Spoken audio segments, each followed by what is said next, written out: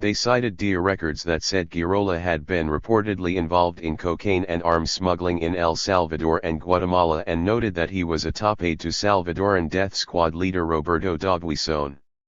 The latter claim was confirmed by the Los Angeles Times, which reported that Girola had accompanied Dogwison to a very sensitive meeting with former CIA Deputy Director Vernon Walters in May 1984. According to the story, Walters had been dispatched in a frantic attempt to talk Dogwison out of assassinating Thomas Pickering, the U.S. ambassador to El Salvador. Girola, who attended college in California with one of Anastasio Somoza's nephews, had allowed Dogwison to use his house as a campaign headquarters when he ran for Salvadoran president in 1984. Girola's passport, which was signed by Dogwison, identified him as a special advisor to the Salvadoran Assembly. He was also carrying credentials from the Salvadoran Attorney General's office.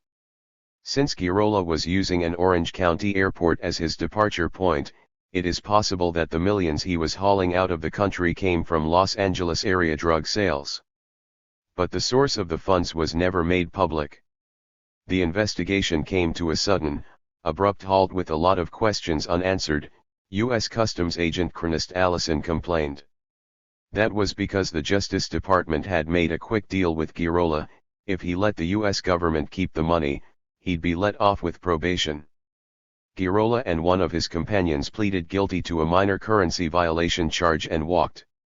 Charges against another passenger and the pilot were dropped, and the plane was given back.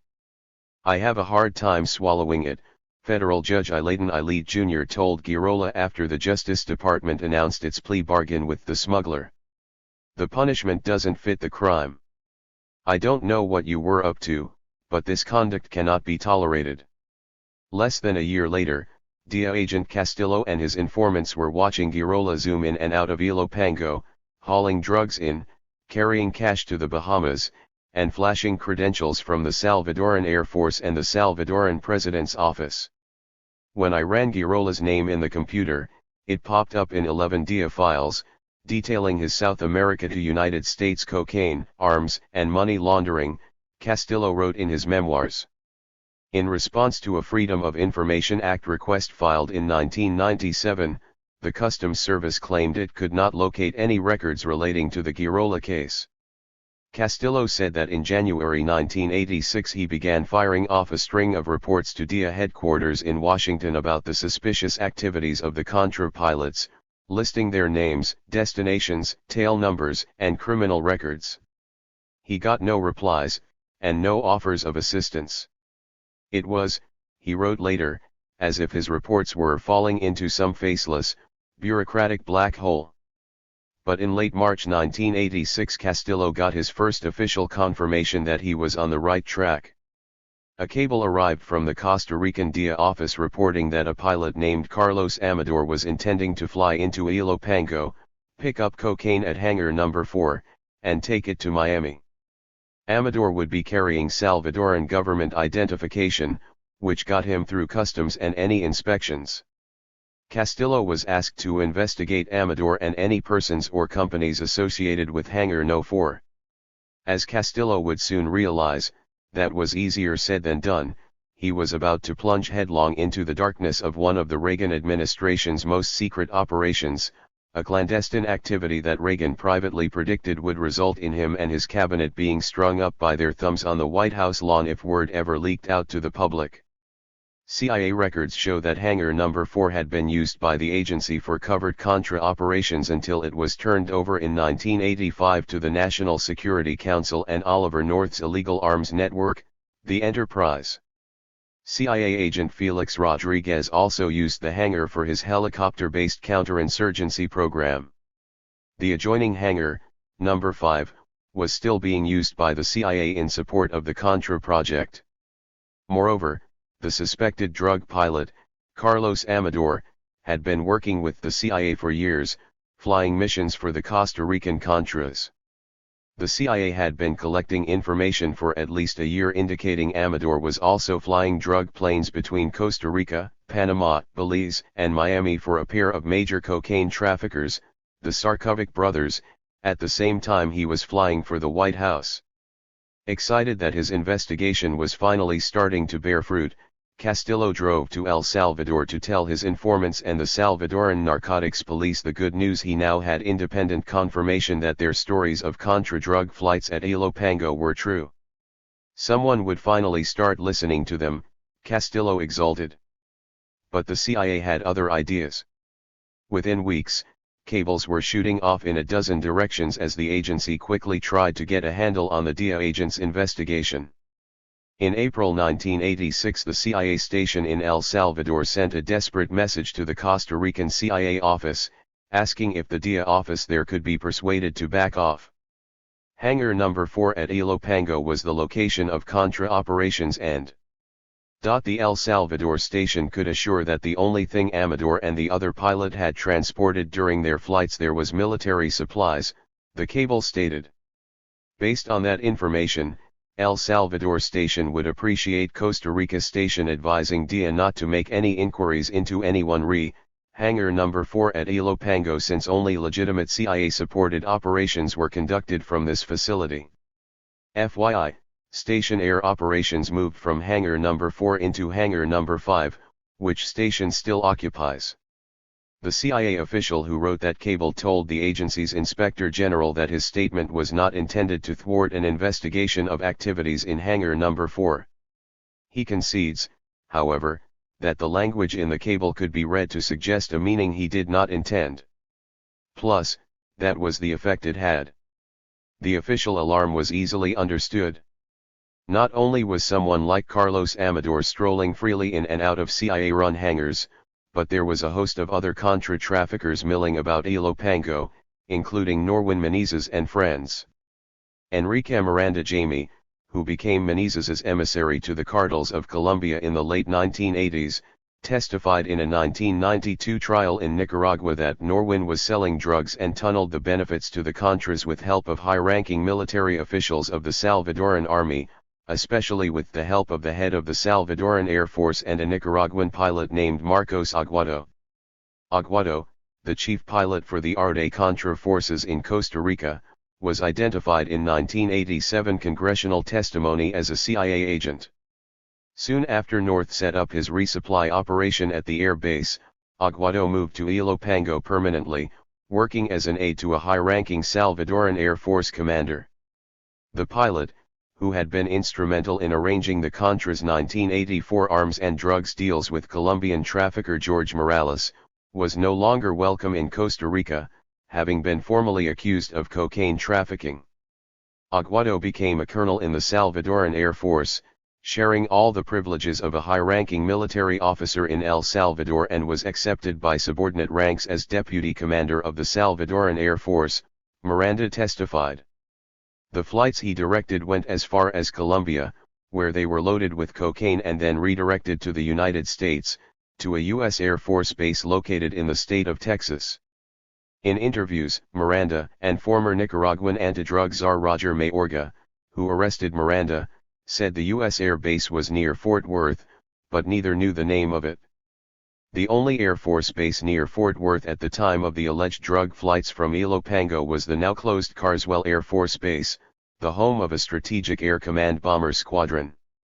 In response to a Freedom of Information Act request filed in 1997, the U.S. Air Force said all flight records that may have shown arrivals and departures of Salvadoran military aircraft during the mid-1980s were destroyed years ago. Miranda, a former Sandinista intelligence officer who became a double agent for the CIA during the Contra War and has worked as a DIA informant in recent years, said the cocaine brought from Colombia by Medellin cartel pilots arrived in Costa Rica in square 25-kilo packages. It was unloaded at various airstrips there, including one located on CIA operative John Hull's farm in northern Costa Rica, where it was placed aboard Contra planes and flown into Ilopango. Once it had arrived at the Salvadoran base, Miranda said, Aguado and Menezes supervised the loading of the cocaine onto U.S.-bound aircraft owned by the Salvadoran Air Force and, on occasion, a Miami-based CIA contractor, Southern Air Transport. Though Southern Air officials have vehemently denied involvement with drug smuggling, once suing a Florida TV station for daring to suggest such a thing. CIA and DIA records show that the airline was under investigation for drug trafficking by U.S. Customs in 1987. Further, Southern Air was of record in the DIA's databases from 1985 through 1990 for alleged involvement in cocaine trafficking. Several of the firm's pilots and executives were suspected of smuggling narcotics currency, the DIA reported. Southern Air was once owned by the CIA. Miranda testified that he met CIA pilot Aguado for dinner at Menezes' mansion in Managua in 1991, where Aguado regaled them with tales of flying for the Colombian cartels. Aguado told him that he once took a Salvadoran Air Force bomber and leveled a warehouse full of Medellin cartel cocaine on behalf of the rival Cali cartel. Another time, he made plans to bomb the prison where Medellin cartel chief Pablo Escobar was briefly imprisoned. Aguado also boasted of flying weapons from the Salvadoran military to the Colombian cartels, a story Miranda said he doubted until a Salvadoran Air Force colonel and his associates were arrested in 1992 for selling bombs and high explosives to Colombian drug dealers. Miranda said Menezes told him that U.S. military hardware stockpiled at Ilopango was loaded onto Salvadoran transport planes and flown south, where the guns were traded for cocaine and flown back to Ilopango. As wild as that scheme sounds, records show Enrique Miranda is not the first drug trafficker to have reported such a fantastic operation. During the 1980s, the U.S. Justice Department received at least 3 other reports from reliable informants detailing arms for drug swaps involving the Medellin cartel, the Contras, and elements of the U.S. government. One of those informants, records show, was a member of Menezes' drug ring, a boyhood friend who had a long track record of providing information and was considered extremely reliable, according to the Justice Department's Inspector General. The friend was questioned in April 1986 by a DIA intelligence analyst as part of a secret DIA assessment of allegations that the Contras were involved in drug smuggling. He not only confirmed that Menezes was selling cocaine to raise money for the Contras, but said some of these proceeds were used to buy weapons for the Contras in Colombia. The DIA informant related that Menezes had recruited him to coordinate drug and weapons shipments from Colombia. The drugs were shipped to the United States, sometimes through Nicaragua. Menezes boasted that he traveled in and out of Nicaragua freely and that U.S. agents would assist him. Another report of Colombian cocaine being traded for U.S. weapons surfaced less than 2 years later, during the 1988 debriefings of a Colombian trafficker turned government informant, Alan Raul Rudd, who was questioned by Justice Department officials and the U.S. Attorney's Office in Tampa, Florida. In a February 1988 memo marked sensitive, Assistant U.S. Attorney Walter Efert told his boss that Rudd is a very articulate individual and there has been no indication to date that he has not been totally candid. In a real sense, his life is on the line for the cooperation he has given so far. Efert probably thought it necessary to add his testament to Rudd's credibility in light of what he was about to report next. The Medellin cartel reportedly had made a deal with Vice President George Bush to supply American weapons to the Contras in exchange for free passage for their cocaine deliveries to the U.S. Rudd told the officials that in the spring of 1987 he'd met in Medellin, Colombia, with cartel boss Pablo Escobar to arrange a drug deal. In the course of their conversation at Escobar's palatial home, Rudd said, the cocaine lord began ranting about Bush and his South Florida drug task force, which was making the cartel's deliveries to the Miami area more difficult. Escobar then stated that Bush is a traitor who used to deal with us, but now he is tough, Rudd told the federal officials. Escobar described an agreement or relationship between Bush and the American government and members of the Medellin cartel which resulted in planes similar to C-130s, but smaller, flying guns to the cartel in Colombia.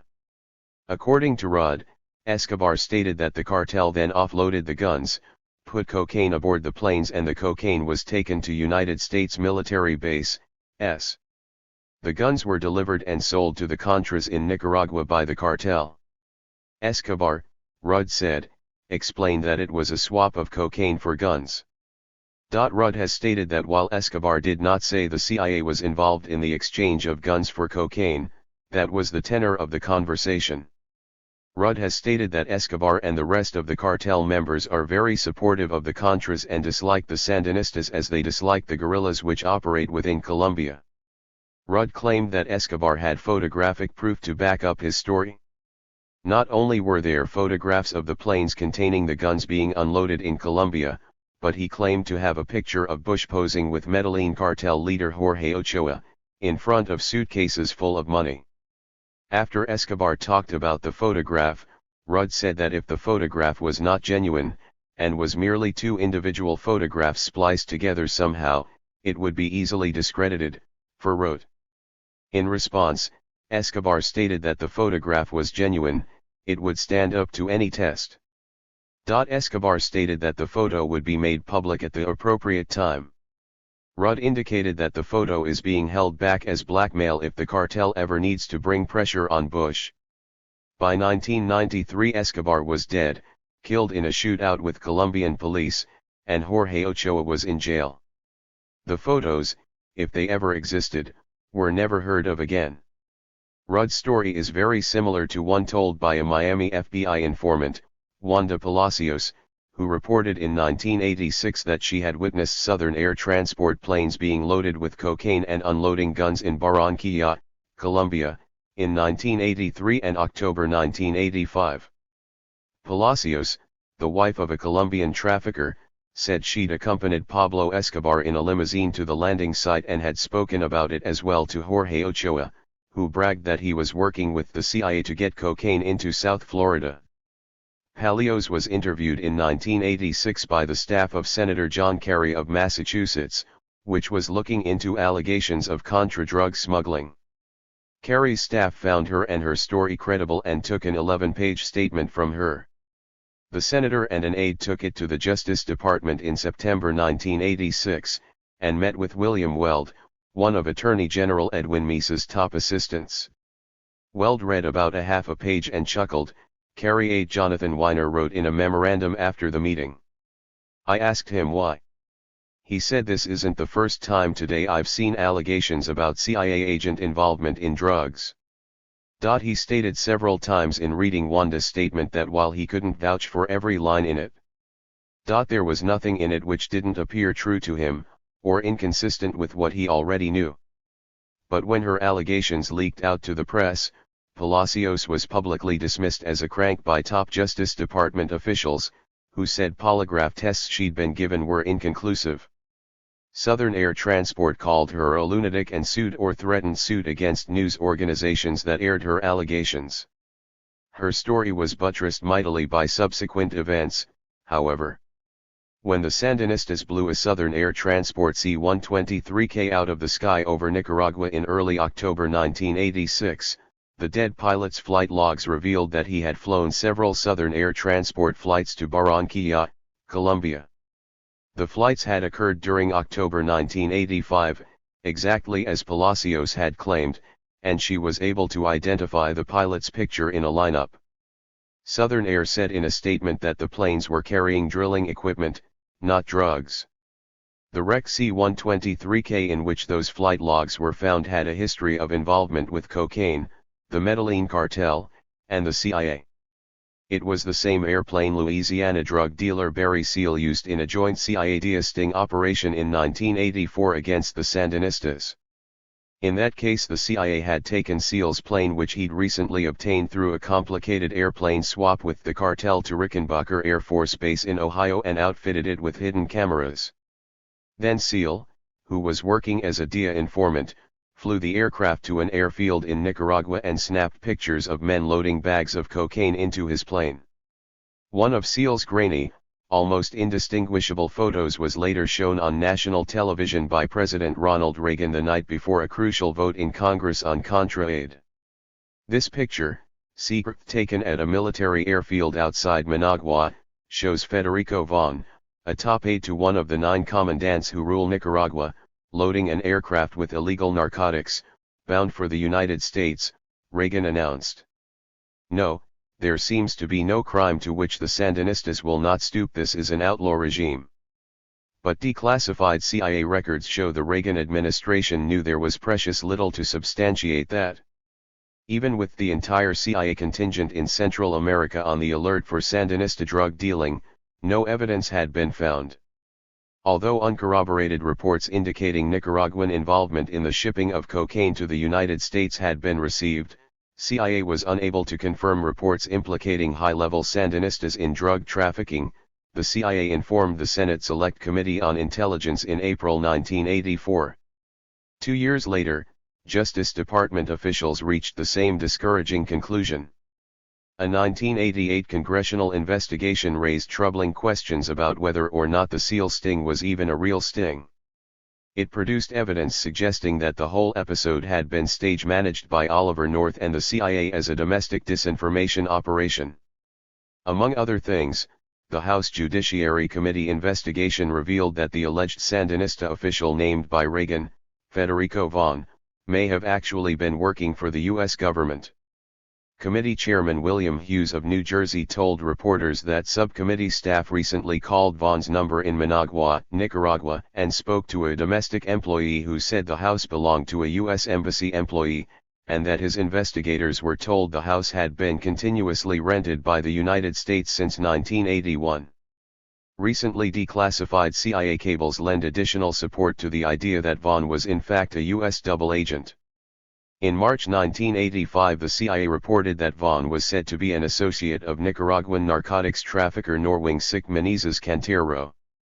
Menezes at that time was working with the DEA in Costa Rica, assisting the Contras.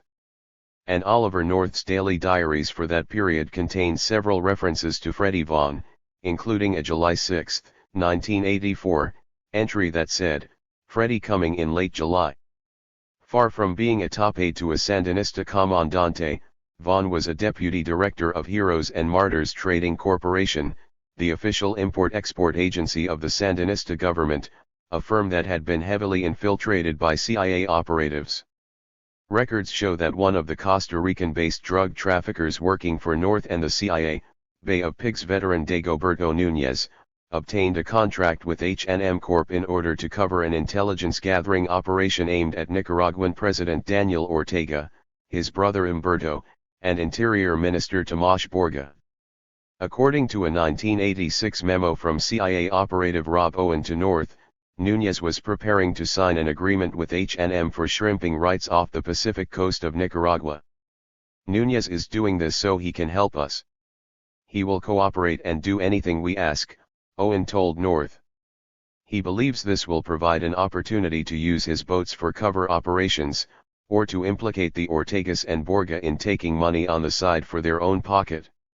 He is right on both counts. 4 DEA officials testified before Hughes's committee that they'd received pressure from North and the CIA to leak the news of Vaughn's involvement with drugs to the press. They also said North wanted to take $1.5 million in drug profits SEAL had collected from the Medellin cartel and give it to the Contras. When the DEA refused to do either, the DEA officials testified, the story was leaked by the White House to the right-wing Washington Times, which was supporting the Contras both financially and editorially. The leak accomplished 2 things. It publicly linked the Sandinistas to drug trafficking right before a crucial Contra aid vote. And by prematurely exposing the sting, it blew the DEA's investigation of the Medellin cartel, which DEA agents said had been their most promising chance ever to break up the Colombian drug conglomerate. The drug lords went free, and Vaughn disappeared. "The SEAL sting operation has North's fingerprints all over it," columnist Jefferson Morley wrote in the L.A. Times in 1986. After SEAL flew his CIA/DEA missions, he never used the C-123K cargo plane again, parking it at the tiny Mena, Arkansas, airport for a year, then selling it back to the same company he'd gotten it from originally. In early 1986 it wound up with CIA contractor Southern Air Transport, where it was used for Contra supply runs and based at Ilopango until its last, fatal flight. Unfortunately, the informant's allegations of a guns for drugs deal between the Reagan administration and the Medellin cartel were never seriously investigated. The memo of Rudd's debriefing was sent to Iran-Contra prosecutor Lawrence Walsh by the Department of Justice a month later, with a note from Associate Attorney General Stephen S. Trott, which said that no action is being taken by the department pending a determination by your office as to whether you intend to assert jurisdiction. Walsh's office apparently just filed the memo away. National Archives researchers found it while working their way through the Iran-Contra prosecutors' closed investigative files. One of the lawyers who worked for Walsh told the CIA in 1997 that investigating Contra drug dealing comprised only about 1% of the Walsh probe's interest. For the most part, the CIA reported, any drug trafficking activity would have been stumbled on in the course of the investigation of other issues, especially money laundering. In an interview, Walsh said he tried to stay away from the Contra drug trafficking issue as much as possible because it was outside his jurisdiction and because he knew Senator John Kerry's Senate subcommittee was investigating the topic. But it appears that Walsh's office never passed the Rudd memo along to Kerry's investigators. Castillo's investigation into Contra drug dealing at Ilopango met with a similar fate, thanks to the activities of the American ambassador in El Salvador, Edwin Corr, to whom Castillo was regularly reporting. Corr said he thought Castillo was a very professional and a good agent and had no reason to doubt what Castillo was telling him about what was going on Ilopango. But, Corr told Justice Department investigators, Castillo was making a lot of people nervous, including him, because his investigation had the potential to destroy relationships with Salvadoran officials that had taken so long to build. Worried, Corr sent a secret back-channel cable to the State Department requesting an internal DIA review of Castillo's allegations. The DIA, he said, informed him that a lot of Castillo's information was just totally inaccurate and Castillo soon was told by his superiors to close his investigation. And move on to something else. But Corr said the headstrong agent continued to snoop around the airport and make allegations until the ambassador was personally forced to take matters in hand. Corr said he ordered Castillo to stop the witch hunt and warned him that they were dealing with a very sensitive matter and Castillo would have to take care not to make false allegations. Just what was false about the allegations Castillo was investigating isn't clear. Indeed, most of his information has since been corroborated by the CIA and the traffickers. Castillo now suspects that the Costa Rican DIA cable alerting him to Contra drug trafficking at the two hangars was less a request for him to investigate it than a way to cover the DIA office in Costa Rica in case his investigation got anywhere. Since Castillo had been sending his Contra drug reports to Washington for months, it is likely they were being shared with Nieves, the top DIA official in the country where the drug flights were allegedly originating. If, as Menezes' aide Miranda claims, the Ilopango operation was part of Menezes' drug pipeline into the United States, Castillo's probe might have raised some very sticky questions about how well the DIA was monitoring its top-level informant. Denied access to the military side of Ilopango, Castillo settled on another tactic. He would hit an off-base location linked to the Ilopango operation. He and his informants zeroed in on a likely suspect, a New York weapons dealer and U.S. military contractor named Walter Wally Groheim. The tall, bearded arms broker was the Salvadoran sales representative for the Litton Corp and other American weapons makers, and had a booming business selling night vision goggles, Steyr sniper rifles, and assorted other gear to the Salvadoran military. He was also advising and training Salvadoran army units in long-range reconnaissance operations on behalf of the U.S. government. One of Castillo's informants at Ilopango told him Groheim was intimately involved with the Contra drug operation there, and Castillo claims that DIA computers turned up several references to Groheim as a suspected drug trafficker. On September 1, 1986, Salvadoran police working with Castillo raided Graciem's elegant hillside home in San Salvador. A pound of marijuana was reportedly found, but that was nothing compared to what else was in the place. Some of the rooms in the house had munitions and explosives piled to the ceiling, including automatic weapons, M16s, hand grenades, and C4 plastic explosives, Castillo later told the FBI. The raid at Graciem's house uncovered embassy license plates, radios, and IDs in Graciem's name. Castillo showed Graciem's U.S. Embassy ID to the interviewer.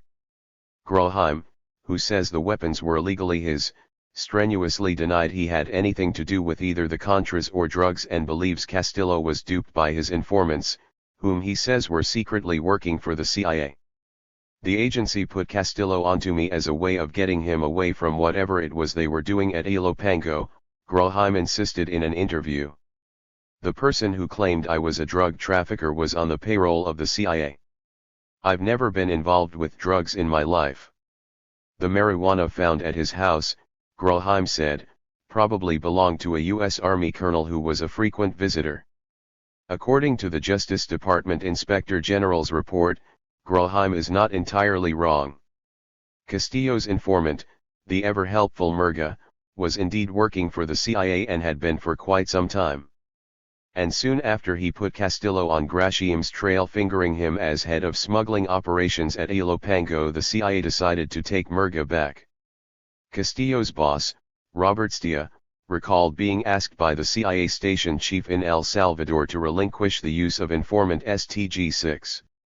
The station chief had explained that the CIA had established the informant before he had ever worked for the DIA and wanted the DIA to stop using him because he was currently a CIA informant. Stia complied, but complained internally that the CIA had cost the DIA a valuable asset. Though Castillo's 1986 investigation was killed, he picked up word 3 years later that Hangar No. 5 at Ilopango was once again being used for drug trafficking, this time by members of the Salvadoran Air Force. He opened up another investigation, much to the irritation of U.S. Embassy personnel, who regarded Castillo with hostility due to his reputation as a man who is always digging up things, the Justice Department Inspector General reported. This time the CIA intervened directly and refused to allow Castillo to set foot on Ilopango.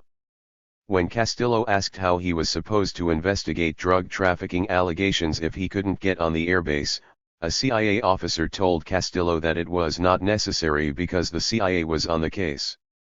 The CIA chief of station assured Castillo that there was no drug activity associated with Hangar No. 5, the Justice's Inspector General wrote.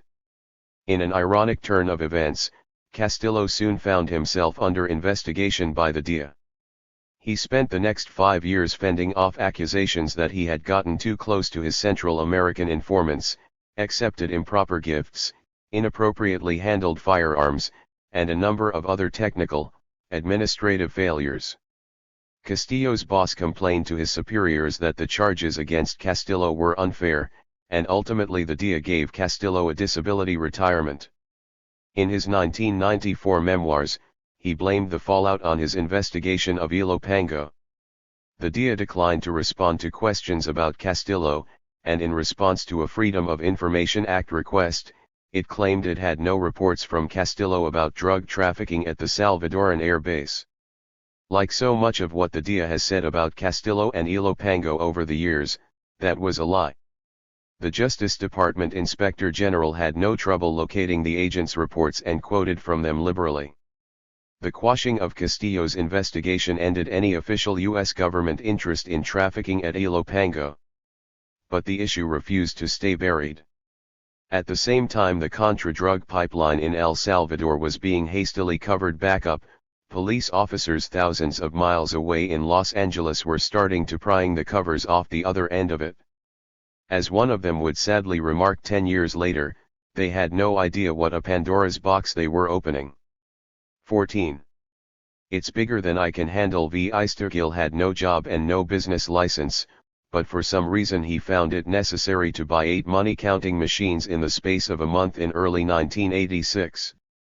To U.S. Customs Agent Fred Gallo and IRS Agent Carl Knudsen, Gil might as well have been wearing a neon sign that said, "Arrest me." The two agents were on the prowl for money launderers. A good way to find them, they reasoned, was to cheek with companies that made cash-counting machines. One such firm was the Glory Business Machine Co. in Bell, California, a rundown suburb of Los Angeles that in better days had been Hollywood gangster Mickey Cohen's stomping grounds. After seeing how often Gil was visiting Glory, they decided he could stand some scrutiny. Gallo and Knudsen dropped by the Bell Police Department to see if anyone there knew their quarry. As luck would have it, the city of Bell's only narcotics detective, Jerry Guzita, was on duty, and he knew Gil well. He'd arrested him on cocaine charges a few years earlier and was more than happy to help the two federal agents bust him again. You can't investigate money laundering without getting into dope.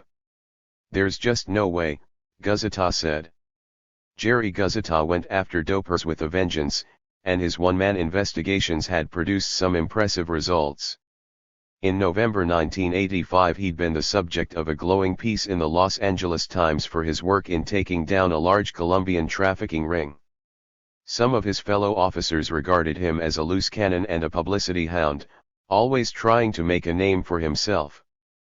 But his friends said Guzita's zeal was largely misunderstood. He hated dope dealers. He hated them with a vehement passion, because a dope dealer had killed his brother, and that's one of the things that spurred him to go after these people so aggressively, Officer Tom McReynolds said.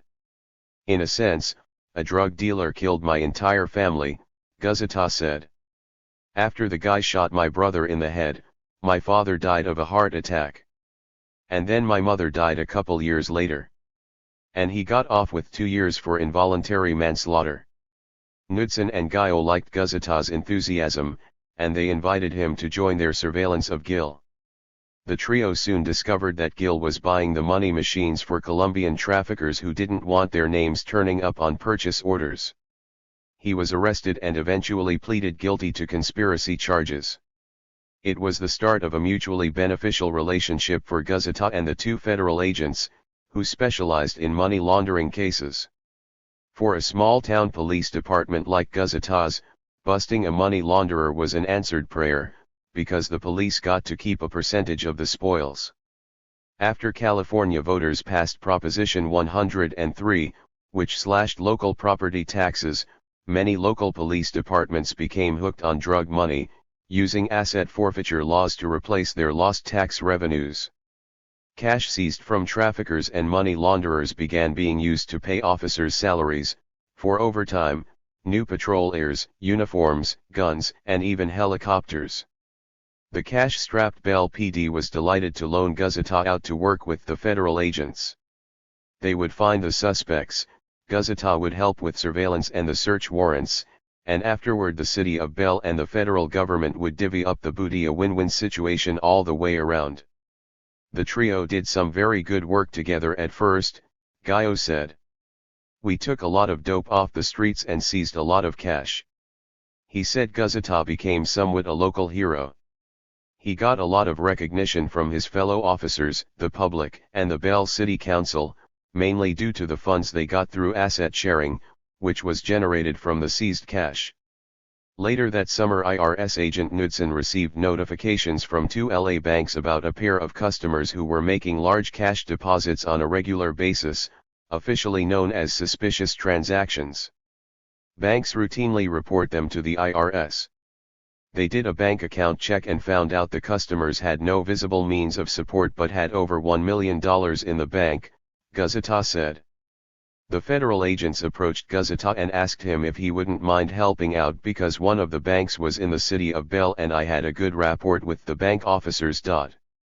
Guzita began tailing the two depositors, which was easy because they stood out in a crowd.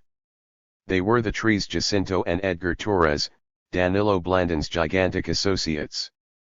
The Torres brothers were running all over LA, picking up packages, dropping off packages, making strange nighttime trips into south-central Los Angeles. Jacinto, Guzita discovered, was on probation for cocaine possession. That, combined with the bank accounts, the surveillance, and the lack of employment, provided all the ammunition he needed to get a search warrant for the addresses the Torres brothers had been visiting. On August 11, 1986, Guzita and his federal friends raided them and they hit the jackpot. We found $400,000 in the closet of one of the houses, Guzita said. That was their spare change. But the Torreses were too smart to mix their money with their cocaine. Like their friend Blandon, they kept the two far apart, hidden in nondescript rental houses around the city. The raid produced not an ounce of dope. Guzita said the brothers disclaimed ownership of the $400,000 and handed it over to the feds, which satisfied Gayo and Knudsen.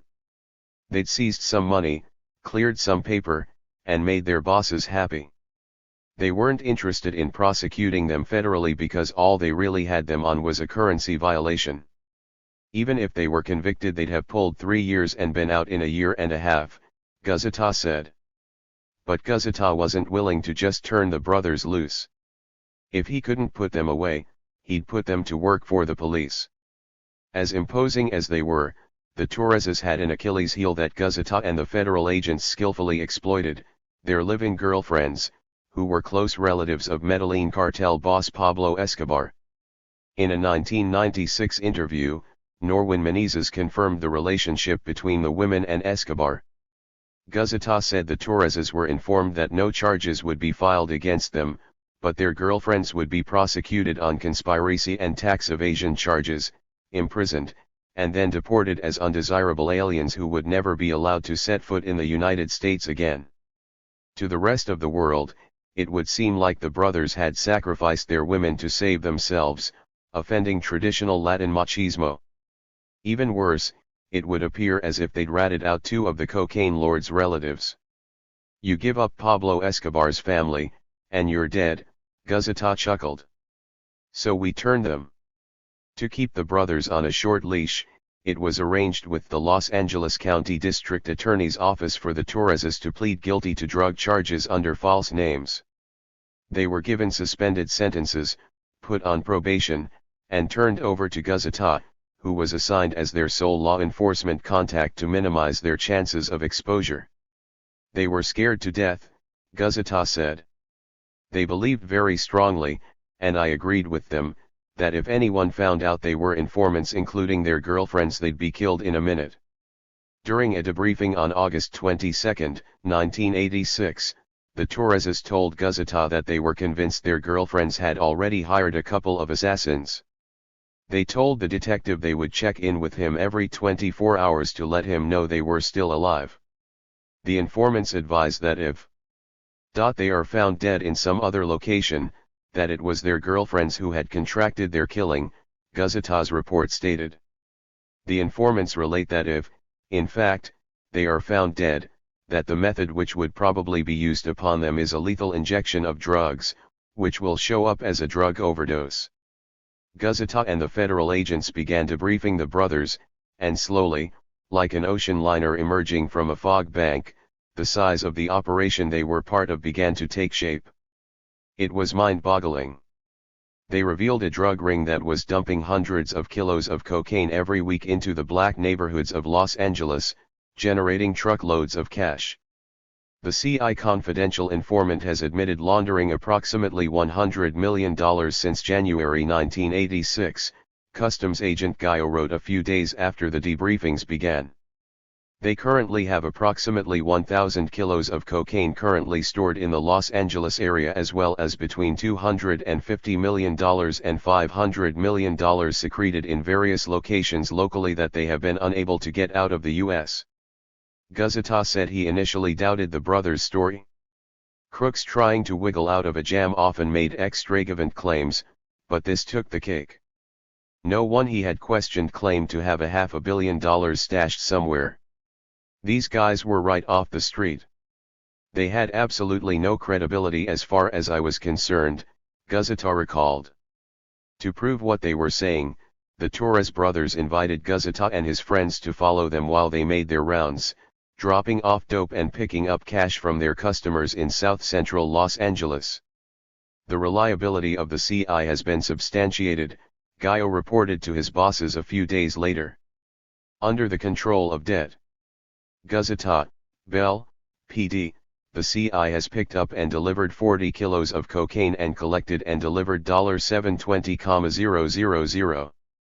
Within 2 weeks, Gazeta wrote, he had observed the movement of monies totaling $750,000, $230,000, $130,000, $150,000 respectively, which have been moved by informants and picked up from the black market area. Gazeta began compiling his debriefing notes into a series of reports he titled Project Sahara, because he figured the Torreses could help dry up the cocaine supply in South Central. Portions of his Project Sahara reports were located by police investigators 10 years later, in 1996. Basically, there is one major market which informant 36,210 and 36,211 are dealing with, which for the sake of argument in this report will be designated the black market, because it is solely controlled by two male Negroes by the name of Rick and Ollie, Guzita wrote in his first report.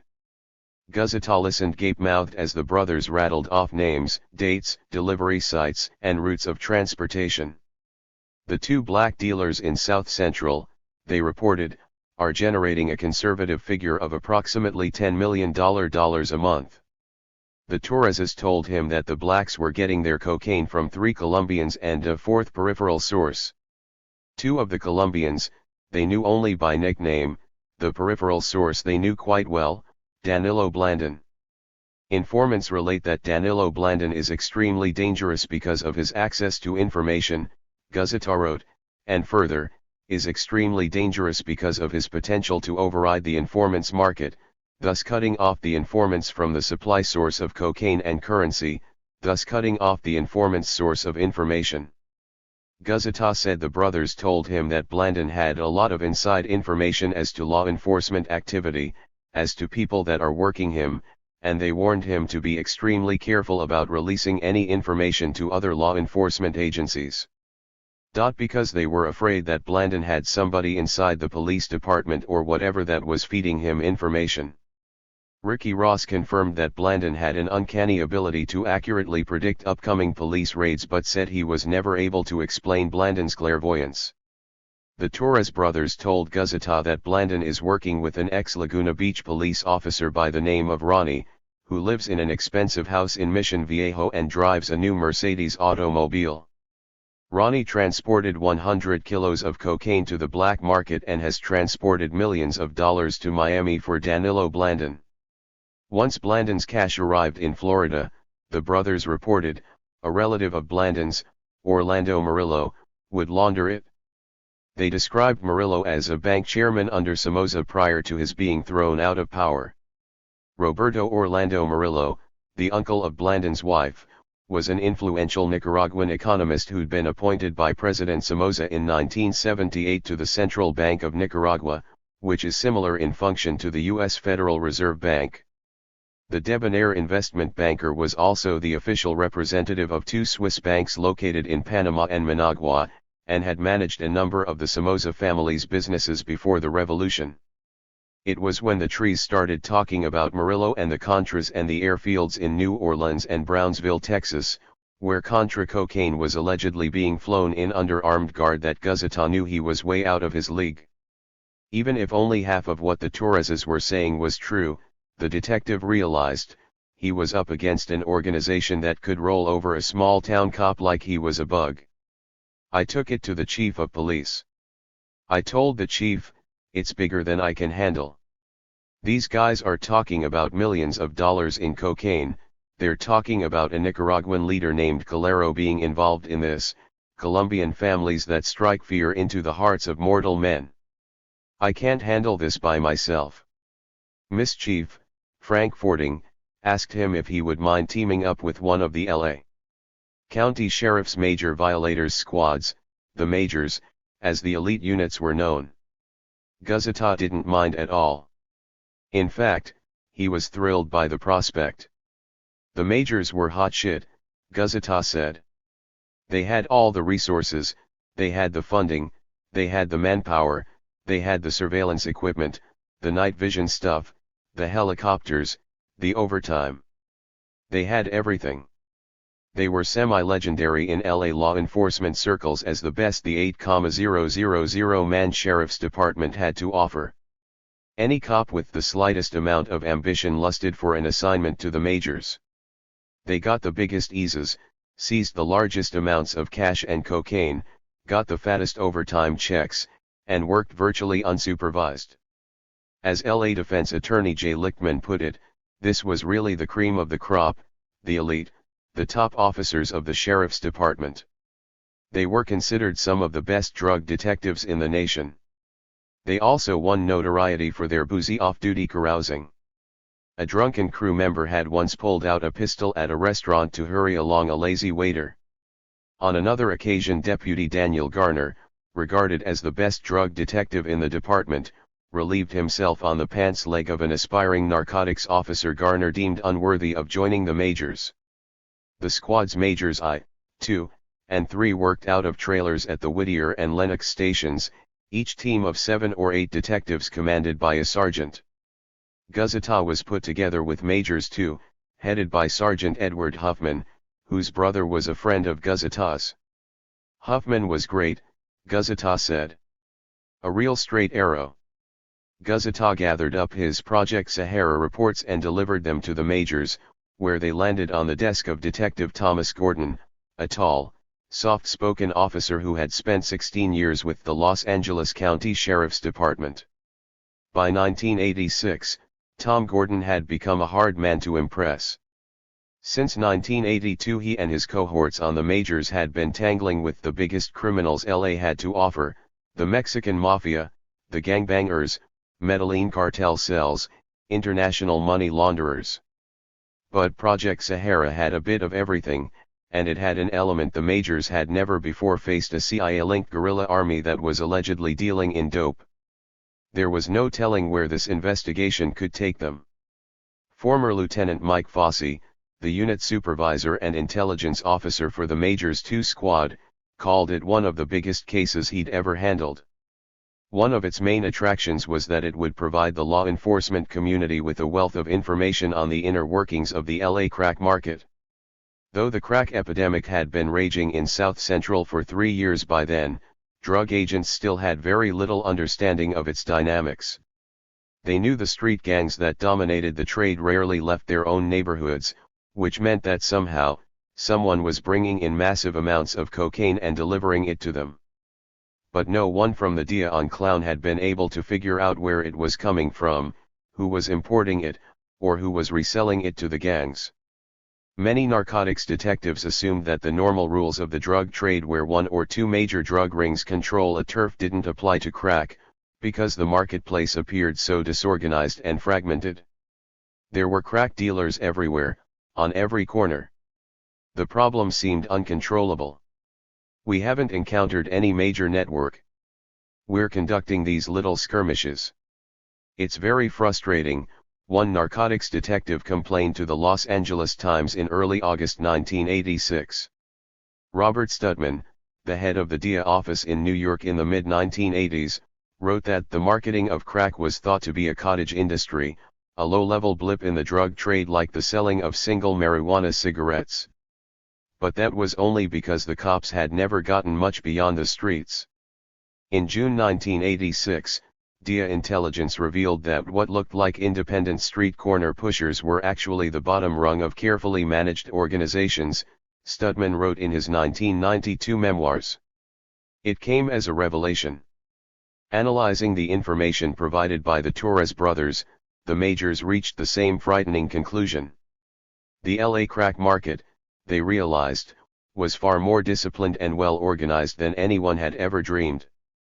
And worse, through these 2 mystery dealers named Rick and Ollie, it appeared that the gangs had established a direct pipeline to the Colombian cartels, which meant they had access to as much cocaine as they could sell. Since the circle was so small, it was little wonder that its bosses had escaped detection for so many years. It had been one long cop-free party, but it was coming to an end. The majors now had the names and addresses of everyone at the top of the distribution chain, from the Colombian importers to the Nicaraguan middlemen to the black wholesalers who controlled the South Central marketplace. If everything went right, Gordon and his men could take down the biggest crack operation ever uncovered, one whose tentacles reached all the way to South America and cut off the LA ghetto's main source of supply. "This was going to be my last hurrah," said Gordon, who was scheduled to be rotated out of the majors in a few months. "Like anyone, I've got an ego, and I wanted to go out with a bang." 15. This thing is a tidal wave. That summer, 3 years after crack exploded in South Central LA, the national news media finally figured out what was happening. Within weeks of each other in May 1986, NBC News, People magazine, and the Associated Press trumpeted the news that a deadly new drug plague was stalking the countryside. According to Tom Brokaw, crack was flooding America. The AP, in a special weekend feature, said crack is becoming the nation's drug of choice, spreading like wildfire. The New York Times drew a picture of a wave of crack addicts engulfing the city, spreading prostitution and other crimes. Then came the cataclysmic event that is needed to convert any problem into a national disaster: celebrity deaths. 2 well-known black athletes dropped dead from cocaine abuse. What Richard Pryor did for freebase, college basketball star Len Bias and pro football player Don Rogers did for crack. With their deaths in June 1986, crack went from being a long-ignored problem in a few black neighborhoods to a threat to our national security, as one U.S. senator described it. Before the year was out, Time and Newsweek would run 5 cover stories apiece on crack and the drug war. Newsweek would anoint it as the biggest story since Vietnam and Watergate. Time said it was the issue of the year. By November, NBC News alone had run more than 400 stories on the topic. As with most drug stories, the mainstream reporting tended to be half-baked, or just plain wrong. The coverage followed a typical pattern in which exaggerated claims were supported by carefully selected cases and fueled with evocative words such as epidemic, with its implications of plague, disease, crisis, and uncontrollable spread. Drug researchers Andrew Golub and Donna Hartman wrote in a study of the media's role in the 1986 crack scare. The crack attack began with a faulty premise, based largely on the news media's myopia. Because there had been few previous reports about crack, many editors assumed that it hadn't existed until then, or they surely would have heard about it. And now crack was seemingly everywhere, in Houston, Detroit, Newark, New York, Atlanta, Kansas City, San Francisco, Los Angeles. Thus, the nation's editors and news directors concluded, crack had spread from coast to coast overnight. While we slept, we had become the victims of a dastardly sneak attack, a kind of chemical Pearl Harbor. That crack had been ravaging south-central LA since 1983 was not mentioned. None of the stories reported how vast the LA crack market had become by the summer of 1986, or how enterprising Crips and Bloods were fanning out across the country, introducing it into other black neighborhoods in the West and Midwest, precisely as the 2 USC sociologists Malcolm Klein and Cheryl Maxson had predicted. The spread of crack by the LA gangs would not become generally known for another 2 years. Nor did the press notice that a similar migration had been occurring on the East Coast for about 18 months, as the Jamaican posses and Dominican gangs from Miami began expanding their markets westward. A typical observation was contained in the Washington Post of June 13, 1986, which reported that crack was virtually unheard of 9 months ago on the East Coast. In the Post's newsroom, perhaps, the only explanation a frightened and bewildered public was given for this sudden deluge of crack was a modern-day theory of spontaneous combustion, which holds that people can simply burst into flames. Crack hit our society with a suddenness unprecedented in the history of illicit drug use, Senator Sam Nunn of Georgia stated. Literally an overnight phenomenon, crack caught many police agencies by surprise. 8 months ago I had never heard of crack, said Senator Lawton Chiles of Florida, who would write the harshest anti-crack laws on the books. This thing is a tidal wave that has hit everywhere. We are talking about a phenomenon that basically has hit this country in the last year, 9 months, 8 months, 6 months. Representative Hamilton Fish of New York declared that 9 months ago, addiction to crack was virtually unheard of, and today it's an epidemic, a plague, that is sweeping the country. If one believed the papers and the politicians, the crack epidemic simply happened, and no one knew how or why. During 2 well-publicized congressional hearings that superheated summer, the government's top drug experts and law enforcement officers lined up to proclaim their official shock and surprise. Top scientists at the National Institute on Drug Abuse, NIDA, testified that the agency had never even heard of crack until 1985, which is why it still had no information about it a year later. We have not had enough time elapse since then for us to get epidemiological data about crack use per SE, NIDA official Charles Schuster explained. The D's Director of Operations, David Westrate, said his agency could only guess at how prevalent the problem was, since crack has emerged as a major drug problem in less than a year. As a result, data on usage, emergency room mentions and arrests have not been focused on crack as an individual category of drug abuse apart from cocaine. Westrate confirmed that there is no comprehensive analysis of the crack problem, either from a health or enforcement viewpoint. D's own enforcement information on crack is also incomplete. Representative Benjamin Gilman of New York could scarcely believe what he was hearing. Well, of course you are telling us that crack is just beginning to spread across the country like wildfire in the past year. We have no current data, is that correct? Gilman asked the government experts. I think it would be fair to say that we do not have any accurate estimate at this time, replied Dr. Jerome Jaffe of NIDA. Am I correct, then, Gilman continued, that at this point we really don't have any definitive knowledge of how extensive the use of crack is in our country? With all of our expertise. Is that right? That's correct, admitted Edgar Adams, NIDA's head of epidemiology and statistical analysis. Is that right, Dr. Jaffe? That's fair. Gilman looked at the D's representative. Mr. Westrate. Yes, I would say especially with statistically valid information. But the government's experts weren't quite as ill-informed as they claimed.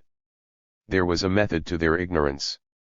Pretending that crack was something that had appeared out of nowhere was, politically, much safer than admitting the truth that the federal government had been warned about it very specifically many years earlier and hadn't lifted a finger to stop it, effectively surrendering the inner cities to an oncoming plague. If that information became too widely known, the public might start asking prickly questions, such as, why weren't we told? And how could a question like that be answered? Because we didn't believe it?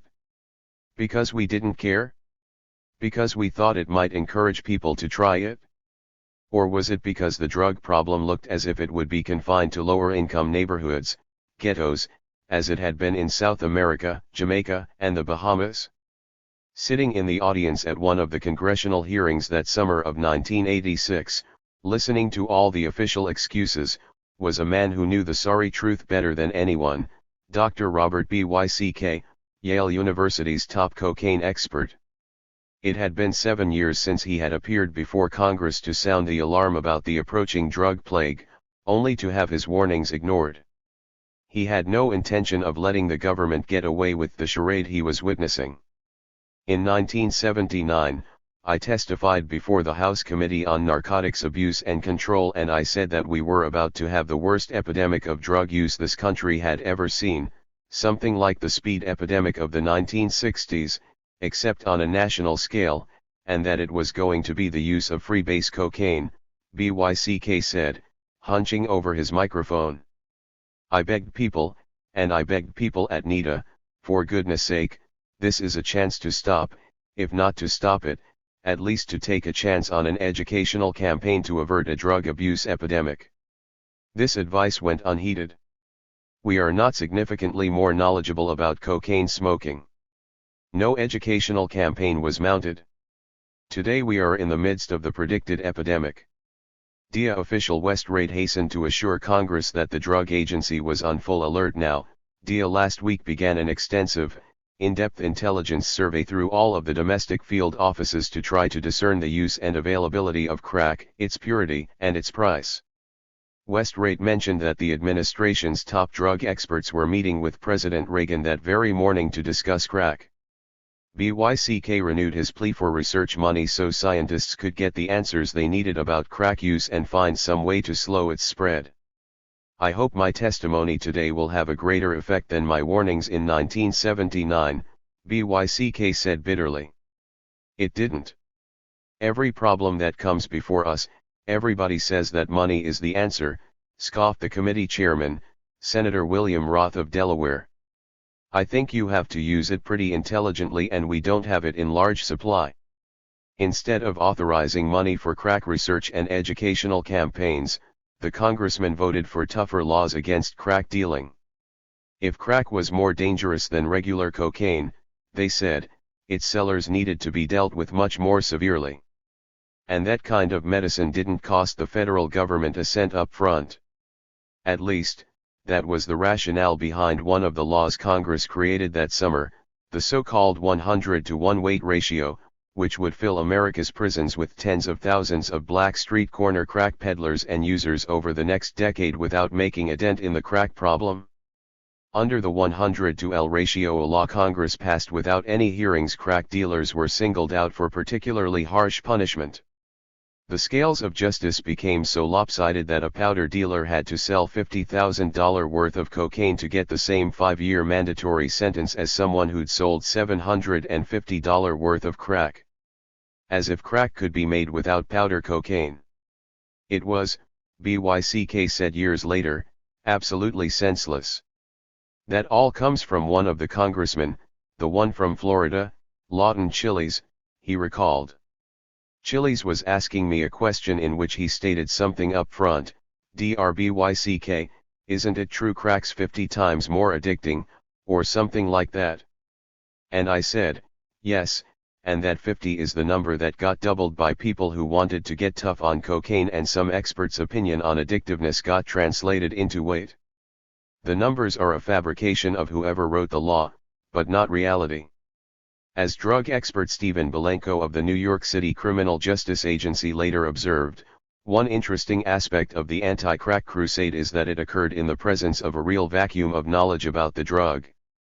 Meanwhile, drug experts who were reading and hearing about this tidal wave of crack began wondering which planet the media was reporting from.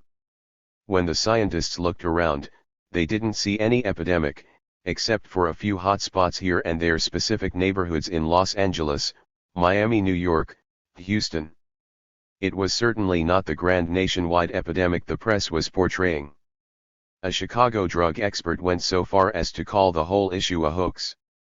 Researchers were finding crack to be, not a national epidemic, but a phenomenon isolated to the inner cities of less than a dozen urban areas, drug expert James Inciardi observed in 1987. Even in New York, Inciardi wrote, the fact of the matter was that if you lived outside of Washington Heights, crack was just plain unavailable. Belenko wrote that during the period of strongest concern over crack, 1986 to 1990, crack was actually the least used drug among all illicit drugs. In Miami, at the supposed height of the crack epidemic there, cops running a sting operation in Liberty City had to call it quits because few cocaine customers wanted crack, they were looking for powder. It was a different story in South Central LA, of course. There, crack clearly was the drug of choice. But those who deviated from the official line of nationwide crack pandemonium were ignored or chastised. After NIDA officials called a press conference to announce the good news that cocaine use appeared to be leveling off, Senator Lawton Chiles sternly reprimanded the head of NIDA, Charles Schuster.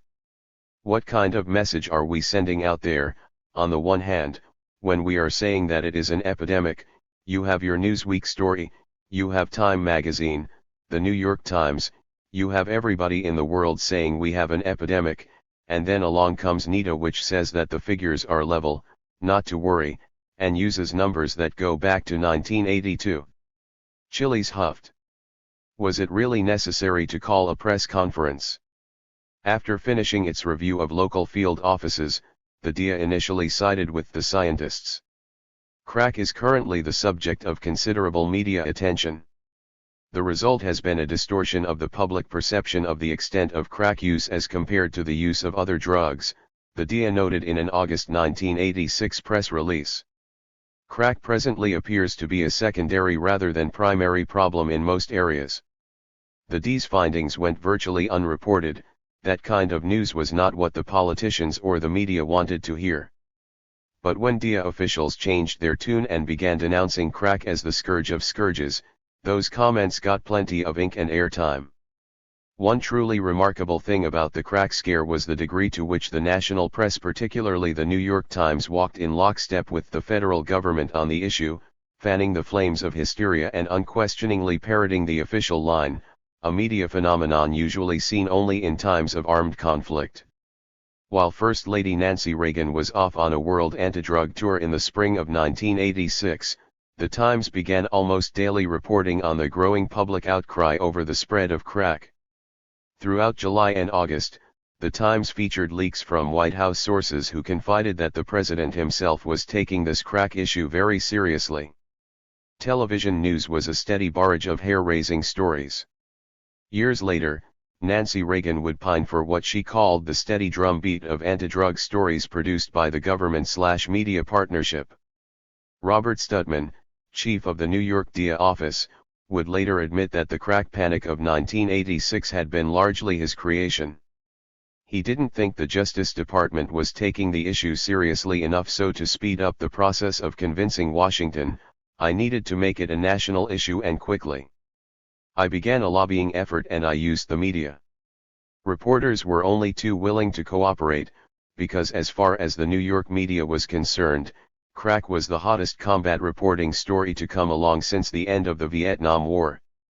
By the end of August, Studman noted, the groundwork that had been carefully laid through press accounts and my own public appearances had produced incredible results. Newsweek was calling crack a national scandal and the New York papers were blaming every crime on crackheads. Crack was a national menace, Studman wryly observed in his memoirs, and 1986 was the year of crack. The PR campaign worked so well that the New York Times was reporting a frenzy in Washington over drugs. The frenzy created a bonanza for the media.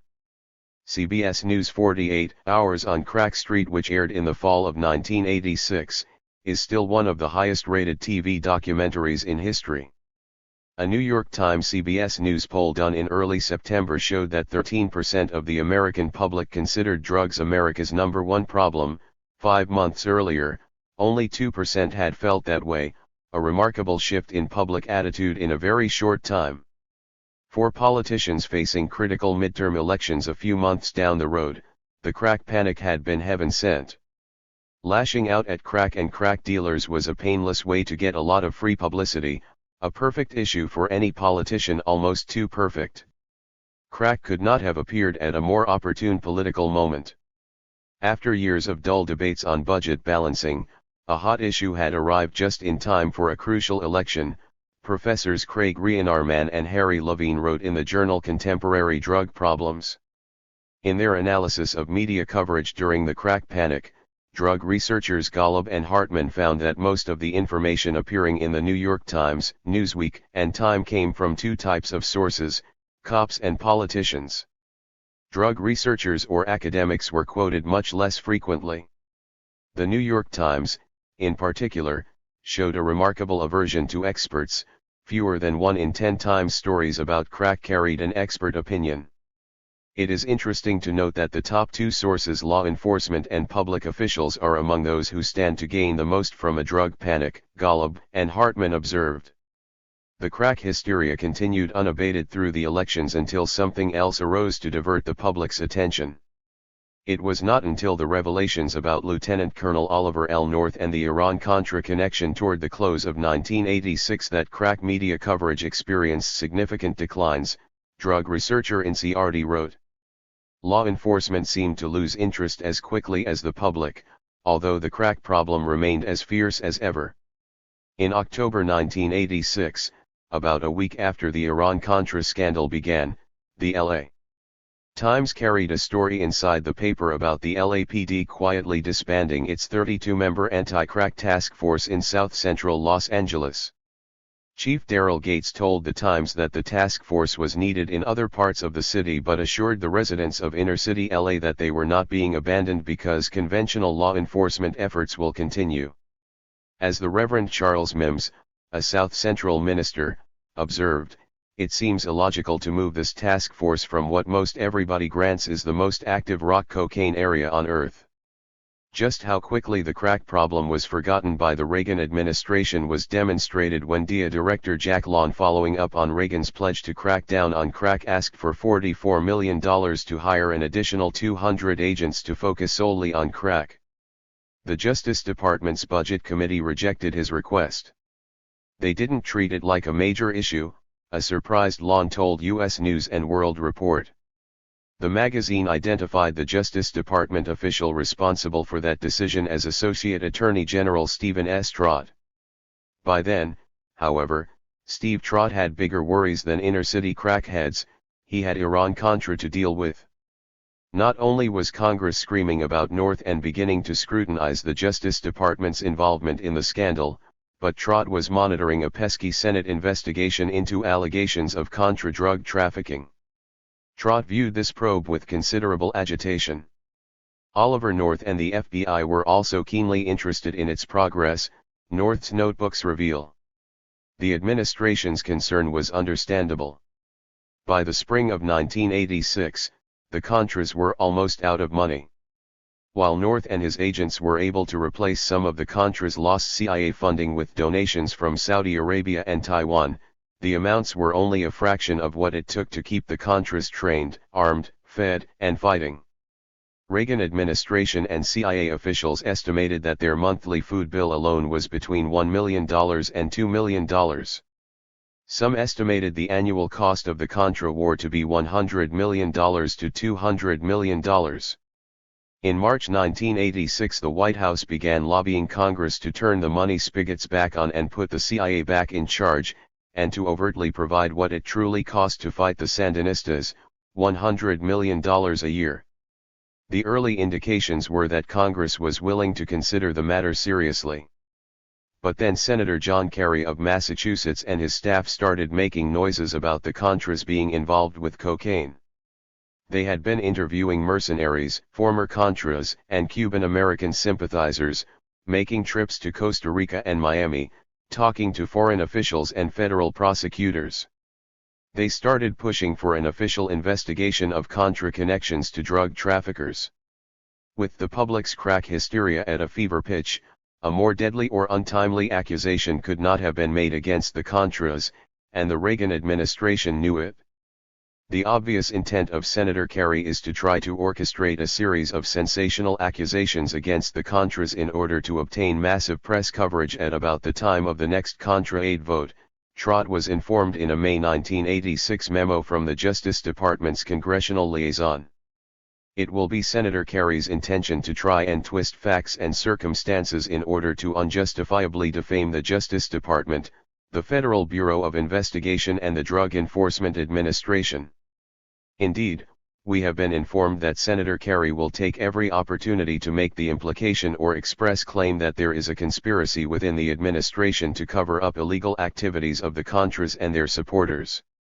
The fact that Kerry, a former federal prosecutor, had been an outspoken opponent of Contra aid made Reagan administration officials even more distrustful.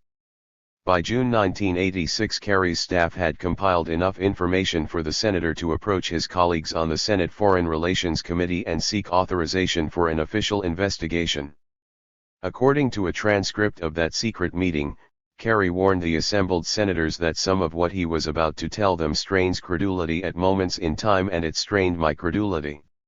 When I first heard this stuff, I said, I do not believe this, you know. It cannot be true. But after talking to many current and former Contras, Kerry said, there was ample evidence to suggest that the Contra leaders were corrupt, dealing in drugs and weapons, using their supply lines to run both, and that some U.S. government officials were protecting them. We can produce specific law enforcement officials who will tell you that they have been called off drug trafficking investigations because CIA is involved, or because it would threaten national security, or because the State Department did not want it to happen, Kerry told the committee. Our sources have suggested in direct testimony that agencies of the United States government may be failing to stop or punish those engaging in these criminal activities because those individuals are otherwise engaged in helping United States foreign policy. Kerry warned, when the State Department begins to say that we should not be pursuing the drug trafficking because it would threaten our national security, this committee ought to understand why we are making a decision that it is okay to have drugs coming into this country. Kerry's chief investigator, Washington, D.C., Attorney Jack Bloom, detailed some of the charges Kerry's staff had looked into and told the senators that the narcotics are coming into the United States not by the pound, not by the bag, but by the ton, by the cargo plane load.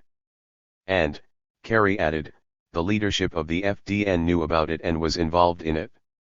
It is clear that there is a network of drug trafficking through the Contras, and it goes right up to Calero, Mario Calero, Adolfo Calero, Enrique Bermudez. And we have people who will so testify and who have, he said. But the idea of diving into such a stinking swamp made some of the other senators squeamish.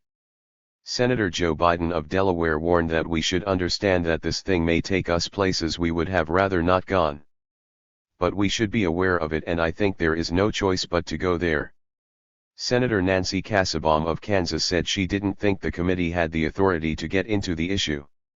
Instead of holding hearings or subpoenaing records, she suggested an alternative approach. It seems to me that we should be able somehow to really work with the CIA, the DIA. There are channels, it seems to me, that have that ability. Kerry almost laughed. Well, let me say that I would be amazed if the CIA were to be very cooperative in this, he said. We had a meeting with the CIA, Justice Department. CIA jumped out of their seats at some of the stuff that they heard we were thinking about looking at. I mean, they just literally jumped out of their seats. They were amazed that we were going to look at this stuff. At the request of Foreign Relations Committee Chairman Senator Richard Lugar of Indiana, Kerry gave the committee a list of areas that needed investigation.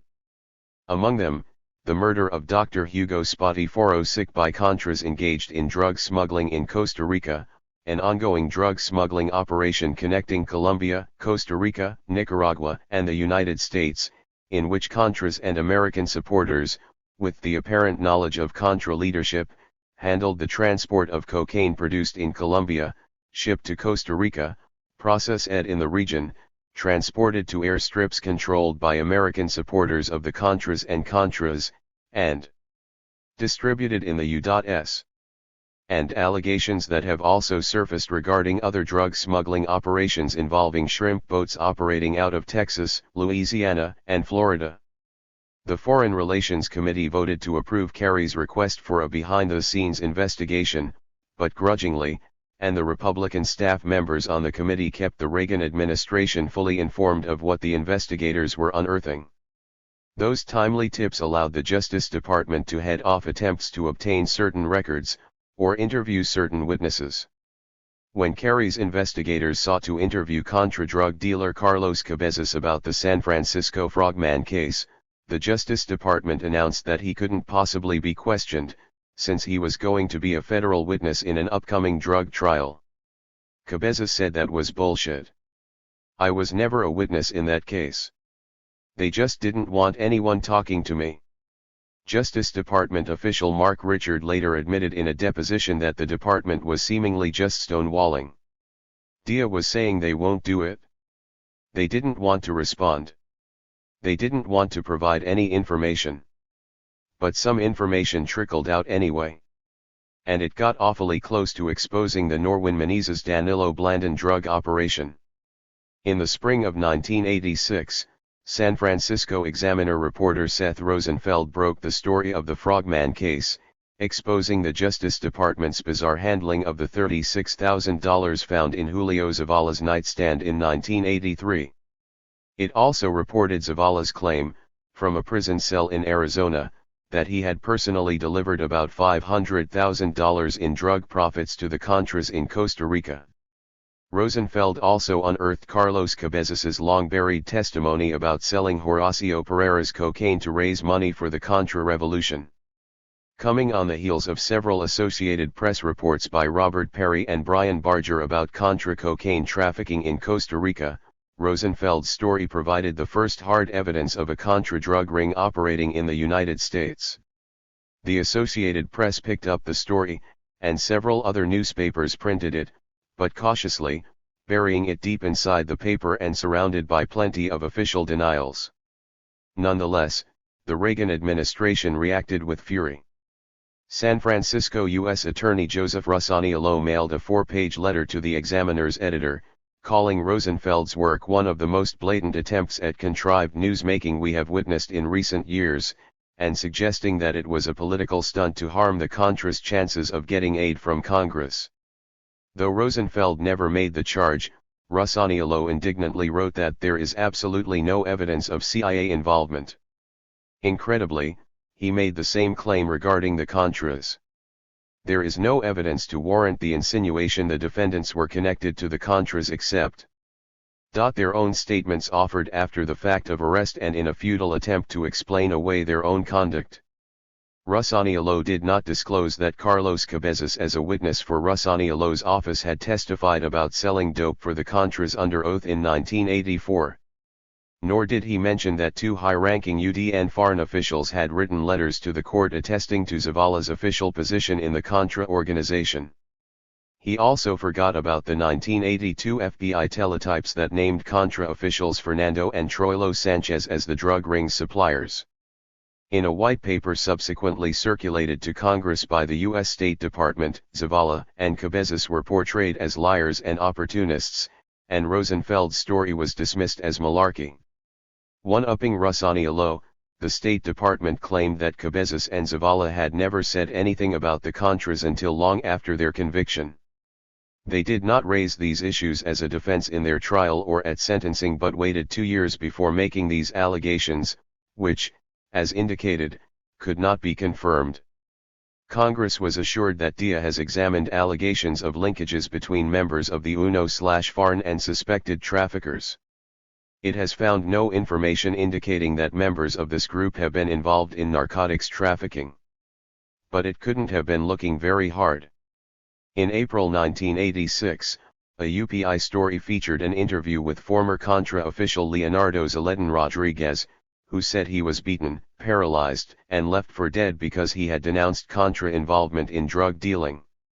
Zaledin specifically identified Norwin Menezes' partner, Troilo Sanchez, as being involved and said Sanchez had been arrested for cocaine trafficking in Costa Rica. Then, a month before the State Department white paper was sent to Congress, Rosenfeld had another major front-page story in the Examiner, exposing Norwin Menezes' cocaine trafficking network and his involvement with the FDN in San Francisco and Los Angeles. Rosenfeld reported on Menezes' meetings with CIA agents Enrique Bermudez and Adolfo Calero and other Contra leaders. He reported that the FDN spokesman in San Francisco had been convicted of cocaine charges. He disclosed Menezes' donations at FDN fundraisers. The Menezes story was considerably more damaging to the Contras than the Frogman story because it directly involved the CIA's primary army, the FDN, with a major international cocaine and arms trafficker. Yet it drew no response from the administration, no angry denunciations from federal prosecutors. The State Department's white paper, which belittled every other allegation of Contra drug trafficking that had surfaced in the past year, studiously avoided any mention of Menezes and his well-connected gang. And it wasn't just the government that was keeping mum. Though the Examiner's expose appeared just 2 days before the House of Representatives was scheduled to take up the highly controversial issue of Reagan's $100 million Contra aid package, not a single major newspaper in the country touched the Menezes story. It drew nothing but silence, almost as if it had never appeared. After Kerry Committee lawyer Jack Bloom saw the Examiner's stories, he asked the Justice Department to turn over its files on Menezes and the long-closed Frogman case. He ran into a buzzsaw, he said. We had a terrible time getting information about Menezes from the fellow who was the U.S. attorney out there at the time, Rusaniolo, who was as rabid a right-wing true believer as ever came down the road and who was bound and determined to prevent anyone from learning anything about that case, said Bloom. He and the Justice Department flipped out to prevent us from getting access to people, records, finding anything out about it. It was one of the most frustrating exercises I can ever recall. Bloom said Kerry and Rusaniolo got into a screaming match over the telephone. On October 15, 1986, the controversy over the Frogman files reached Oliver North's ears. 46 boxes of transcripts of SF Frogman case, North wrote in his diary. Justice never provided. 16. It's a burn. It was time to put the Torres brothers to the test. Providing intelligence and letting the cops follow them around was one thing. But if the investigation was going to progress beyond that level, the majors had to be sure the two Nicaraguans could take the next, critical step. They had to give someone up. The brothers chose one of the Colombians they'd named as a source for the black dealers, Jamie Ramos. One day in early September 1986, they told Bell narcotics detective Jerry Guzita that Ramos and another man were going to be making a pickup from two dealers that day at an abandoned apartment house in South Central. Around 1 p.m. the majors set up surveillance on the building. Within an hour, a red Chevy carrying two Latinos and a black Mustang with two black men inside rumbled up the driveway. They chatted briefly and drove off, leading the detectives on an aimless 6-hour ride around Los Angeles. About 8:00 p.m. near the intersection of 159th and Vermont Streets, the cars pulled over, and one of the black men got out and tossed a blue nylon gym bag into the Chevy. The Chevy sped off to a restaurant in Glendale, where the bag was transferred to a white car and driven to a house on Kenwood Avenue. After a short wait, the majors burst in, yelling and waving their guns. Jamie Ramos and the blue gym bag were found in the bedroom, the latter stuffed with $120,005 in small bills and $101,000 in cashier's checks. In a closet, they found a suitcase and 6 more nylon gym bags with 114 kilos of cocaine inside. At another house, a brown suitcase contained 17 kilos. Ramos, who was carrying ID from the Colombian military, and 3 other Colombians, were arrested. $2 million worth of dope and $250,000 in cash. Not bad for an afternoon's work. It looked as if the Torres brothers were for real. While Detective Tom Gordon and the majors plotted their next moves, Jerry Guzita asked the Torres brothers to show him around South Central. He wanted to know more about this mysterious black dealer they called Rick, and needed to determine how well the Torreses really knew him. They drove Guzita by a vacant 2-story apartment complex off South Avalon Boulevard and told Guzita that a cocaine lab was located there. The building was occupied only when the dealers were at work, measuring, testing, and packaging the product. The rest of the time it was vacant, so there would be no suspicious traffic in and out of the dilapidated structure. Near an entrance ramp to the Harbor Freeway, they pointed out a multi-story apartment building, which they said served as one of Rick's distribution centers. Even during the middle of the week there was a lot of activity, young men lounging along the curb, hanging in the doorways, but the Torreses told Guzita to come by the place on a Friday or Saturday night if he really wanted to see some action.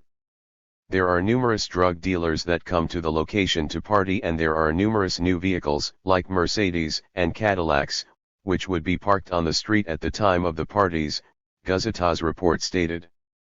Swinging by 75th and Figueroa, the brothers pointed out a newly constructed motel, the Freeway Motor Inn. Rick had bought the land for $1 million, they told Guzita, and had the motel built to his specifications. Rick's mother, Annie, worked the front desk. Suddenly, everything clicked. Rick. The Freeway Motor Inn. This was too good to be true, Guzita marveled. The Torres brothers had led him to the legendary Freeway Rick, the elusive crack lord whose existence had only become known to the majors within the past few months. While rumors of a super crack dealer had been floating around South Central since late 1985, it wasn't until April 1986 that the police received informant information suggesting that there might be truth behind the rumors. The major's I Squad asked Detective John Edner to see what he could find out, and Edner confirmed that Freeway Rick had a name, Ricky Donnell Ross. While Edner couldn't track him down, he did find Freeway Rick's girlfriend, Marilyn Stubblefield, and got her address.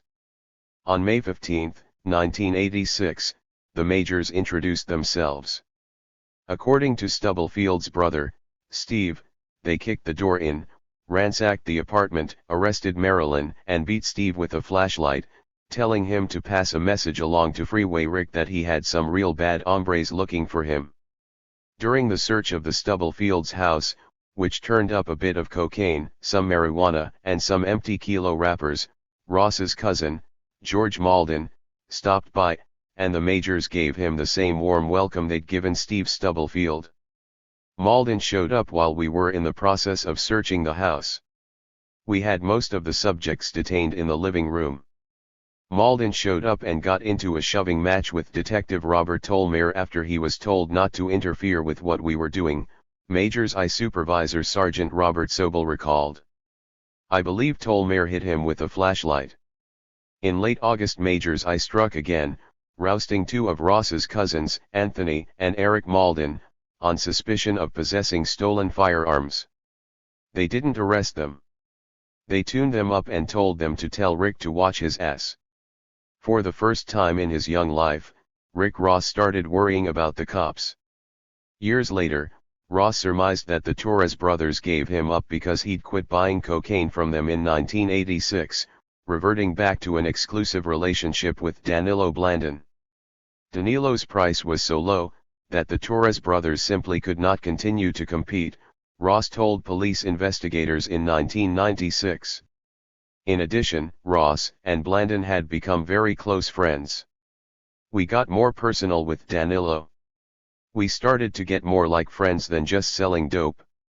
You know, first it was just like businesses, you know, like we'd meet him in the street.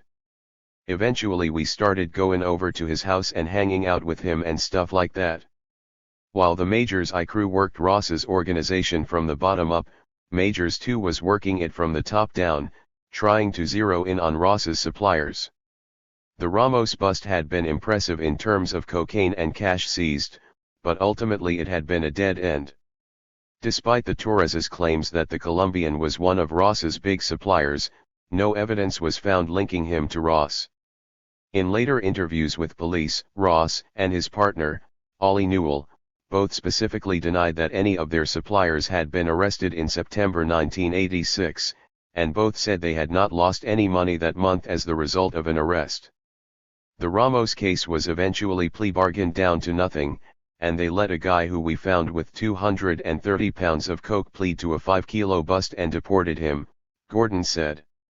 Later events led him to believe that Ramos had been a CIA operative, but according to court records, his light punishment may have been due to the fact that the Majors had no search warrant when they busted into his house.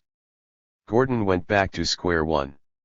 He started working his way down the list of other men the Torres brothers had identified as supplying Ross. It was not promising. He had only first names Diego and Stefano for the other two Colombians.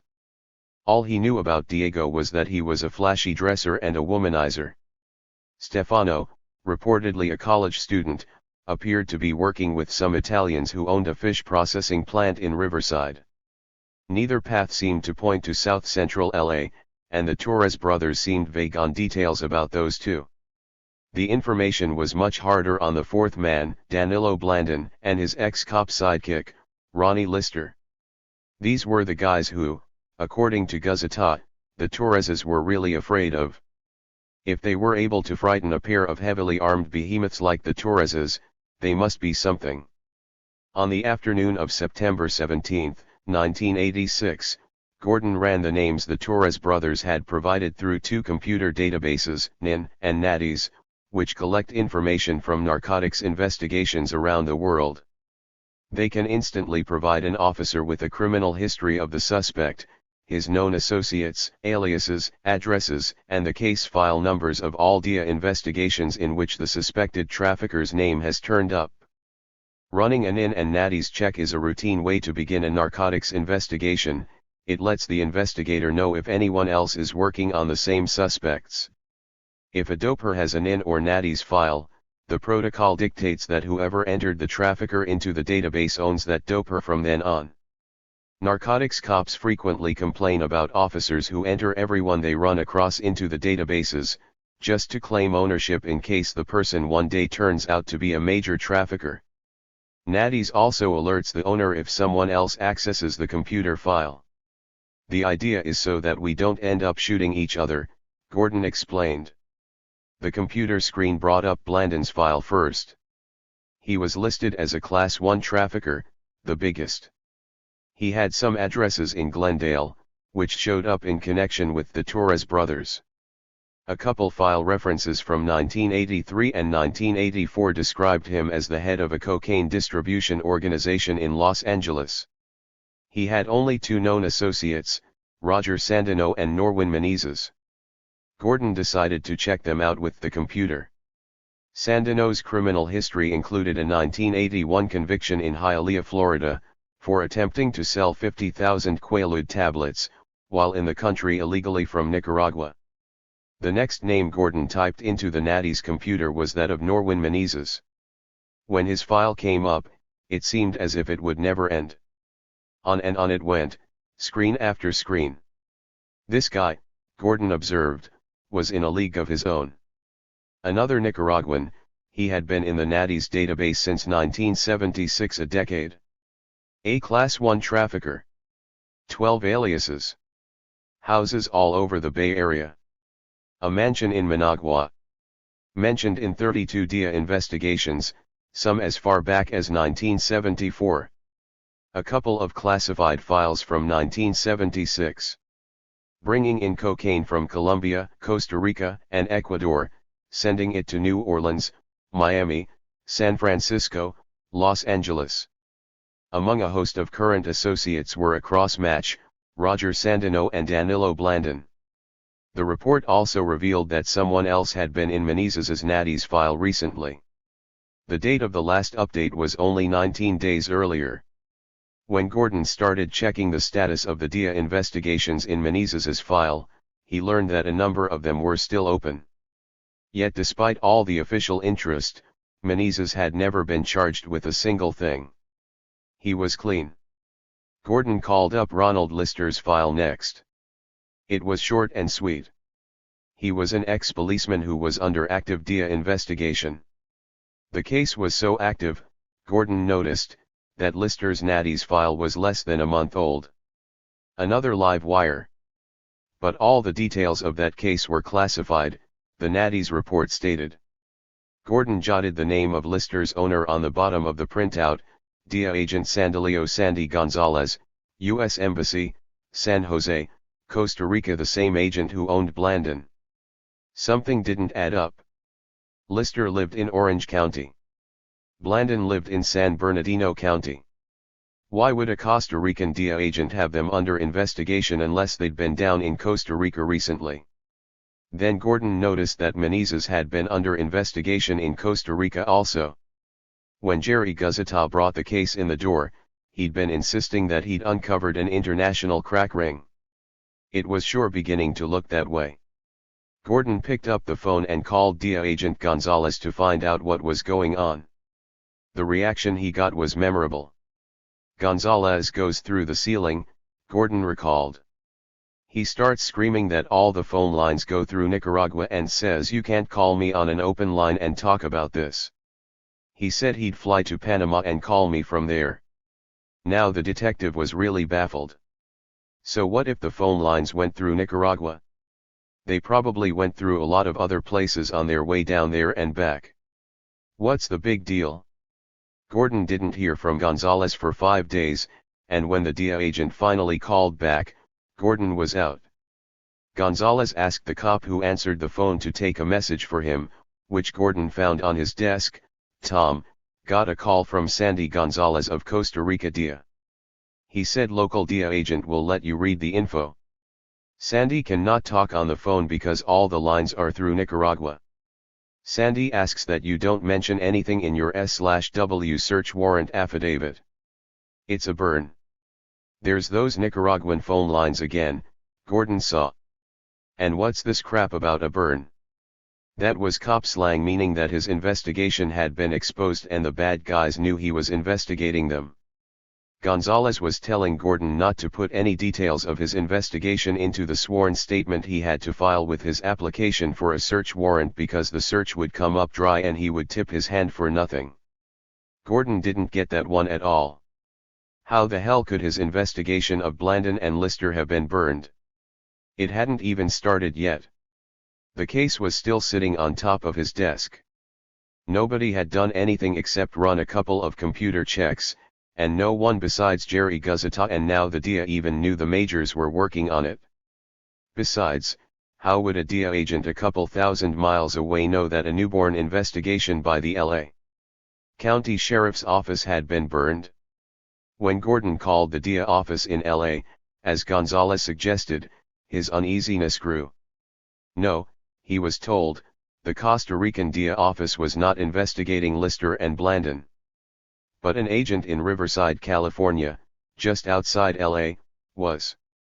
Gordon found that Riverside DKA agent Thomas A. Schrittner was only too happy to help him. Schrittner had his hands full with other investigations, he told Gordon, and his supervisors weren't letting him spend much time on the Blandon case. All he could do for him was pass along what little information he had and let the LA detectives take it from there. In retrospect, Gordon said, that should have set off some alarms. The DIA was notorious among local lawmen for coming in and stealing the best cases, mainly for the publicity value. It almost never handed off a big case to a smaller department. Yet here was a case involving major international cocaine traffickers, crack in the ghettos, multi-kilo shipments, and hundreds of millions of dollars, the kind of case the DIA exists for, and the agency didn't want to investigate it. At the time, though, Gordon thought Schrittner's offer was a clever way to get around a bureaucratic roadblock and still bring a dope dealer to justice. And when Schrittner sent Gordon a copy of his report on the investigation, the detective quickly forgot his concerns about the unusual behavior of the federal agents. The case was everything Gordon imagined it would be. It was worldwide. In late August 1986, Schrittner had debriefed a Nicaraguan informant who'd known Blandon since meeting him in Miami in 1983. The informant admitted hauling cocaine and millions of dollars across the country for Blandon during 1984 and 1985, but said he felt bad about doing it and was planning to turn Danilo in eventually. As a matter of fact, he said, he'd already tried to turn him in once. Before starting a drug-hauling trip to the West Coast, the informant said, he informed the FBI in Miami of the shipment en route but no action was taken. Schrittner's informant described the drug ring as consisting of loosely associated Nicaraguans located principally in the Southern California area. Said groups together purchase/distribute approximately 400 kilos of cocaine per month. Cocaine is often transported to the Blandon organization and then from Blandon to Menezes in San Francisco. For Gordon, that information held special meaning. It provided an independent verification of the accuracy of the information that Guzita had gotten from the Torres brothers and the data he'd pulled off natties. According to Schrittner's informant, Norwin Menezes was involved. Roger Sandino was involved. So were Jacinto Torres, Ronald Lister, and Anastasio Somoza's former bank chairman, Orlando Murillo, who was allegedly laundering Blandon's cash in Miami and serving as a front man in property deals.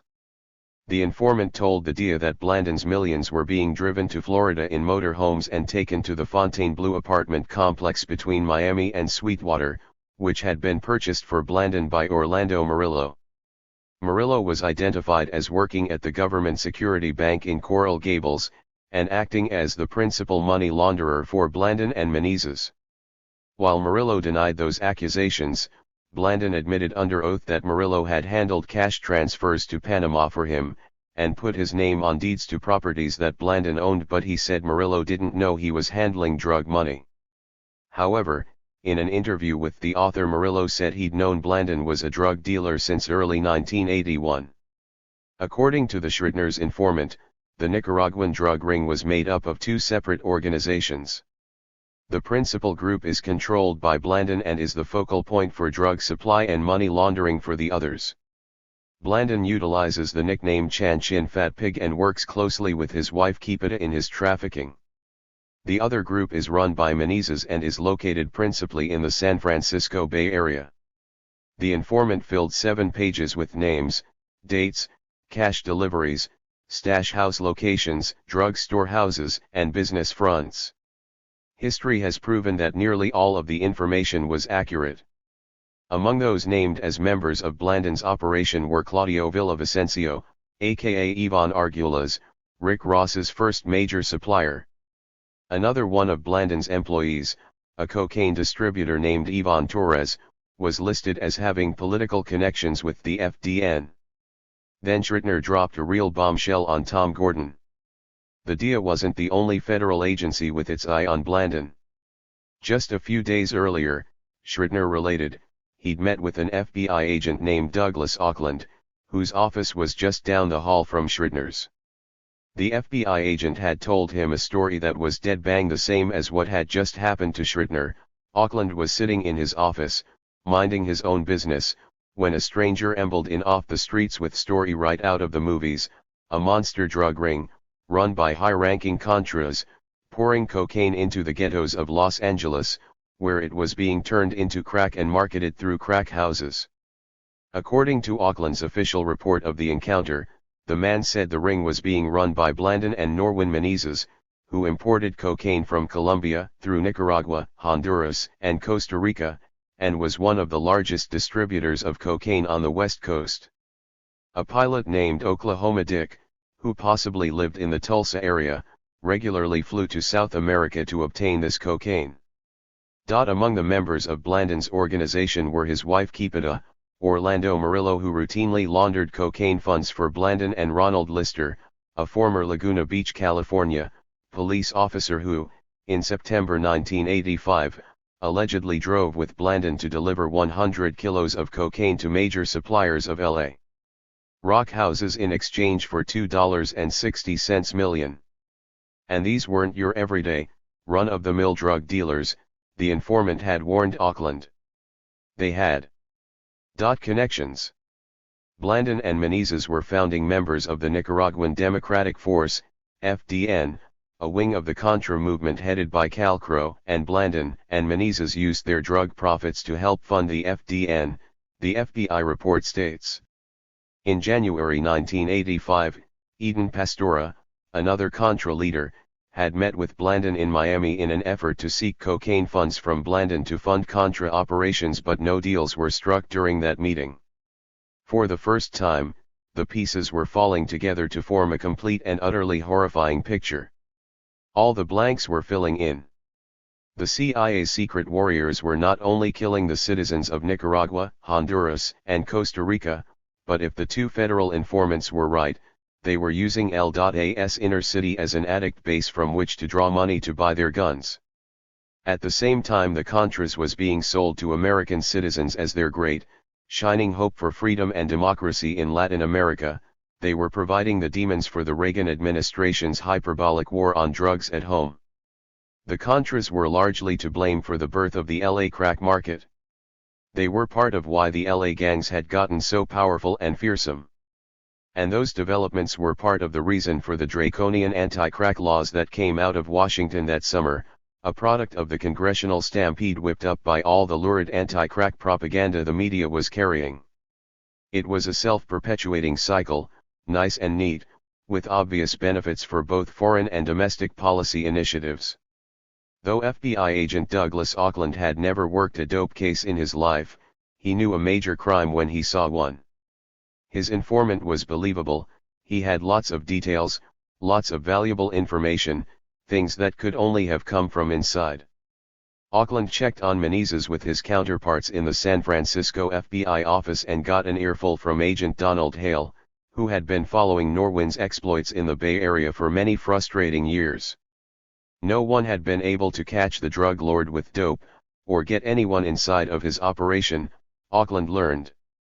But Hale told him he'd recently gotten permission from the U.S. Attorney's Office to build a historical case against Menezes, in anticipation of an indictment for running a continuing criminal enterprise. Hale said he had 3 informants willing to testify against Menezes, Auckland related to Justice Department inspectors. And Hale, too, had been hearing stories of drug profits going to Nicaragua, for both the Contras and the Sandinistas.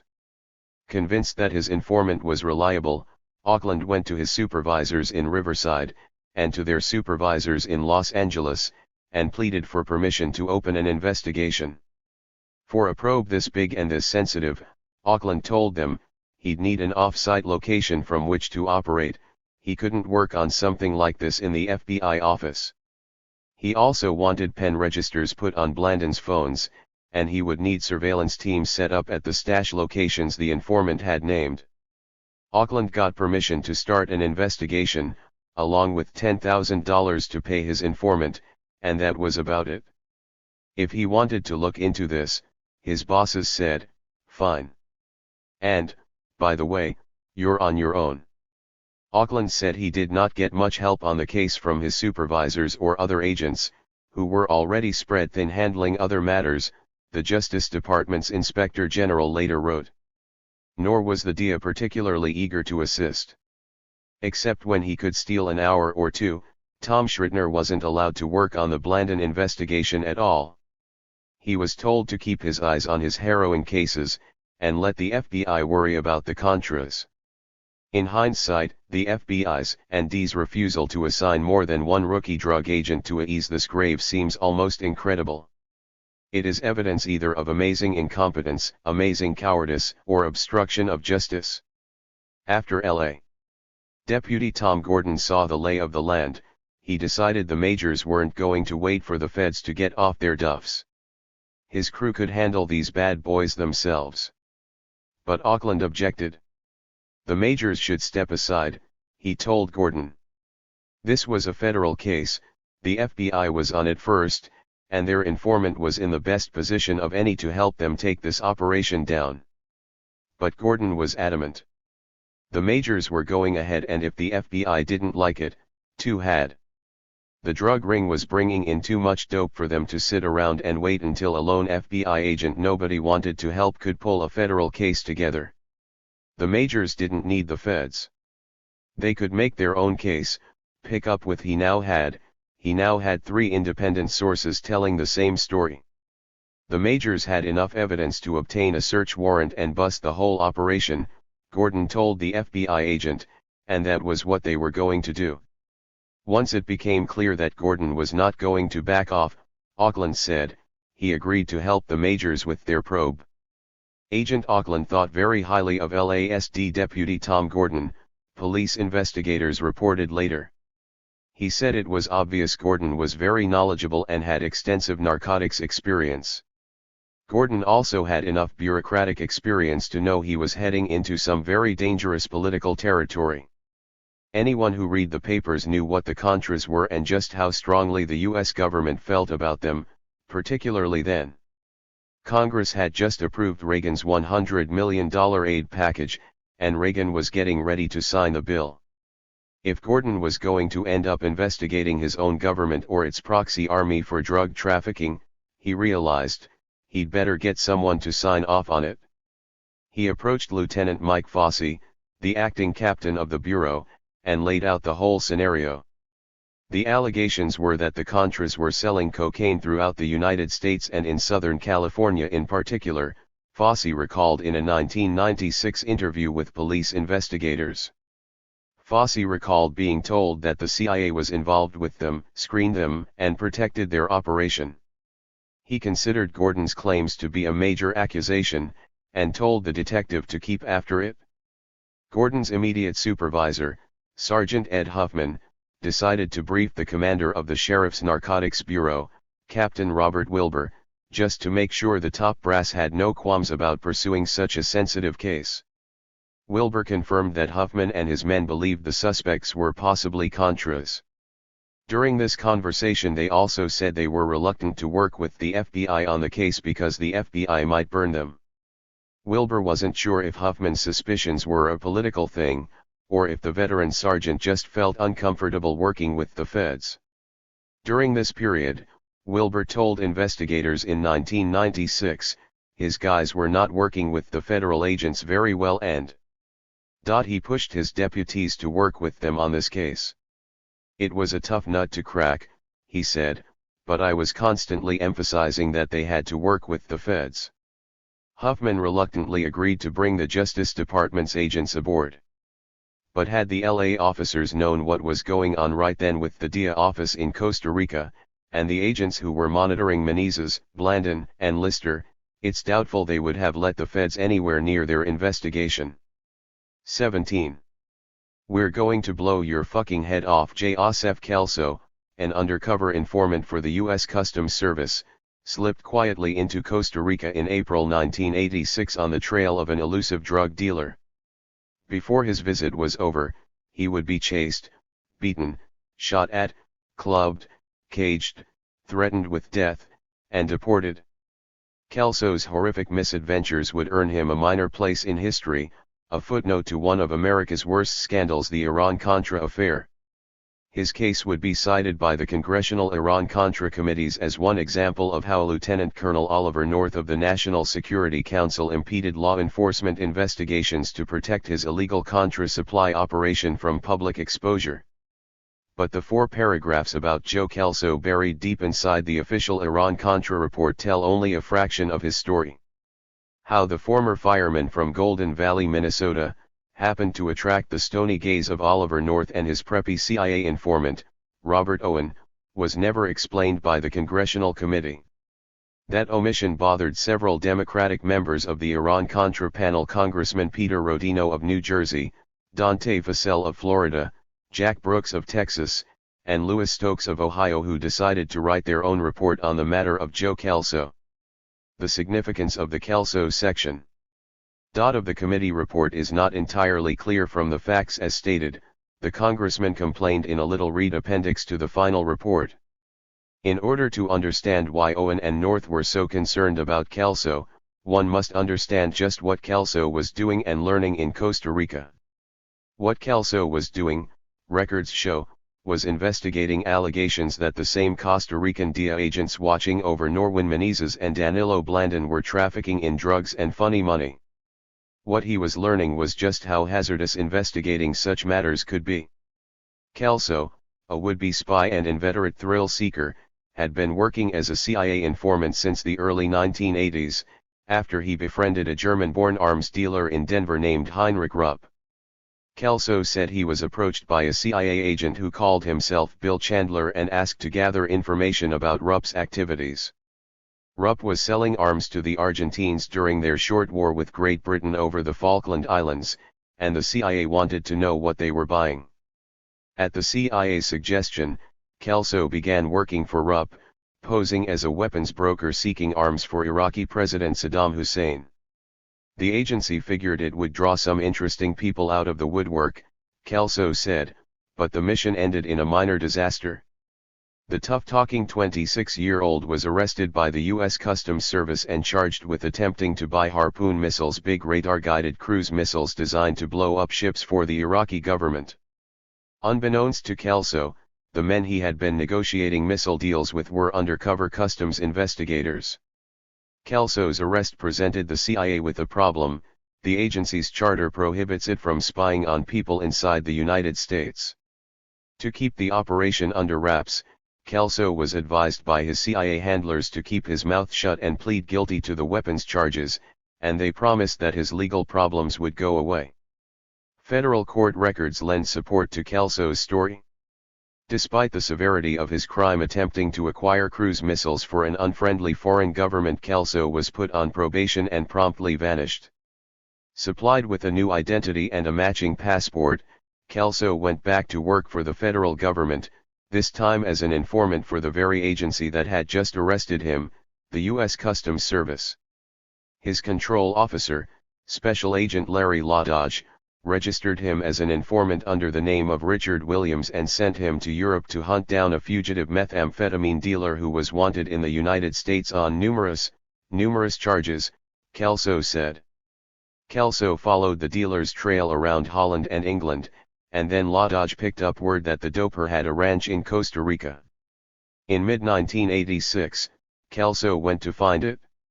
He also had another mission to perform while there, a standing directive from the CIA to gather intelligence about Robert Vesco, the millionaire swindler and fugitive who lived in Havana and had been flitting through Costa Rica and Nicaragua during the time of the Contra War, always managing to stay one step ahead of the law.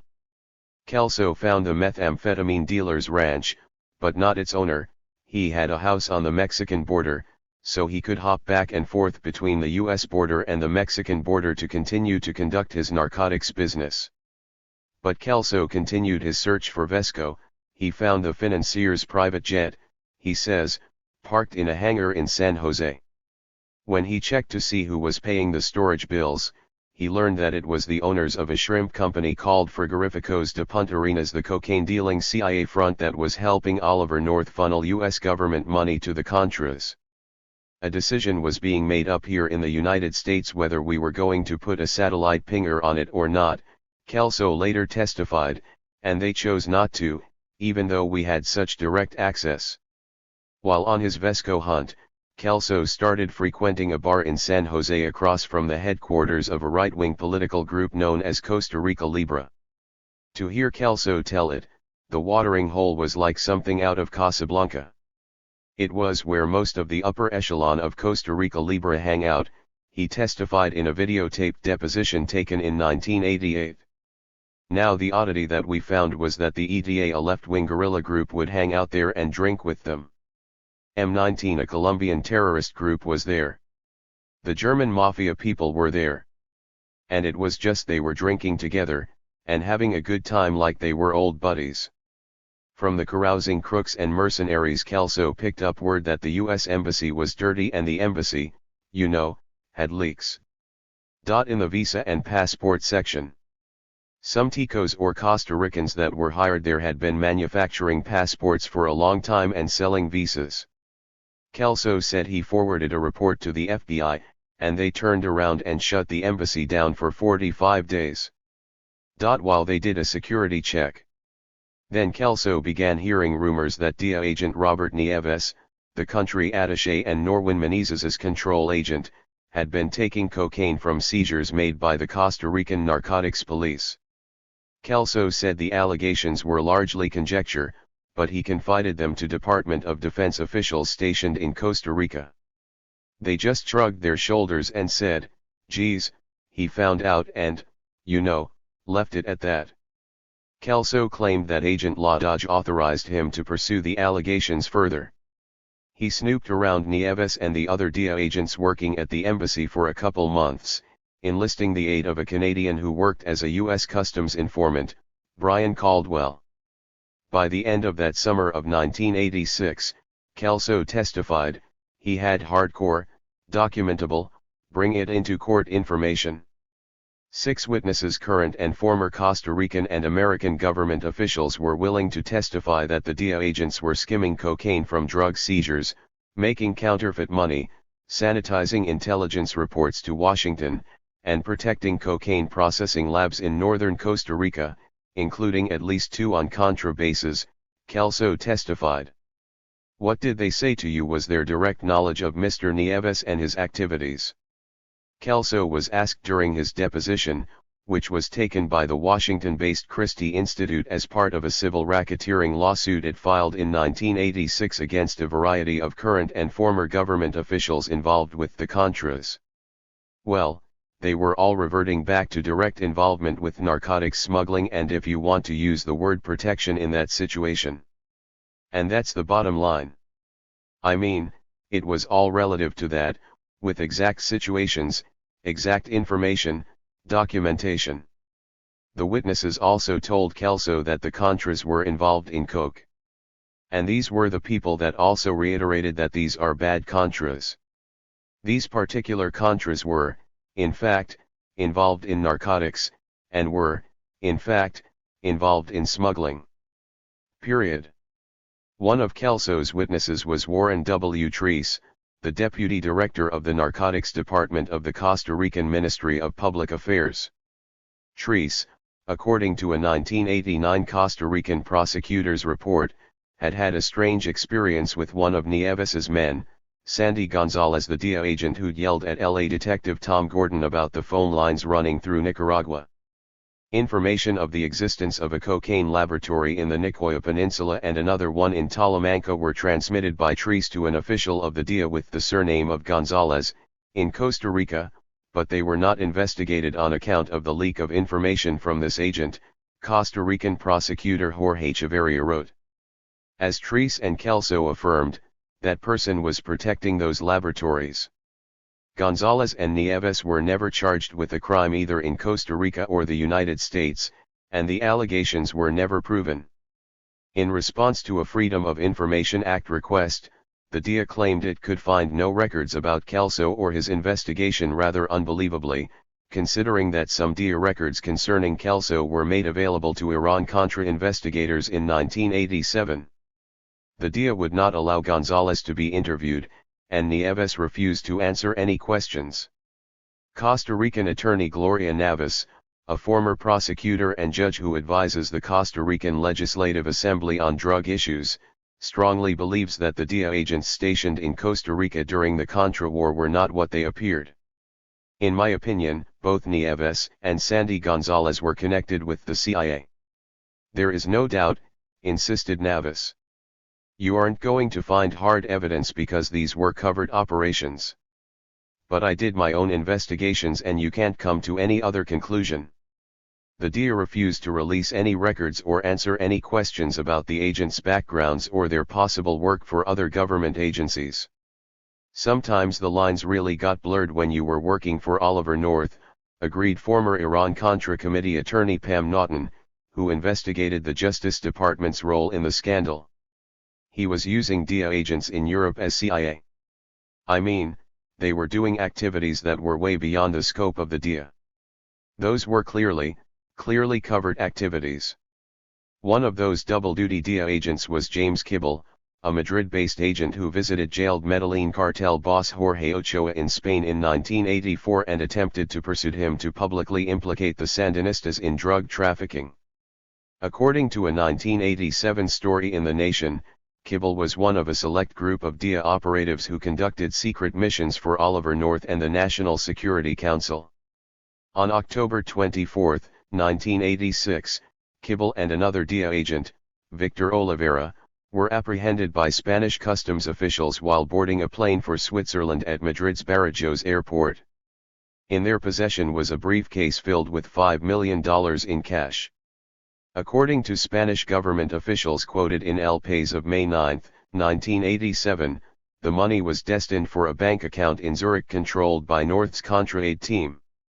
Some of the funds were intended as ransom to free American hostages in Lebanon.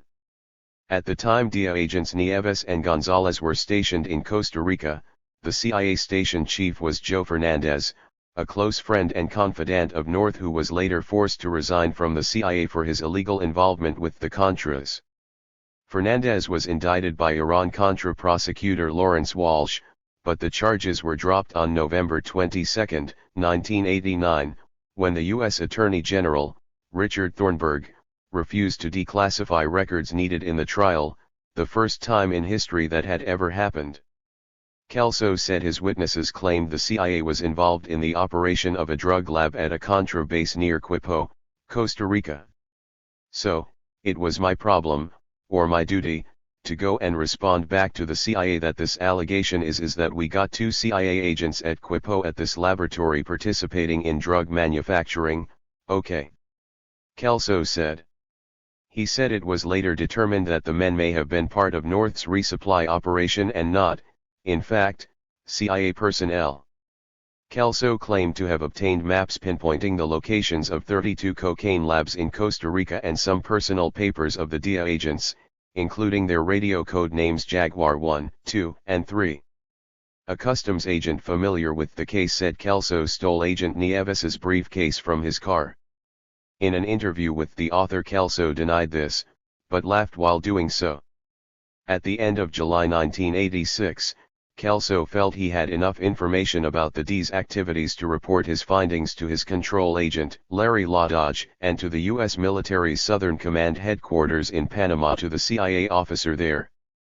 It was hand-carried, on a microcassette. The allegations of counterfeiting were sent to the Secret Service. William Rosenblatt, then head of enforcement for U.S. Customs, confirmed in a deposition that Mr. Ladage had received communications from one of these 2 gentlemen by telephone that they had uncovered a counterfeit operation in Costa Rica, and there was other information that the informants wanted to provide. But they did not feel comfortable doing it over the phone. That other information, Rosenblatt said in one secret testimony to Congress, concerned narcotics allegations relative to the Drug Enforcement Administration. Rosenblatt said the allegations were taken seriously in Washington, the Customs Service coordinated with the Secret Service as well as our customs attaché in Panama, who is responsible also for the country of Costa Rica. Arrangements were made for one of the New Orleans agents to travel through Miami down to Costa Rica to meet up with the informants and the Secret Service, so that we could provide first-hand information to the Secret Service about this alleged counterfeit money operation. The New Orleans agent, Douglas Lee Nokenberger, met with Kelso and Caldwell in early August ostensibly to debrief them and also to pay them the money that Mr. Ladage felt was owed to them, Rosenblatt testified. He did not check in with the embassy. He immediately met with the informant, paid the informant and to some extent debriefed the informant. According to the Iran-Contra Committee Minority Report, Kelso and Caldwell told Customs that the DIA agents in Costa Rica knew the location of drug laboratories and had been paid to conceal the location of narcotics. Kelso said he gave Nokenberger maps showing the locations of the drug labs, cassette tapes of interviews, and other documents. But Nokenberger, whom Kelso called a newbie and Rosenblatt termed relatively inexperienced, became nervous, insisting that he had to report the information to DIA attaché Nieves at the embassy. Kelso couldn't believe his ears. If we had this rumor and either qualified it or disqualified it, going and telling this person that you're doing research on him, qualifying it or disqualifying it, would be stupid, Kelso testified, because if he is doing it, he would normally head over the hill or protect himself well enough that no one could touch him. Kelso said Nokenberger had explicit orders not to say anything to Nieves. To keep his mouth shut, go in there, tell him he found nothing, that it was a waste of time, get back on the airplane immediately with all the documentation and get the hell out of town. The agent's response, Kelso said, was, "Wow, that's not State Department policy. I can't do that. I'm going to get in trouble." Nokenberger made a beeline for the U.S. Embassy and spilled everything to the very DIA agents Kelso and Caldwell had just fingered. Both the customs representative from our Panama office, as well as the customs agent from Ladage's office sat down with the DIA personnel, deleted and related, summarized, however you want to, discussed what the informant had said, to include the allegations of corruption by DIA officials, deleted, Rosenblatt confirmed. Iran-Contra lawyer Pam Naughton, who was questioning Rosenblatt, was incredulous. Did they do that on your instructions, or was that their own idea to tell the DIA about the allegations of corruption in their midst? She asked. That was their idea, Rosenblatt insisted. They didn't do that on my instructions. I didn't even know about this until after they came back. He agreed that one may believe it is not prudent to tell the very same office what the allegations were.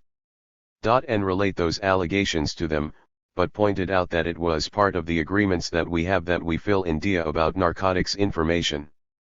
The next day, while Kelso and Brian Caldwell were lounging in their rooms at the Irazu Hotel in San Jose, the DIA called the Costa Rican National Narcotics Police and asked them to arrest the two foreigners on the grounds that they were impersonating narcotics agents. One of Nieves's subordinates, Kelso said, came stomping in there and demanding to see Caldwell and the stuff.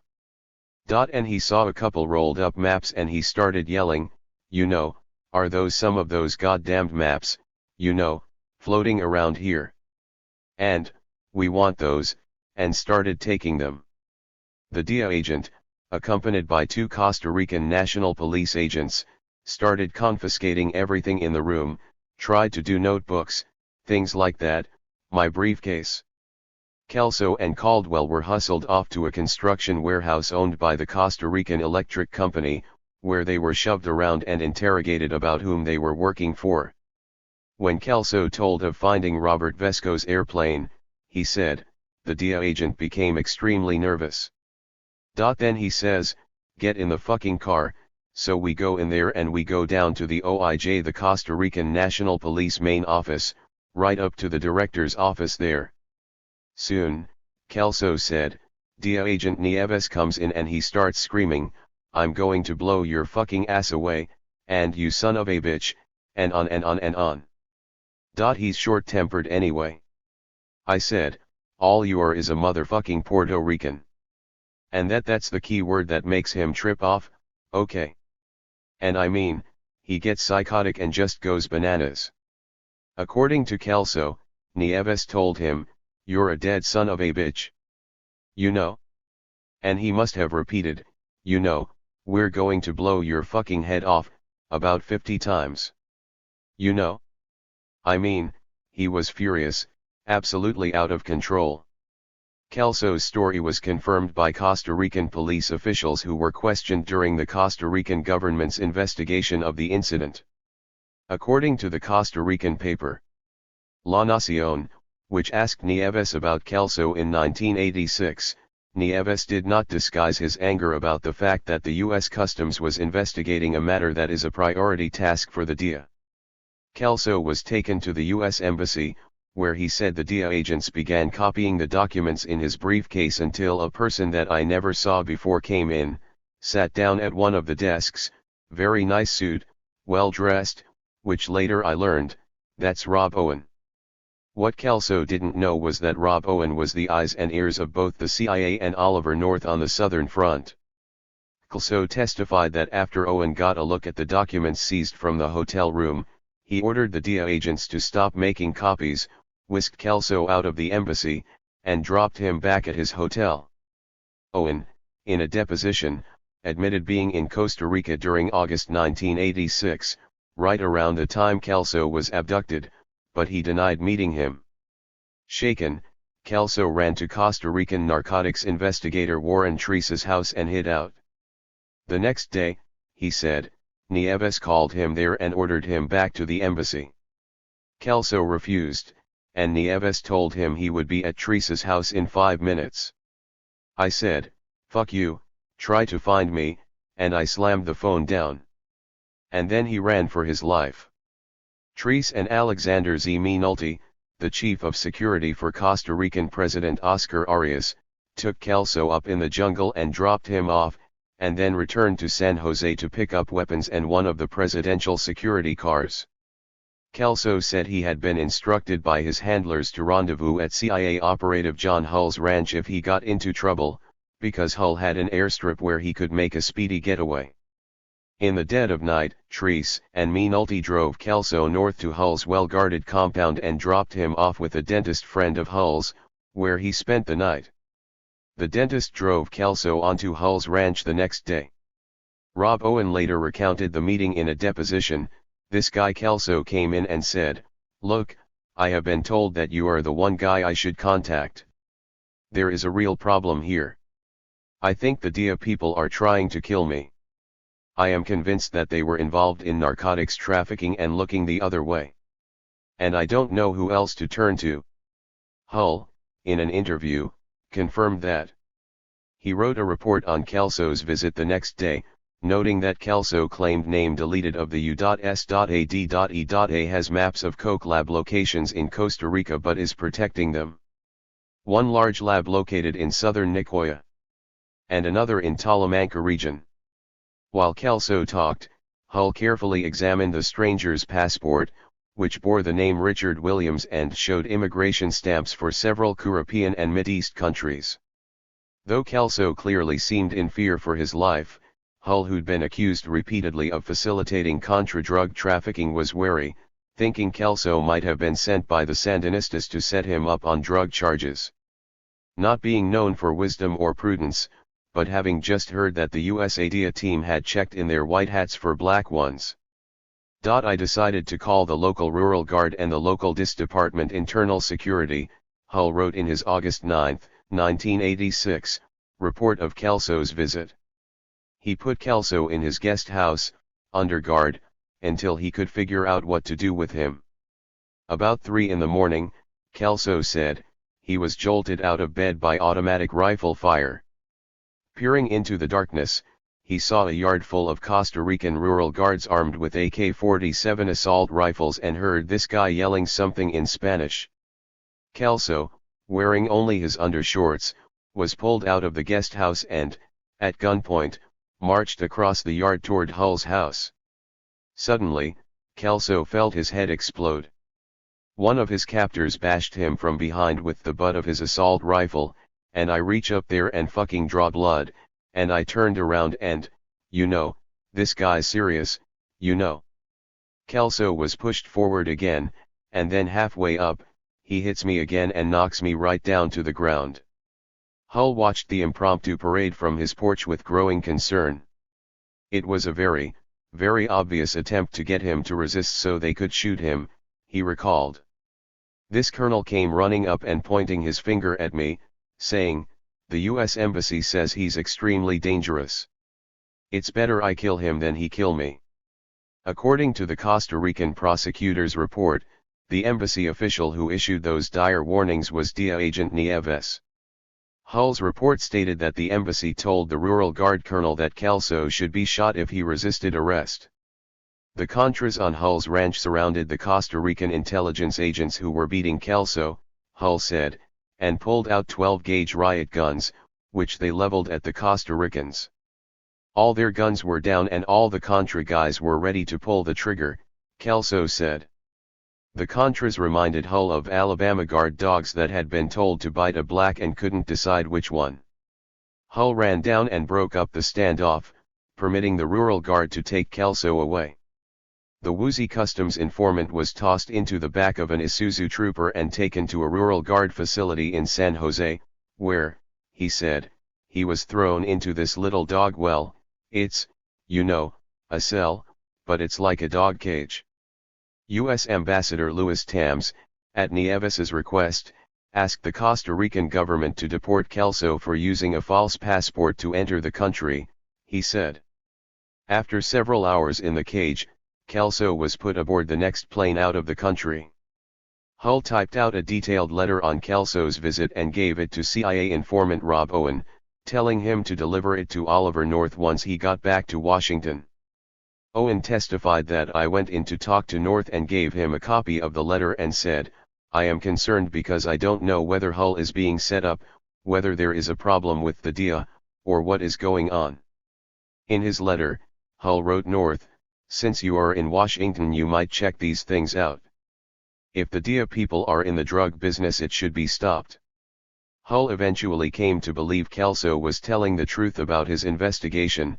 "He was giving me locations of cocaine labs in Costa Rica and who they belonged to, and then a week later one of them was busted and it was right where he said it was." By the time Kelso arrived back in Denver, bells were ringing all over Washington. Customs Enforcement Chief Rosenblatt received a blistering cable from Ambassador Tams, chewing him out for having informants in Costa Rica without the embassy knowing about it. "I apologized profusely that it happened and I assured him that these informants had not gone down there with our approval, and if they had, we would have definitely let the embassy or the ambassador know about it, and all I was doing there for about 15 minutes was apologizing profusely, assuring them it wouldn't happen again." Back in Denver, Kelso met with his lawyer, former federal prosecutor Rod Snow, and told him he feared for his safety. He asked Snow to hold onto the evidence he'd gathered in Costa Rica, tapes of interviews he'd done with U.S. intelligence agents and Costa Rican officials. Snow listened to them and called U.S. Attorney Bruce Black, urging him to do the same. But before he turned the tapes over, Snow wanted Black to promise that the tapes would not wind up in Washington because Kelso was afraid they would fall into the wrong hands. Black agreed, but the tapes ended up there anyway. After listening to Kelso's tapes, Black called the special agent in charge of the Denver office of U.S. Customs, Gary Hilberry, and had him listen. Hilberry immediately phoned Washington, telling Rosenblatt that based on the contents that he was very concerned, that one could almost make a case from these conversations, that there was some connection between Kelso and some member of the intelligence community. Rosenblatt testified. "I have known Gary Hilberry a very long time. He is now our special agent in charge of New York. He is not an alarmist. Therefore, I called Colonel North. Asked why he would call the National Security Council about a customs agent's investigation of the DIA, Rosenblatt bluntly admitted that he was covering the Reagan administration's ass. My objective was to save any potential embarrassment to the government, he testified. My main purpose was to find out whether Kelso/Williams was working with the intelligence community because of the tapes that Gary Hilberry had, and the potential for embarrassment. Rosenblatt went through the whole story with North from beginning to end. The Costa Rica business. He told North that Kelso had tapes to back up his charges and was threatening to go to the media about his connection to the intelligence community. It was a threat to be reckoned with. As Rob Owen discovered after talking to Kelso's control agent, Larry Laudage, Kelso really was who he claimed to be. He validated the claim that Kelso was an asset, Owen testified. Laudage told him that Kelso said he was working for the CIA. He passed the polygraph. Laudage started using him as an asset. Customs official Rosenblatt testified that North knew all about the Kelso affair and didn't seem eager to talk about it over the phone. He indicated he was extremely busy, but he was going to have Rob Owen call me. It was clear to me that he wanted me to deal with Rob Owen on this matter. When Owen came around, Rosenblatt testified, he assumed the young man was on North's staff at the National Security Council. He told Owen about the tapes which he numbered at around 6 or 7 and agreed to let Owen listen to them and see if he recognized any voices. We were looking to use the NSC as a vehicle to determine whether or not the accusations made by Kelso/Williams were accurate. Owen confirmed that he picked up the tapes from Customs in Washington and listened to some of them. The tapes he heard were of Customs agents debriefing Kelso's chief informant, Warren Treese, Owen said. There was some thought that, at least according to Mr. Treese, that the Drug Enforcement Administration officials may have been on the take, he remembered. There had been accusations made about Drug Enforcement Agency officials being involved in receiving funds to look the other way regarding narcotics trafficking in Costa Rica. Rosenblatt said he washed his hands of the matter after he turned the tapes over to Owen, and he never heard another word about it. I assumed that by not hearing from Owen or Colonel North, they were not coming up with anything positive, he said. The congressmen on the Iran-Contra panel were stunned by Rosenblatt's actions. He gave his only copy of tape recordings made by an undercover source to a total stranger, the congressman complained. Owen did not tell Rosenblatt he worked for North or the CIA. He told him he worked for a private organization. Not surprisingly, Owen never returned the tape recordings. Instead, he made 2 trips to Costa Rica to meet with the DIA agents. Owen said his last trip to Costa Rica to meet the DIA agents occurred in October 1986. Within a day or two of the Iran-Contra scandal breaking, Owen threw the Kelso tapes away. They were thrown out, along with a bunch of other stuff, when I moved, he testified. They were never seen again. When the Iran-Contra committees heard about the Kelso investigation, they asked the DIA to provide them with the records of the case. It was like pulling teeth out of justice to get any cooperation, and we finally had to threaten everything imaginable to get to these documents, Iran-Contra committee attorney Naughton said. Finally they caved in. And we had to go over to justice to look at them in their secure area, on the 6th floor or wherever it is, and it reminded me of Get Smart. Remember all those doors you had to go through? That's how it was. We finally get to the situation room and they had turned down the heat to about 30 degrees so that we wouldn't stay long. So they said, here are the documents and they're all in Spanish. Naughton said that, to her knowledge, the DIA never investigated the drug trafficking allegations against the Costa Rican agents. DIA Director Jack Long told Congress in 1987 he'd never heard of the case. The U.S. Customs Service also quit looking. Customs agent Hilberry said the DIA allegations were turned over to the DIA. 2 Costa Rican intelligence officers were eventually charged with illegally arresting Kelso, but the only American agent to go to jail as a result of the investigation was Joe Kelso. In January 1987 he was charged with violating his probation on his 1983 weapons charge by being in Costa Rica even though the Customs Service had been sending him all over the world for 4 years. During Kelso's probation hearing both Snow and U.S. Attorney Bruce Black vouched for his credibility. Some of what he said has totally checked out to the best of my ability to corroborate it, but some is inherently unverifiable, Black told U.S. District Judge Sherman Feinsilver. He confirmed that Kelso worked around the world under another name for several U.S. Customs Service operations. Argued no, by his belief, and quite frankly mine, he is working for the government. I believe and the U.S. Attorney believes there is a fairly high percentage of truth to what he is saying. But Judge Feinsilver wasn't interested. He ordered Kelso to prison for 2 years for violating his probation, and didn't discuss the matter further, a newspaper report stated. Kelso served his time quietly at Pleasanton Federal Prison Camp in California and later became involved in a short-lived attempt to help an Italian financier buy MGM Studios in Hollywood. The target of Kelso's investigation, DEA agent Robert Nieves, went on to have a long and illustrious career at the DEA, rising to great heights. Nie became head of cocaine investigations in Washington, then chief of major investigations, and at the time of his retirement in late 1995, he was serving as chief of the DEA's International Division. After his retirement, Nieves went to work for a body armor manufacturing company in Virginia, Guardian Technologies. That company is owned by Oliver North, and the CIA's former chief of station in Costa Rica, Joe Fernandez. 18. We bust our ass and the government's involved. On the morning of October 23, 1986, Sergeant Tom Gordon did precisely what Costa Rican DEA agent Sandy Gonzalez had told him not to do. He drove down to L.A. County Municipal Court, went before a judge, and applied for a warrant to search the Nicaraguans' drug operation. His 21-page sworn statement described a large-scale cocaine distributing organization made up of well over 100 persons storing, transporting, and distributing cocaine for Danilo Blandon. Gordon linked up Blandon with Freeway Ric's first major drug supplier, Ivan Argulas, exposing the Contra drug pipeline into South Central. Blandon, he wrote, has up to 20 kilos of cocaine per week delivered to Argulas who, in turn, sells mainly to blacks living in the South Central Los Angeles area.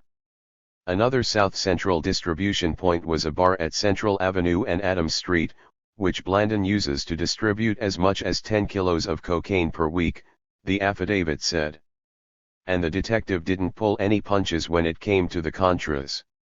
Danilo Blandon is from Nicaragua, a Central American country which has been at civil war for several years, Gordon wrote.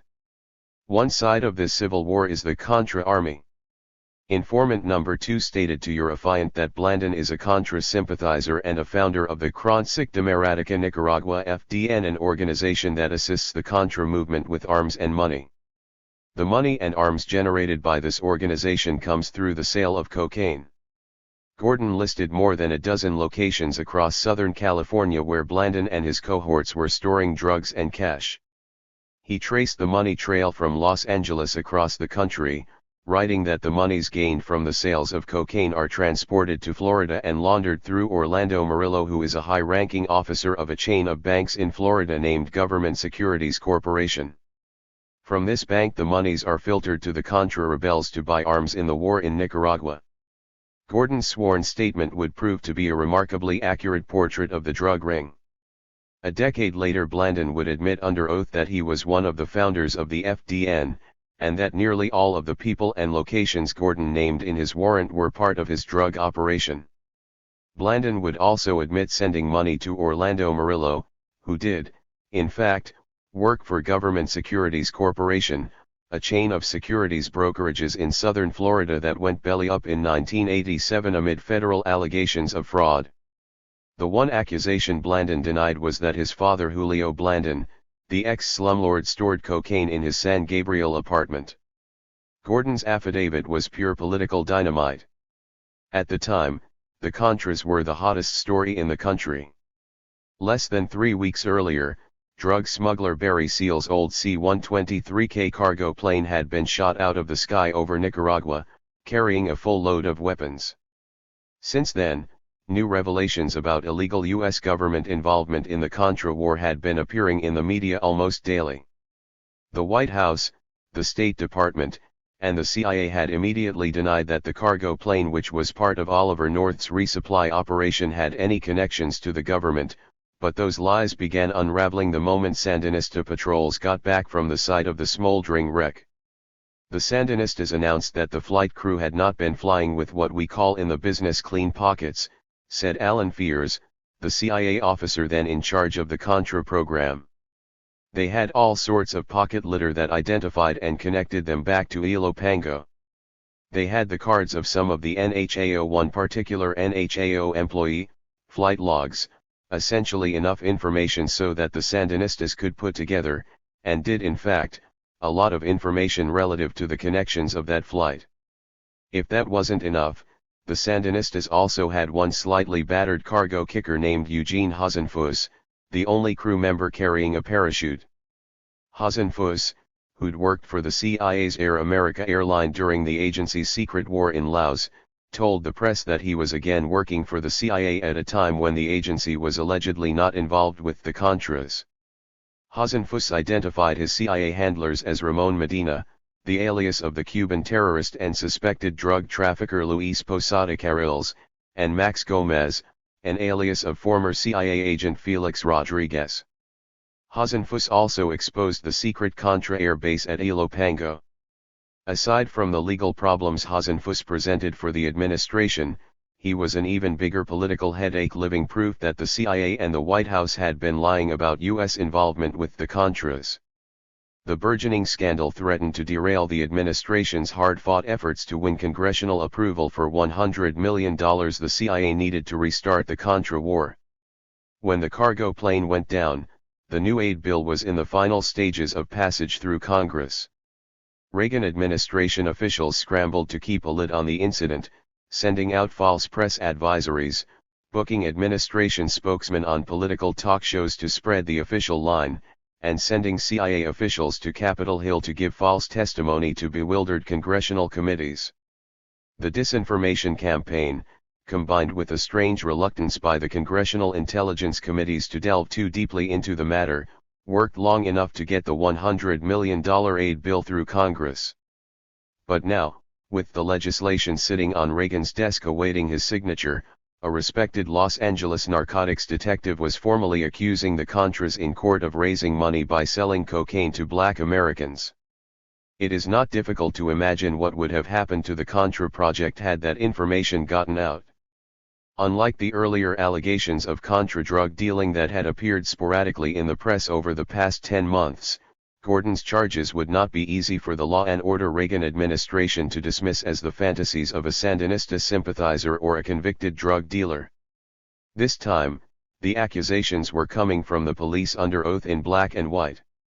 Gordon's affidavit was persuasive enough for Municipal Court Judge Glenette Blackwell. She gave the detective his search warrant. The next day, October 24, Gordon conducted a lengthy pre-raid briefing at the Sheriff's Training Center, handing out raid plans, briefing booklets, raid assignments and radio frequencies, and locating command centers. As drug raids went, this was going to be a big one. On Monday, October 27, 1986, a 30-day investigation will culminate by executing a search warrant that will be served at 14 locations in Los Angeles, Orange, and San Bernardino counties, the briefing book stated. It would involve more than 45 agents from the majors, the DEA, the IRS, the ATF, the San Bernardino County Sheriff, and Bell Police. Gordon split the officers into 7 groups, each responsible for searching 2 locations. Gordon's briefing left no doubts about who and what the police were up against. The investigation centers around a male Nicaraguan named Danilo Blandon.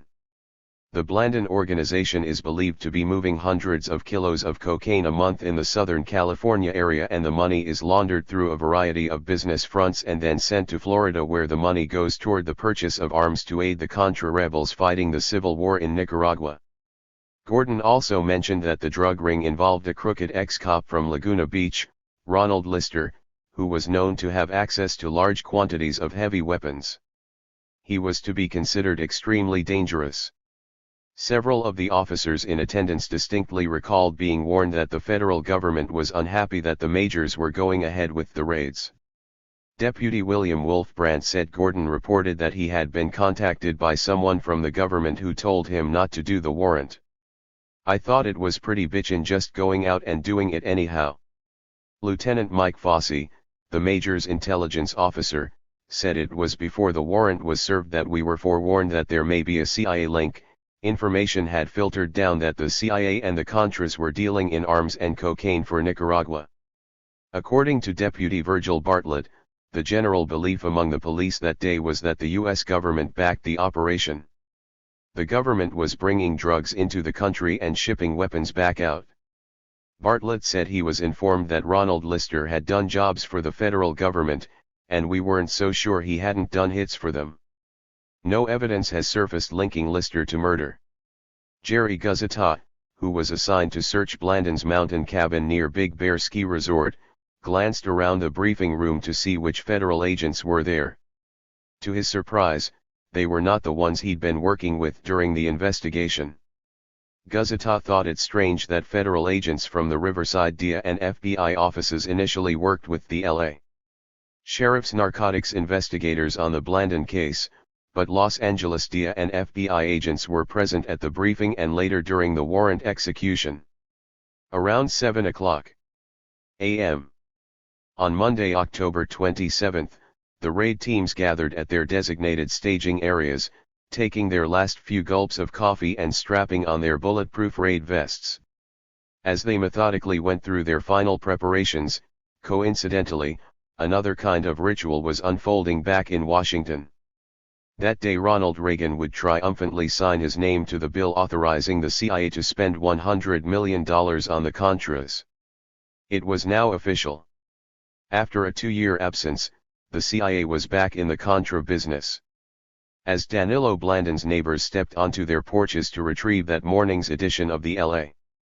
Times, the front page was headlined "Contras Seek Quick Results on Two Fronts." 4 big cars roared up to Blandon's elegant home and disgorged 11 heavily armed men wearing flak jackets. They quickly surrounded the house and banged on the front door, hollering that they had a warrant. "We'd certainly never seen the likes of it," one elderly neighbor said. "It was the talk of the neighborhood for quite some time, I can tell you. And they seemed like such a nice family. They had a maid, and the 2 little girls were so cute." Keepita Blandon, wearing a pink housecoat, sleepily opened the door, and Deputy Dan Gaynor of Majors 2 thrust Gordon's warrant in her face. The raid team shouldered her aside and fanned out through the 2-story house, emptying drawers and closets. Blandon, wearing a pair of green shorts and a brown shirt, stood silently by his 10-year-old daughter and watched the agents rummage around. The maid, Rosa Garcia, cuddled the Blandons' 21-month-old daughter. Jerry Guzzata brought in a drug-sniffing dog, and the hound alerted in the master bedroom and the rec room. A search of the bedroom turned up an envelope with 1 gram of cocaine in it, a maroon briefcase with 0.3 of a gram of cocaine inside, an AR-15 assault rifle with 5 full magazines of ammunition, a Mossberg 12-gauge shotgun with 3 boxes of shells, $163, and some assorted papers. Out in the detached recreation room, which had a full bar and pool table overlooking the golf course, Deputy Wolfbrand found an envelope behind the bar with a folded $10 bill inside. The bill held 1.5 grams of cocaine. He also found payo sheets, records of drug transactions. It wasn't much, but a couple grams of coke and some payos were all the detectives needed to justify an arrest for possession for sale of a controlled substance. They slapped handcuffs on both Blandon and his wife, read them their rights, and marched them out to the waiting cars for a trip to the San Bernardino County Sheriff's Station and jail. As the suspects were being taken from the location to be booked, the police report said, "Suspect number 1 Danilo Blandon spontaneously stated, 'The cocaine is mine. The cocaine is mine. It's mine.'" Now the cops had a confession to go with the coke. The drug kingpin was as good as convicted. Across town, however, the other raid teams were not doing as well. Location after location was coming up dry. Some of the houses looked as if they had been scrubbed clean. One officer reported finding an empty safe with a garden hose running into it. Another said an occupant told him he'd been expecting him for an hour. DEA agent Elector Barrales, who would later discover evidence of CIA drug trafficking in Mexico, was one of the LA agents assigned to the Blandon raids. He accompanied the team that hit Roberto Aguilar's house, who was reputed to be Blandon's chemist. There was a safe at the house which the occupants were told to open, Bareilles told Justice Department inspectors. Inside was a box containing photographs, and ledgers typical of those that big drug dealers keep. The photographs were of men in military uniforms, and military operations.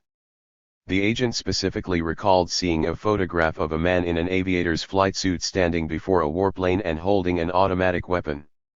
Bareilles said the people in Aguilar's house told the police they knew the search was coming and had been expecting the raid team. They didn't say how they knew, Bareilles said, but he'd heard the CIA may have monitored the Blandon case through the D's El Paso Intelligence Center EPIC, from which the CIA, among other agencies, draws sensitive narcotics intelligence. The word started circulating among the raiders. Something was fucked. We're just going through the motions, one of the officers griped. Down the coast in Orange County, Detective Bobby Juarez and his team were banging on Ronald Lister's door in Mission Viejo. Receiving no reply, they kicked it open. The house was uninhabited, but it wasn't empty. The detectives came out carrying bags of records, card files, video monitors, and photographs, which they tossed in a patrol car. A neighbor wandered over and told them that the Listers didn't live there anymore. They'd moved recently to an even bigger house a couple miles away. Male and female Latins were now living at the Lagarto address, the neighbor reported. Some of the seized paperwork showed the neighbor was right. There were letters, video rental receipts, and bank records for someone named Aparicio Moreno and his wife, Aura. The discovery of those documents corroborated another accusation that the DIA informant inside Blandon's ring had made, that Aparicio Moreno, a Colombian, was involved in the Contra drug operation. The informant described Moreno as a cocaine supplier and money launderer to both Norwin Menezes' San Francisco-based branch and Blandon's network in LA, and said Moreno, his wife, and his family had hauled millions in drug profits to Miami for the two Nicaraguans, hidden in an innocuous-looking motor home. Blandon would later admit that Moreno had supplied him with so many thousands of kilos of cocaine in 1984 and 1985 that he couldn't put an exact number on them. He said he was introduced to Moreno by Norwin Menezes and worked with the Colombian until 1987. It is likely that Menezes turned Blandon over to Moreno when Menezes moved to Costa Rica to work as a DIA informant. Ronald Lister would tell police in 1996 that Moreno was affiliated with the FDN, and Blandon strongly suggested the same thing during his interviews with the CIA Inspector General's office. Blandon claimed that Moreno arranged at least one one-ton delivery that was delivered by air via Oklahoma, a summary of his CIA interview states. Blandon said he and his associates thought the plane might be connected with the CIA because someone had placed a small FDN sticker somewhere on the airplane. This was just a rumor though. It was a rumor that the CIA Inspector General apparently never bothered investigating, as there is no further mention of Aparicio Moreno in the entire declassified report. But considering what else is known about the mysterious Colombian, the omission is not surprising. Moreno had an affinity for dealing dope to people with CIA connections. Records show DIA agent Seal Reno Castillo III ran across Aparicio Moreno's trail in Guatemala in 1988 while investigating allegations of drug trafficking by a Guatemalan CIA agent, Julio Roberto Alpirez. A high-ranking officer in the Guatemalan military and a fixture on the CIA's payroll there, Colonel Alpirez was accused by the President's Foreign Intelligence Oversight Board in 1996 of covering up the murder of an American innkeeper in Guatemala, Michael Devine. Castillo said he discovered that Aparicio Moreno was both supplying Colonel Alpirez with cocaine and selling drugs for Alpirez that had been seized by the Guatemalan military. Castillo believes Devine was killed by Guatemalan soldiers after he had discovered that the military was moving cocaine, a theory that has never been proven. DIA files obtained under the Freedom of Information Act confirmed that Castillo reported Moreno's activities in Guatemala to the DIA, but the agency censored all of the information in his reports. From the records, it appears Moreno was also working as a DIA informant, in addition to his other activities. After securing Moreno's residence, Juarez and his crew raced over to Lister's new house and performed a soft knock. Since they didn't have a warrant for that address, they needed Lister's permission to search it. A rumpled man in a bathrobe opened the door and stood there calmly while Juarez explained the facts of life to him. "If you don't give me permission to come in, I'm going to stand out here with these guys until a judge signs it, and then we're going to come later on today," Lister said. Juarez told him. "So that's your choice. What's it gonna be?" Lister said he was living in a nice community and didn't like the idea of heavily armed officers hanging around in public view, so he invited them in. According to Juarez, he told Lister they were executing a search warrant for drugs and asked him to sign a consent form. Lister's response brought the deputy up short. "I know why you're here," Lister told him, "but why are you here?" "Mr. Weekly knows what I'm doing and you're not supposed to be here." Lister told me that he had dealings in South America and worked with the CIA, and added that his friends in Washington weren't going to like what was going on. Juarez's report of the search stated, "I told Mr. Lester Sick that we were not interested in his business in South America. Mr. Lester replied that he would call Mr. Weekly of the CIA and report me." Juarez decided to call Lister's bluff. "I don't know who Mr. Weekly is," the detective told Lister. "Let me talk to him. If I find out I'm not supposed to be here, I'll leave." Juarez silently urged Lister to make the call so I could get a phone record trace and find out who it was he was calling. Lister walked over to the phone and started dialing a number. He looked at me, smiled, and then put it back down again, Juarez said. He figured out what I was doing. "Never mind," Lister told the deputy. "I'll talk to him later." Lister claimed later he was planning to call his attorney and decided not to antagonize Juarez by doing so. He denied telling anyone he was working with the CIA, but other members of the raid team had very different recollections. Sergeant Art Franson said Lister erupted in a tirade and began shouting, "You guys don't know what you are doing. Oh, you don't know who you're dealing with. I deal with the CIA. I got power." Deputy Richard Love said Lister warned them, "You don't know what you're doing. There's a bigger picture here. I'm working for the CIA. I know the director of the CIA in Los Angeles. The government is allowing drug sales to go on in the United States." Love said Lister also seemed to have some intimate details about a plane loaded with guns that crashed in Nicaragua and about the pilot. Lister alluded to the fact that he had been on one of those planes before and had actually been down there on a gun run. Sergeant Franson, an ex-Marine, poked around in a file cabinet in Lister's garage and said he found stuff that a civilian shouldn't have or be privy to. Paperwork, pamphlets, and manuals relating to technical stuff concerning armaments. Lister would later say that the cops may have gotten the wrong idea about him because he was involved in legal arms sales.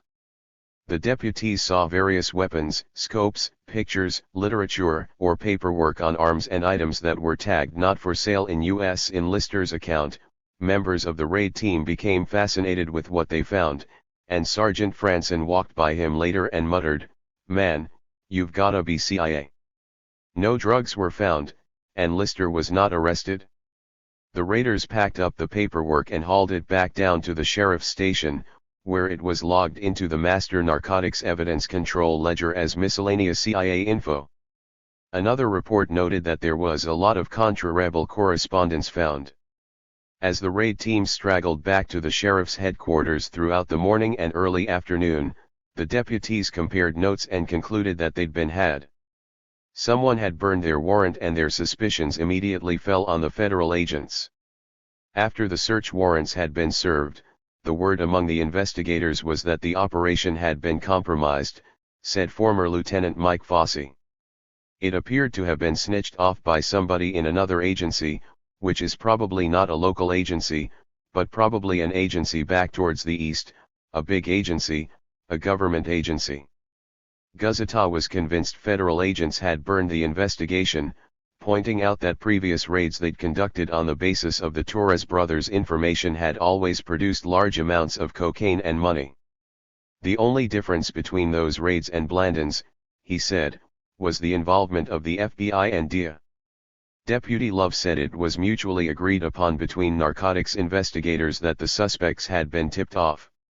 In a case chronology prepared in late 1986, Majors 2 Supervisor Sergeant Ed Huffman noted that items seized, such as scales, weights, cocaine cutting agents, indicate cocaine activity.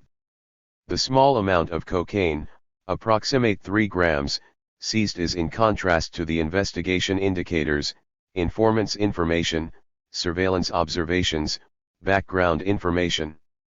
Did a burn occur? Possible, but can't say where or by who.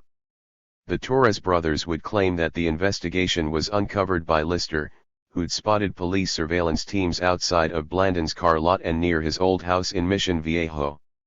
Lister told the police and the CIA the same story and said he informed Blandin about it 2 weeks before the raids. Lister states that Blandin simply smiled, but did not comment, a 1998 CIA report states. However, Assistant U.S. Attorney L.J. O'Neill, who investigated Lister and Blandin for several years, said the sheriff's probe was compromised by an FBI agent who did a clumsy investigation and contacted somebody who knew Blandin, and this person told Blandin about the inquiry. In an interview with the CIA, Blandin said he suspected there would be searches after FBI agents interviewed one of his employees. But the Justice Department's Inspector General was unable to find evidence of any contact between FBI agents and Blandin's associates in the weeks leading up to the raids. The deputies' suspicions of federal interference grew even stronger once they began examining the stacks of papers they'd hauled out of the houses. These people weren't just dope dealers, they realized. They were dope dealers who were dealing with the Contras and, apparently, the U.S. government. Deputy Bartelt recalled seeing photos of Lister in a Contra military compound standing with a general, and in the background were tents, munitions, and automatic weapons. He also saw U.S. Army training manuals and videotapes concerning deployment, supply, ordnance, and bomb disposal, telephone records showing calls to Nicaragua, letters bearing Nicaraguan postmarks, and possibly one document, which had an FBI letterhead. Some of the paperwork contained what he reionized from his military career as Department of Defense codes, according to Deputy John Hurtado. Other papers, Hurtado told police investigators, contained some type of reference to the Central Intelligence Agency. Hurtado believed some of the papers had CIA handwritten or typed on them. He also recalled a notepad was written in what he described as some type of Department of Defense code. When Hurtado questioned raid leader Tom Gordon, Gordon told him they had gotten involved in something over their heads. Deputy Dan Garner saw handwritten lists of weapons, specifically AR-15 assault rifles, and papers that involved transporting weapons from one location to another. He also recalled that there were manuals on various weapons, military training films, and photographs of military bases. The manuals and films seemed to have been standard U.S. government military issue. Garner said that they involved higher-tech equipment such as ground-to-air missiles, and that it was unusual to have recovered these items in a search warrant. Deputy Juarez described some of the paperwork as containing references about Mr. Weekly and his contacts in Tehran relating to the hostages. He saw training manuals and training films for state-of-the-art weapons, Stinger missiles, tanks, and other armored vehicles. Observed Lieutenant Fossey, if it was just arms they were talking about on that paperwork, it's still interesting that we had a drug investigation going here. What was even more interesting were some of the files the cops had found in Blandin's house, a big stack of bank records, showing deposits in 7 bank accounts. Some of these deposits were marked U.S. Treasury/State and totaled approximately $9,000,000, the Justice Department Inspector General wrote. Other deposits were marked Cayman Islands and totaled about $883,000. Stuck amongst the bank records was a note, in Spanish, from Blandin's sister, Laisla Baladares, an FDN member who did Contra fundraising in San Francisco. "Little brother," the note began. "There are the bank statements of the suppliers of the Contra. They have issued checks to different persons and companies, the same to the Cayman Islands. These are just one part and is the continuation of the report you have. I'll later send you the rest so you can laugh. Valladares told Justice Department investigators that she got the documents from a Contra official shortly before he was killed in London, Honduras, and said they documented how Contra officials were stealing money and perhaps laundering it through the Cayman Islands. She'd sent Danilo copies because she thought he would be amused at the level of corruption of some of the Contras. The documents partly solved one of the day's mysteries: the identity of Lister's purported CIA contact, Mr. Weekly. Weekly's name was found in a sheaf of handwritten papers dealing with weapons and equipment sales. The documents included a list of armaments, anti-aircraft weapons, fire bombs, 1,000 AR-15 semi-automatic rifles, air-to-sea torpedoes, and napalm bombs. The next page bore a list of names and phone numbers. Near the name Aparicio, Lister had written, FDN Coordinator. Another list of names included Bill Nelson, the CIA's former Deputy Director of Operations, Salvadoran politicians Roberto Dogwison and Ray Pranz, and someone named Scott Weekly.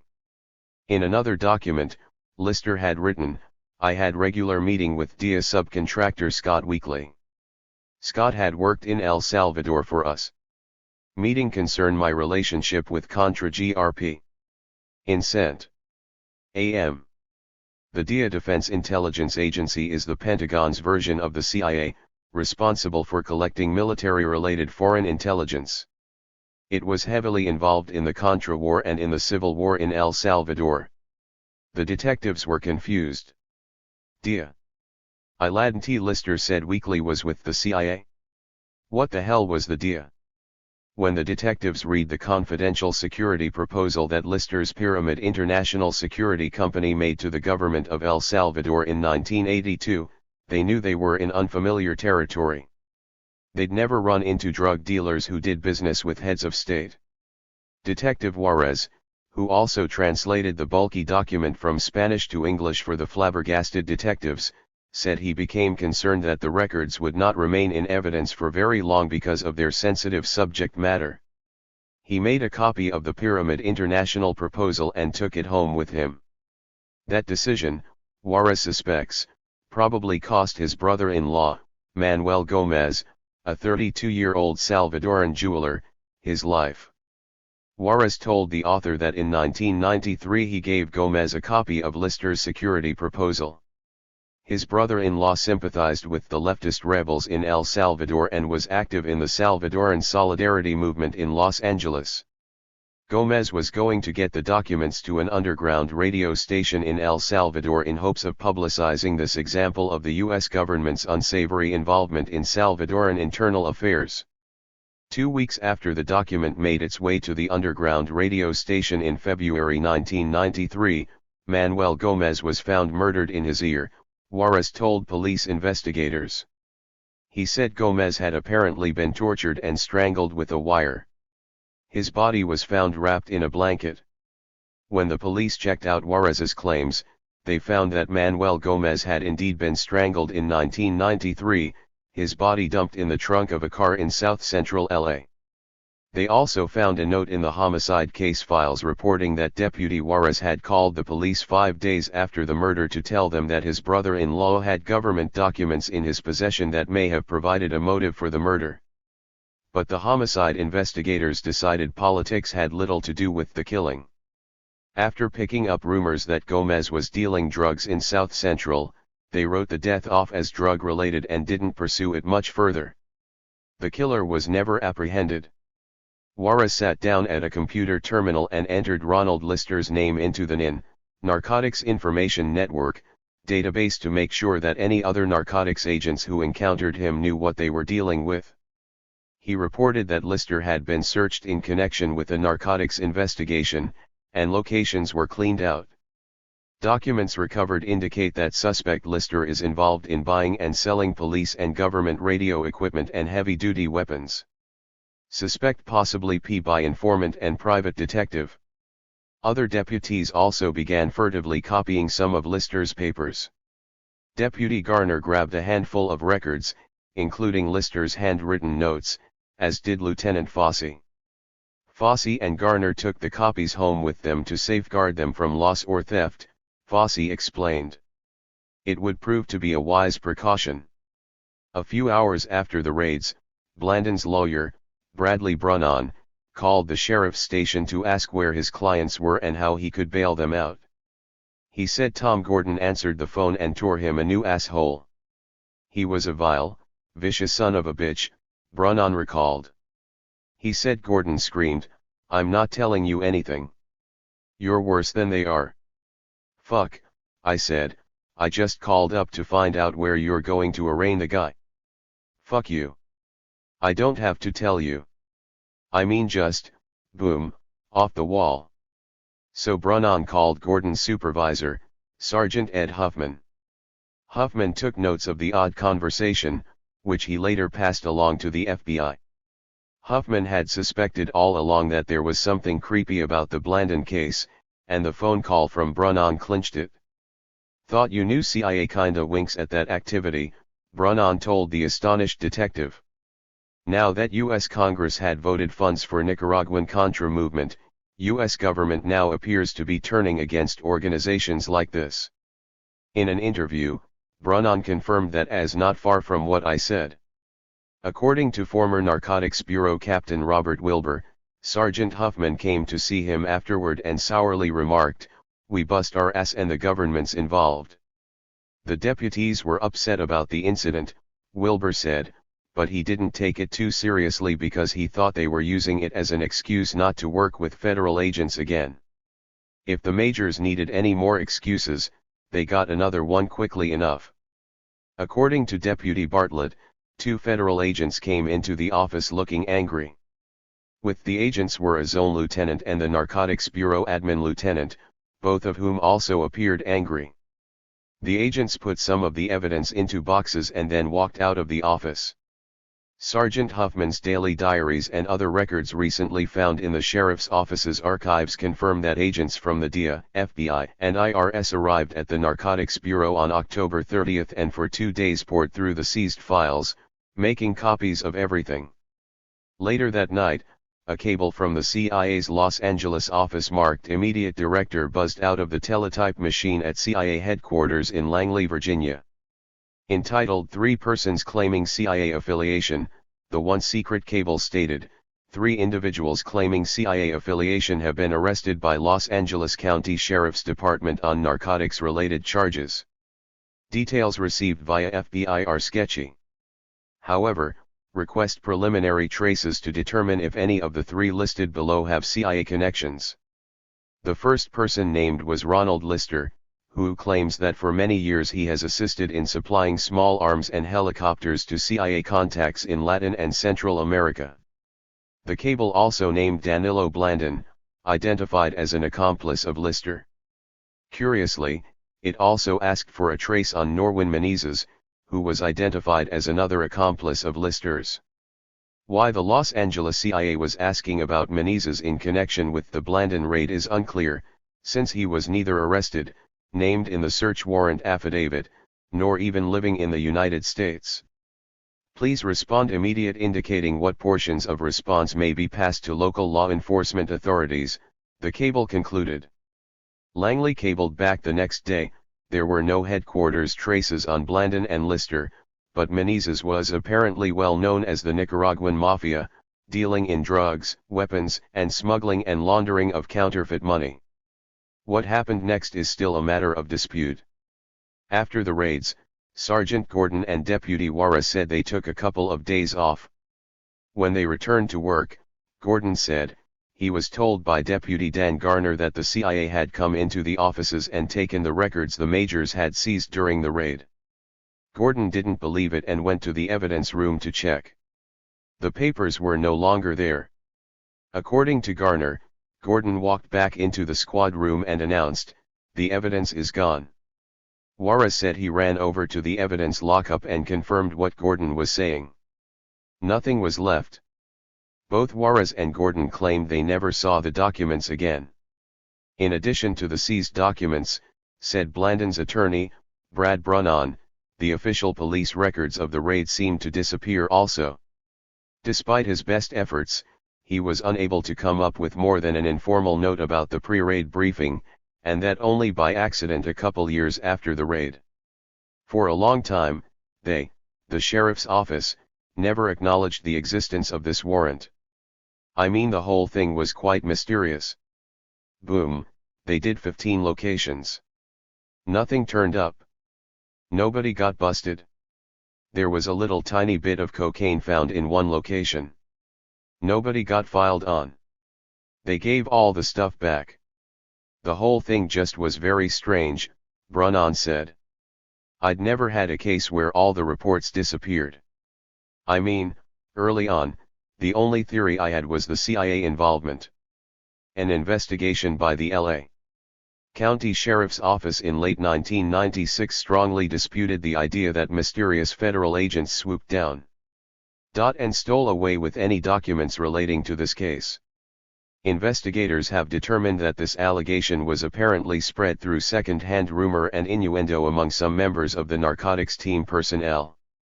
The department said that for each item seized, there is a consistent paper trail. The paper trail, however, raises more suspicions than it quiets. If the sheriff's office files are accurate, nearly all of the seized evidence was given back to Blandon and Lister within days of the raid, and apparently no copies were retained by the department, even for intelligence purposes. The sheriff's 1996 investigation failed to find a single document that had been seized during the raids. As for the piles of copies made by the federal agents in the days following the raids, nearly all of those have disappeared also. According to the Justice Department Inspector General, neither the DEA, the FBI, or the U.S. Attorney's Office could locate a single one of the more than 1,000 pages of documents the agents copied. The IRS, fortunately, still had some stashed away. All of the property that wasn't claimed, including the cocaine and the weapons manuals, was allegedly destroyed within 6 months. That destruction occurred while the investigation was still listed as open and active. As Jerry Guzzetta had done earlier, the L.A. County Sheriff's Office soon concluded that the Blandon case was just too big for it to handle alone. Sergeant Huffman did not believe it was the proper responsibility of the L.A. Sheriff's Department to investigate the activities of the CIA, he said. He and his superiors felt it would be more appropriately handled by federal agencies from that point because there was evidence that there was a continuing narcotics trafficking organization which involved a very large geographical area. When the U.S. Department of Justice stepped in and offered to adopt the investigation, the majors had no objections. Sergeant Gordon, in fact, was no longer around, having been promoted and transferred out of the majors. According to Sergeant Huffman's notes, one of the first things the federal agents did was to put Gordon's bombshell search warrant affidavit under court seal, which kept it from becoming public. The affidavit also disappeared from the sheriff's office case files and was never found again. In 1996, Sheriff Sherman Block sheepishly admitted that his investigators were unable to locate a copy of the affidavit in the department's files and had to use the author's copy, which had been posted by the San Jose Mercury News on its website. And again, the only reason that copy existed was because an officer took a copy of the affidavit home shortly after the raid. Huffman was then informed that no charges would be filed against Blandon, to protect the ongoing investigation and informants. Despite being caught red-handed with cocaine and admitting it was his, the drug kingpin was set free. Federal prosecutors interviewed called that a stunning decision, given Blandon's stature as one of L.A.'s biggest traffickers and the fact that he was in the U.S. seeking political asylum at the time. The mere fact of the arrest should have been enough to deport him, his wife, and every other Nicaraguan implicated. If he was a major trafficker and we got him with even a little bit, he'd have been prosecuted, said former federal strike force attorney Brian Layton, who worked in Central California during those years. You could also charge him with conspiracy, because in conspiracy cases you don't need any dope. I've done plenty of no-dope conspiracy cases. Just because he has only a half a gram doesn't mean you let him go. But Blandon was not merely turned loose. On December 10, 1986, he has said, he was formally notified that the case against him had been dropped and that there would be no charges filed. That day, records show, he drove into Los Angeles and hired a lawyer to file an application for permanent residency with the Immigration and Naturalization Service, which would make it much more difficult to deport him in the future. Blandon's choice of attorneys was interesting. He hired a man who was then under federal indictment for immigration fraud, and a cocaine addict to boot. Just a week before Blandon retained him, attorney John M. Garassi had been charged with illegally smuggling Iranian scientists into the United States. Garassi's lawyer, Roy Koletsky, said Garassi had a pipeline into the Iranian community and had been bringing Iranians into the States since around the time the Shah was deposed. He had a number of Iranians working in his office. They spoke Farsi at the office. At Garassi's disbarment hearing, it was alleged that he had been crisscrossing the globe in his quest to get Iranians into the United States, creating phony immigration records with an apparently genuine stamp from the Iranian Ministry of Justice and referring clients to an expert document forger. He was also accused of cheating clients of money. Garassi repeatedly stated he believed he had a duty, emphasizing repeatedly the word duty, to bring these people, most of his visa clients are Iranian, into the United States, a California Bar Association report stated. He strongly inferred that he would pursue that duty even against their expressed wishes. Koletsky had no idea what duty Garassi was talking about, he said, and Garassi did not respond to interview requests. After one mistrial, he was convicted in 1987 of making false statements and sent to federal prison for a year. Blandon's application for permanent residency, which disclosed his membership in an unnamed anti-communist organization, reported that he had been arrested for possession of drugs and weapons in October 1986 but added, they didn't find nothing. Under outcome of case, Blandon wrote, no complaint filed. They exonerated me 12-10-86. On December 11, 1986, one day after Blandon says he was exonerated, the director of the FBI sent a long teletype to the CIA's deputy director for operations and the director of the DIA. The teletype said the FBI was doing an investigation focused on a cocaine distribution operation principally comprised of Nicaraguan nationals. Significant quantities of cocaine are reportedly distributed throughout the West Coast. Furthermore, information provided to FBI Los Angeles indicates that subject Ronald J. Lister has made statements concerning his CIA contact, identified by Lister as Mr. Weekly. Investigation has also identified documents indicating that Lister has been in contact with Scott Weekly of the DIA. The CIA replied that it had information only on Menezes and Murillo. The DIA claimed it didn't know anything at all. But that didn't keep Riverside FBI agent Doug Auckland from digging a little further. He decided to do some checking on Mr. Weekly, Ronald Lister's alleged CIA contact. Scott Weekly is an arms dealer in San Diego, the agent told Sergeant Huffman in mid-January 1987. Can't confirm Weekly is or isn't CIA connected. But that was only because Auckland wasn't asking the right people, his own bosses in Washington.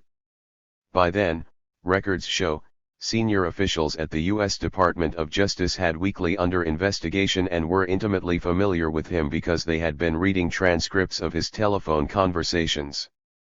Those transcripts suggested that Scott Weekly was connected not only to the CIA but to the National Security Council and the U.S. State Department as well. 19.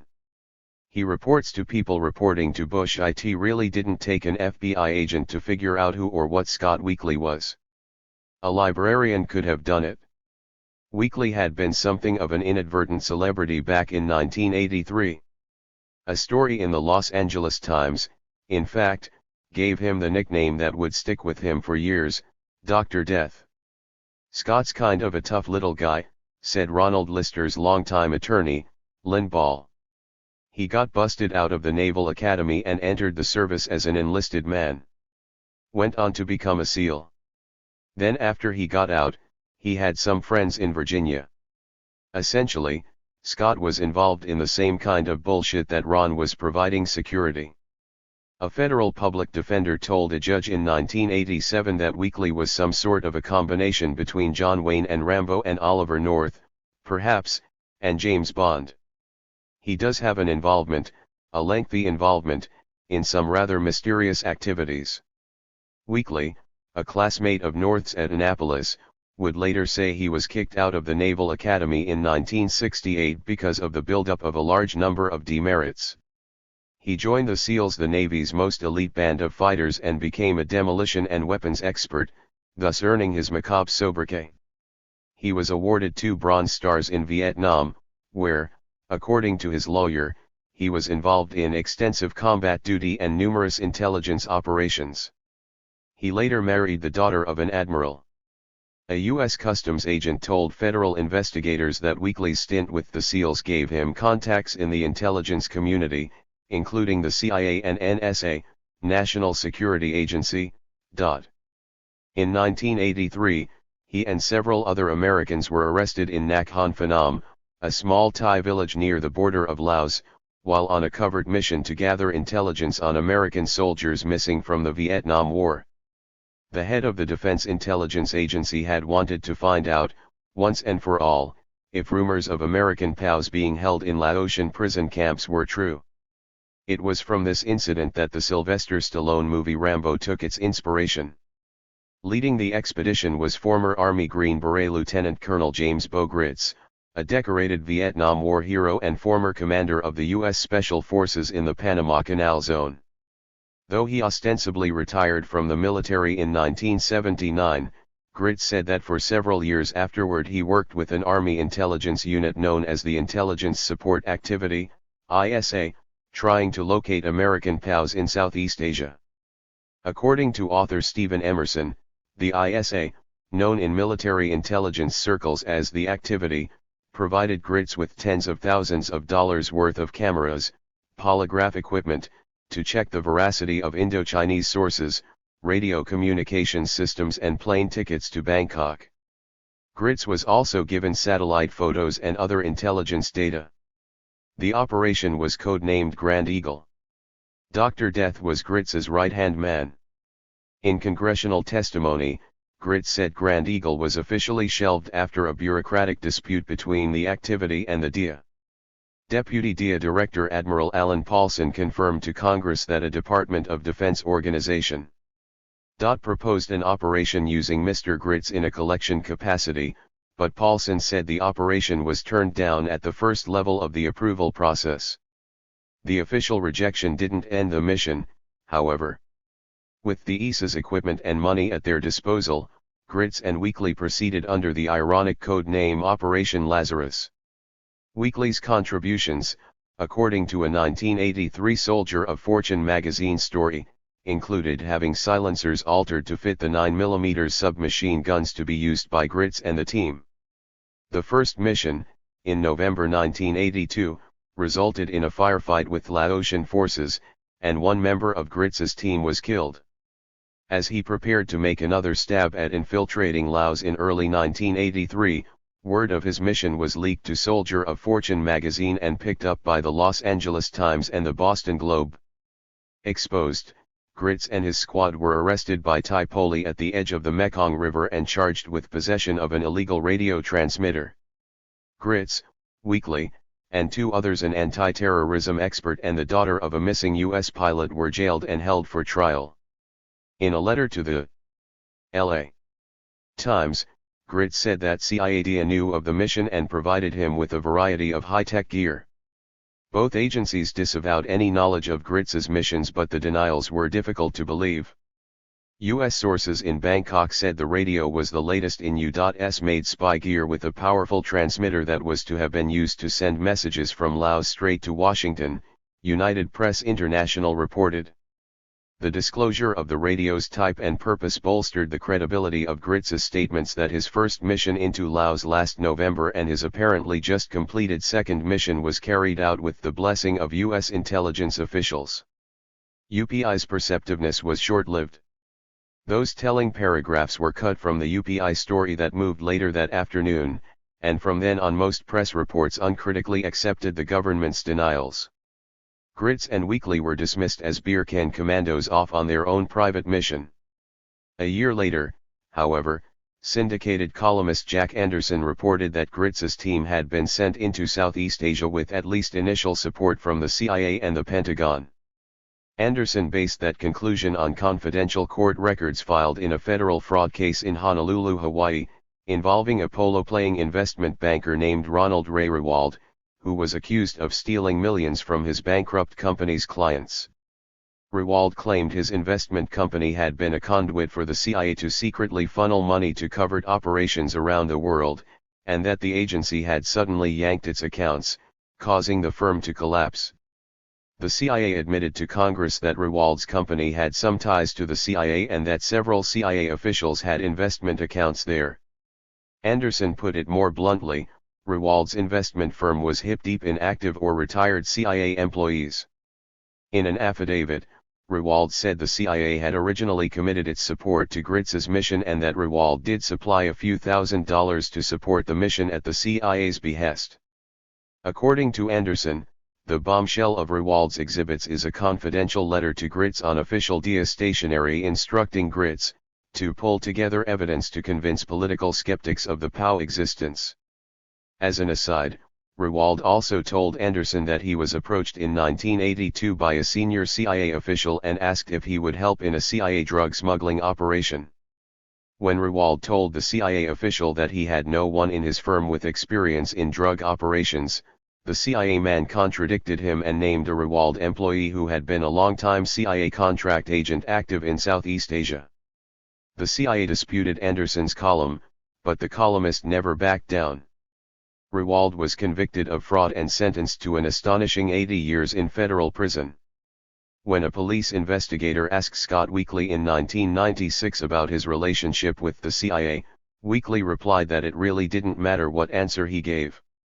There was no way the police could ever confirm it. He also agreed that if he was in the CIA, he wouldn't tell me anyway, the officer wrote. In 1998, the CIA Inspector General reported it could find no evidence that Weekly had any relationship with the CIA. Another officer tried to check out Weekly's military background by calling the Office of Veterans Affairs in Los Angeles. According to his report, an odd thing happened. Scott Weekly's name was found in the database.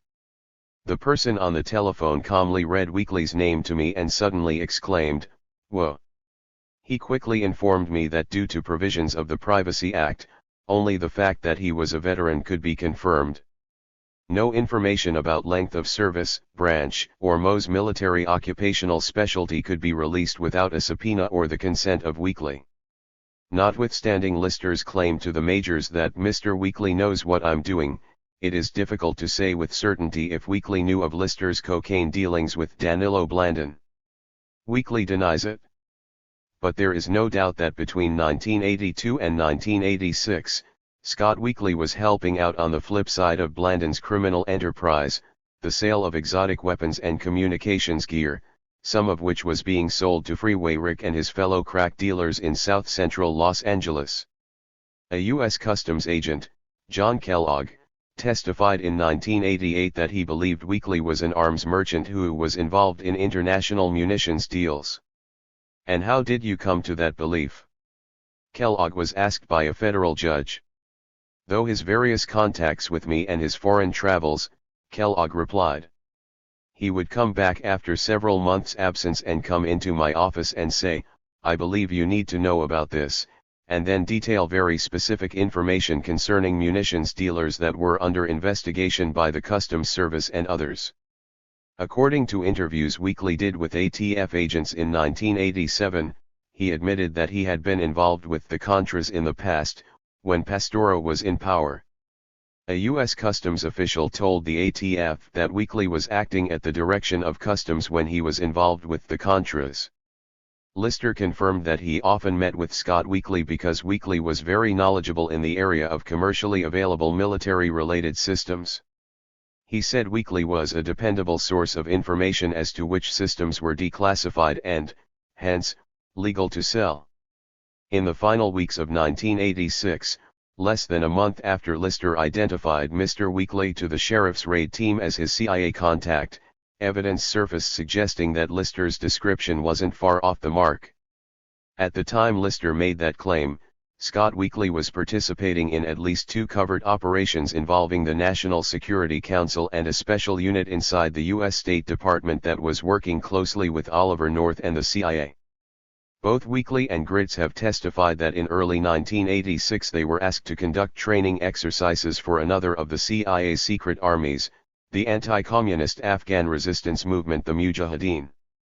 Before undertaking that mission, they said, they sought and obtained the approval of 2 State Department officials in Washington, William R. Bode, a special assistant to the Undersecretary of State for Security Assistance, and Bode's aide, Army Colonel Nestor Pino Marina. Eugene Wheaton, a former Air Force security expert who knows both men personally, believes Bode and Pino were CIA agents working under State Department cover on the Contra project with Oliver North. That office was CIA through and through, says Wheaton, whose name shows up repeatedly in Bode's daily agendas and Oliver North's notebooks during 1985–86. There is some independent evidence to support Wheaton's conclusions.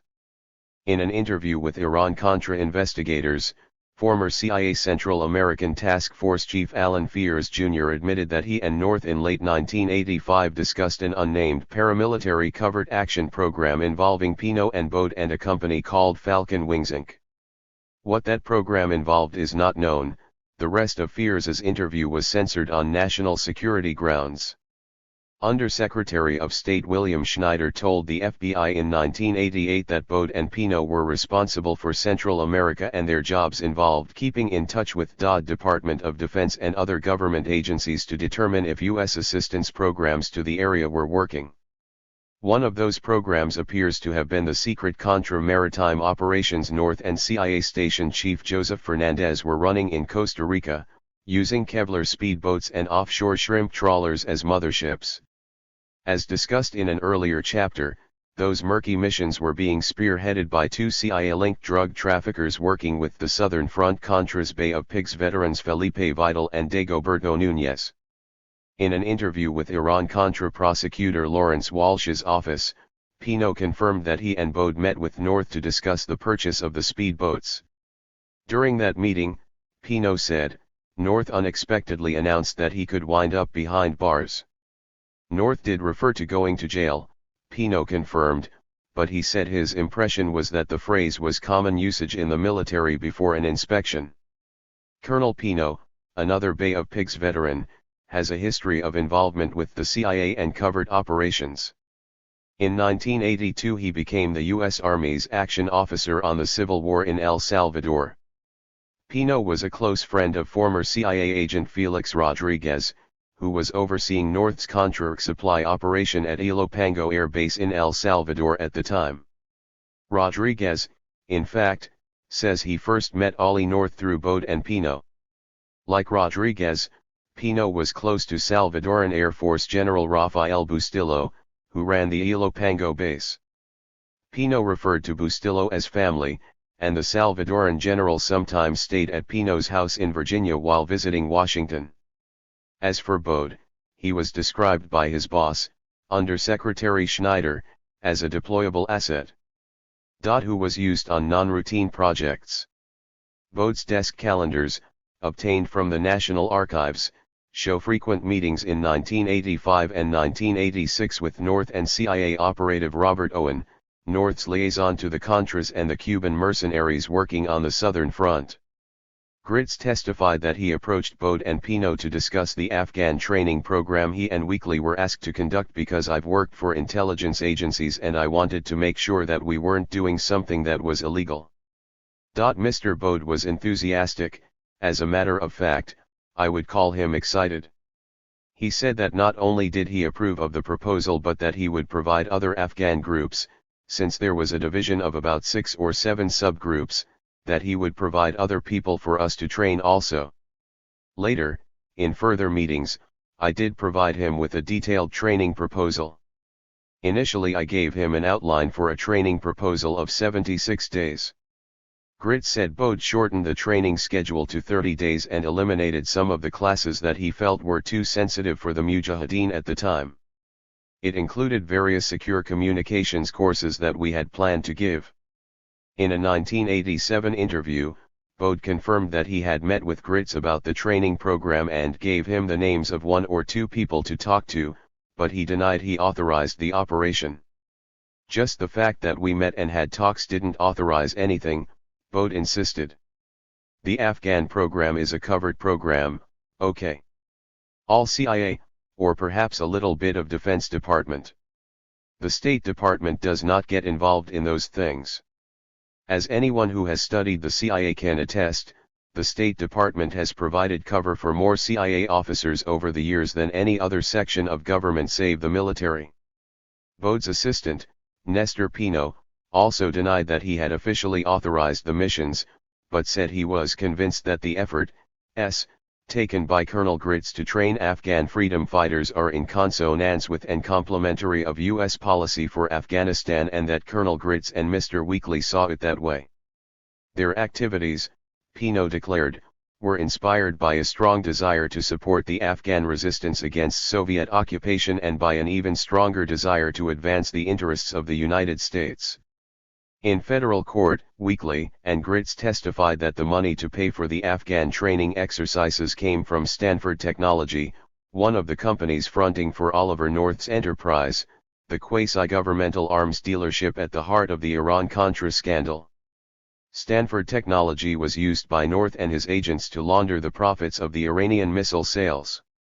During the Iran-Contra deposition of Stanford Technology's owner, Albert Hakim, he admitted that approximately $900,000 from his various front companies was paid out for miscellaneous projects at the request of Lt. Col. North. In late 1986, Gritz and Weekly's training program conducted in the Nevada desert on land owned by the federal government was accidentally exposed by a law student in Oklahoma City who was married to a policeman. She was sitting in her apartment one night when Weekly and this cop show up with 200 pounds of C4 plastic explosives, recalled former federal prosecutor Stephen Korotash, who handled the case. They were looking to store it somewhere. She happened to mention it to her father, and Dad called the ATF Bureau of Alcohol, Tobacco, and Firearms. The ATF learned that Weekly had loaded the C4 aboard 2 commercial passenger flights to Las Vegas and then left the country.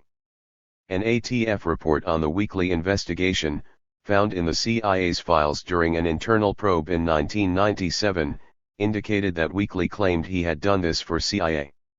ATF agents initially suspected that Weekly might be a terrorist until they got a look at his long-distance telephone records for September and October of 1986.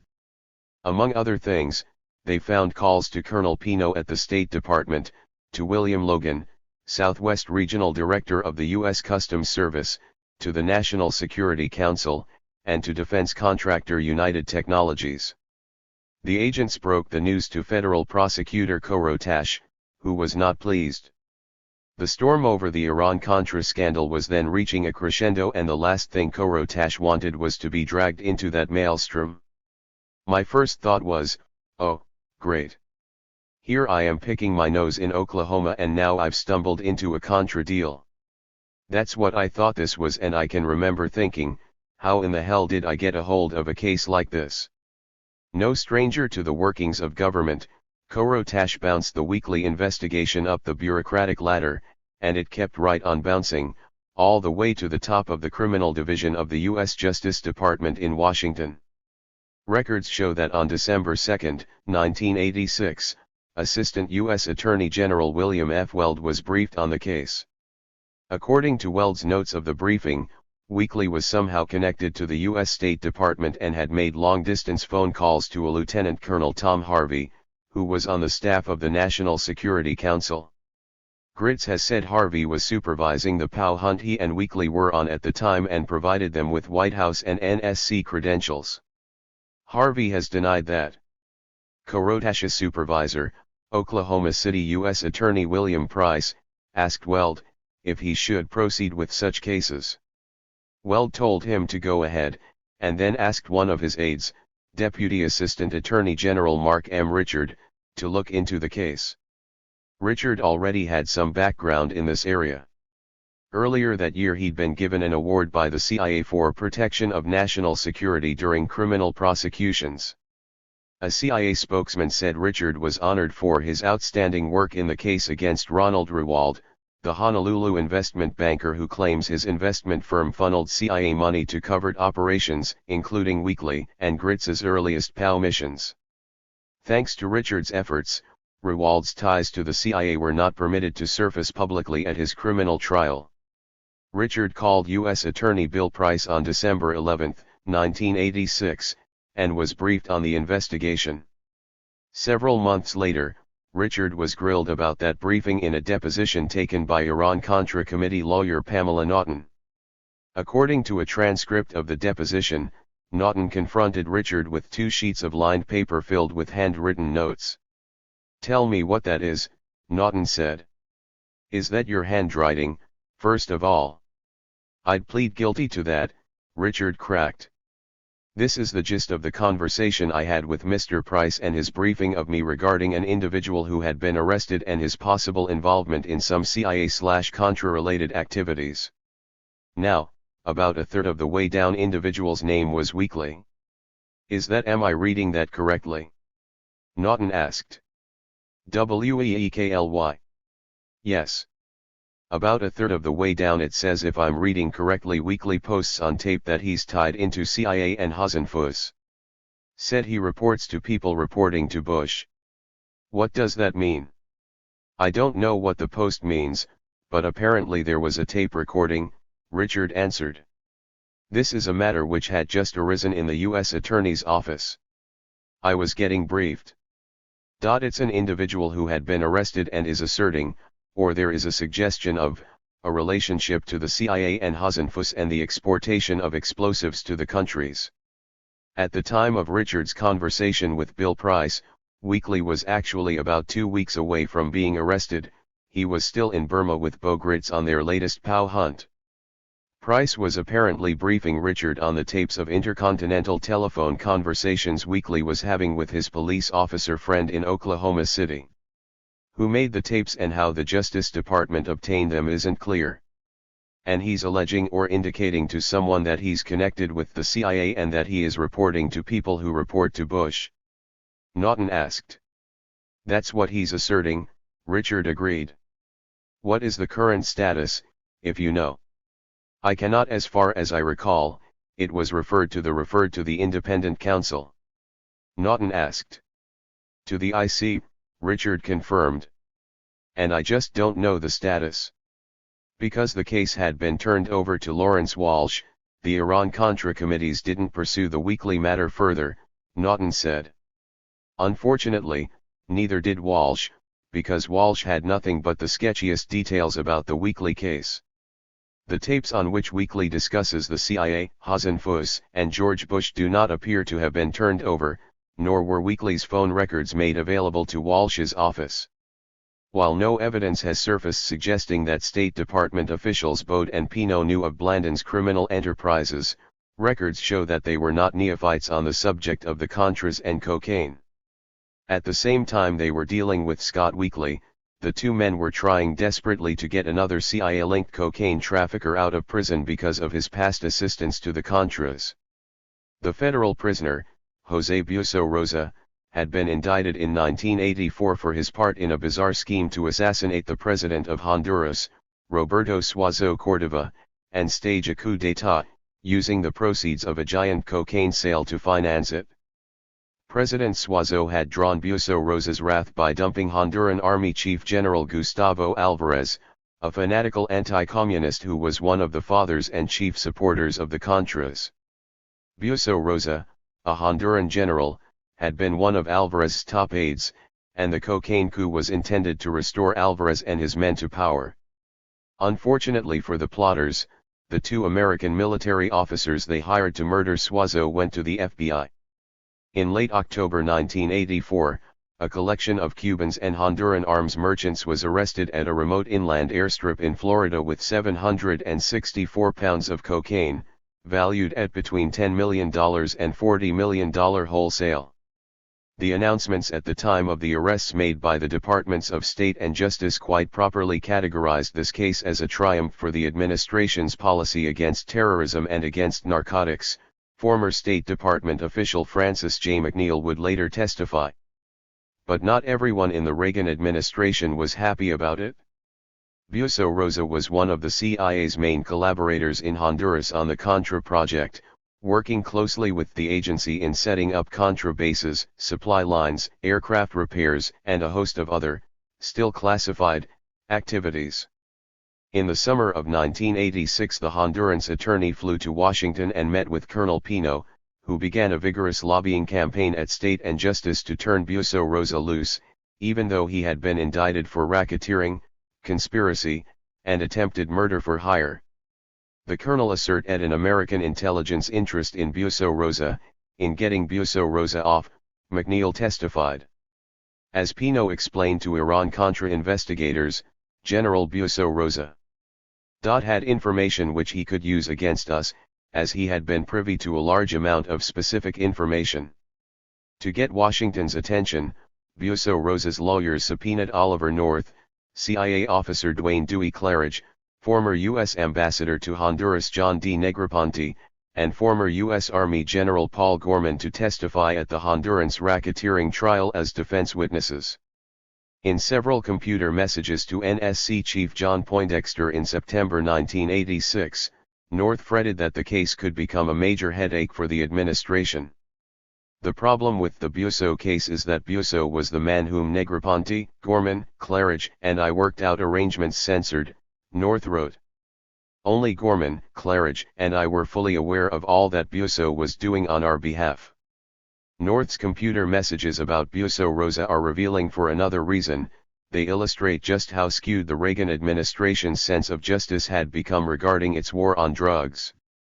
At the same time Reagan and Bush were whipping the American public into a frenzy over street corner crack dealers, North and other top administration officials were livid that Buso Rosa had even been charged with a crime. Justice is justifiably upset that none of this info was made available to them prior to indictment or before/during trial, North griped.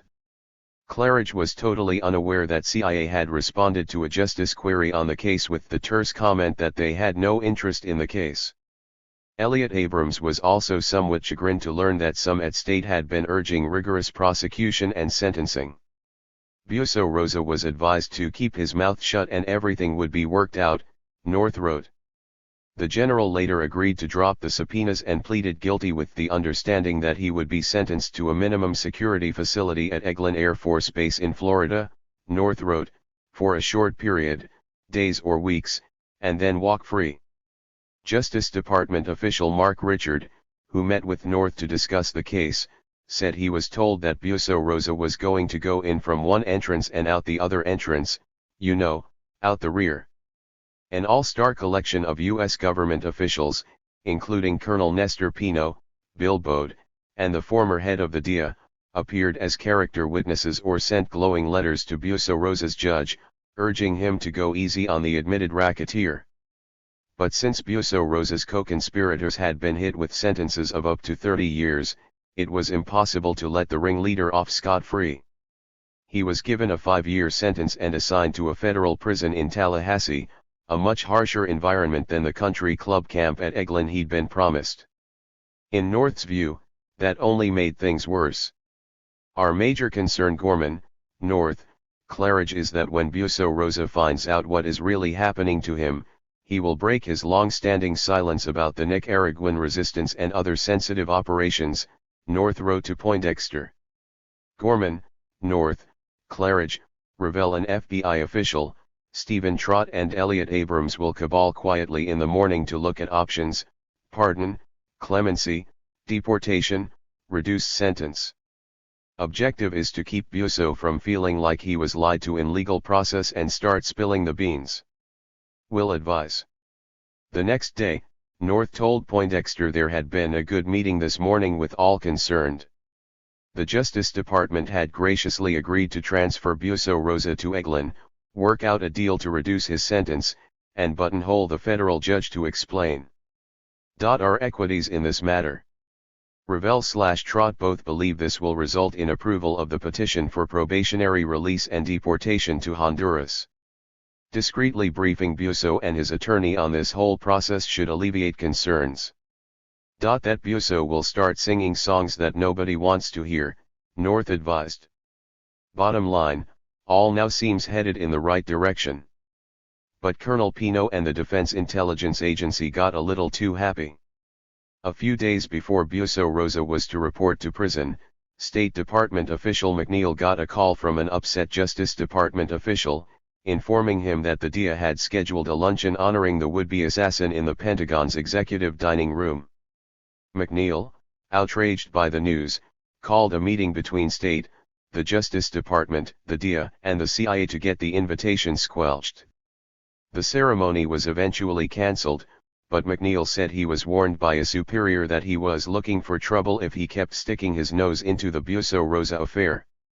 It was very nasty business, McNeil, a former U.S. ambassador to Costa Rica, would later testify.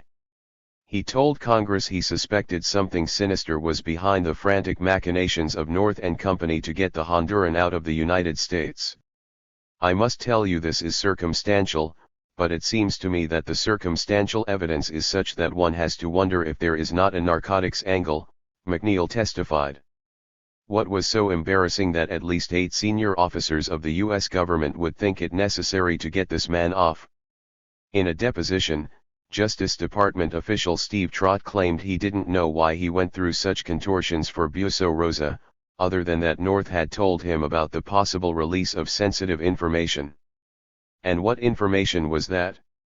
I never got into the substance of what it was, Trott claimed. Whatever it was, Busso Rosa held his tongue, and after doing 3 years at Eglin he was shipped back to Honduras.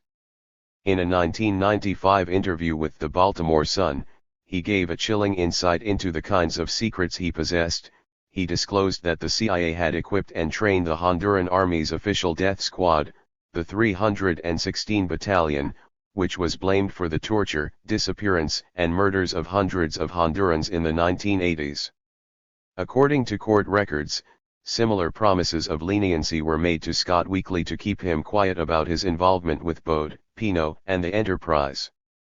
As in Busso Rosa's case, the efforts looks particularly unseemly, given the fact that, at the time they were undertaken, Weekly was under federal investigation in connection with Danilo Blandon's cocaine ring, something that was known at the highest levels of the CIA, the Justice Department, and the DIA. On December 21, 1986, just 2 days after independent counsel Lawrence Walsh was appointed to investigate the burgeoning Iran-Contra scandal, Weekly got a call at his home in San Diego and was asked to meet with federal agents at a room in the downtown Holiday Inn, overlooking the harbor. Weekly had just returned from his latest row hunt with Bo Gritz, allegedly on behalf of the NSC, but he discovered that the agents accompanied by Oklahoma City federal prosecutor Steve Korotash didn't want to discuss that. They wanted to know about the C-4 he'd placed on the airliners before he departed for the Far East. When Weekly explained that the C-4 had been safely detonated in the Nevada desert, he said the prosecutor offered him a deal: if he kept quiet and pleaded guilty to illegally transporting the C-4 to Las Vegas, he would be released on unsupervised probation, and the case would be closed. One of the points specifically that we agreed on was that this investigation would start and stop with me, and that it would not affect other or involve other personnel, Weekly later testified. Prosecutor Korotash denied making any such promises. The next morning Weekly and Korotash flew to Oklahoma City, where the prosecutor began hurriedly telling me all the answers I was to give to the officials. And emphatically told me if things got out of hand he would answer for me or direct my answers. Weekly said Korotash advised him to lie low and keep mum. Weekly went before a federal judge that afternoon and, without ever having spoken to a defense lawyer, tersely pleaded guilty to interstate transportation of explosives. Under Korotash's gentle questioning, he admitted to shipping plastic explosives on 2 commercial airliners to Las Vegas but was never asked why. Korotash helpfully pointed out that the passengers were never in danger and asked that Weekly be released from custody without having to post bail. Federal Judge Ralph G. Thompson said it was not routine that people be released on bail in cases of this kind, but he acquiesced. The hearing was over in a matter of minutes and Weekly was soon on his way home with the whole episode safely behind him. Or so he thought. Then Bo Gritz began shooting his mouth off about the CIA and drugs. Following his last POW foray, the super patriot had come home radicalized.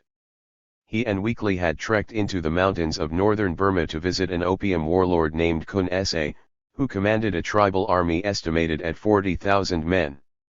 Gritz has said their primary mission from Colonel Harvey at the NSC was to check out a tip Vice President George Bush had received, suggesting that the warlord knew something about missing American servicemen in Laos.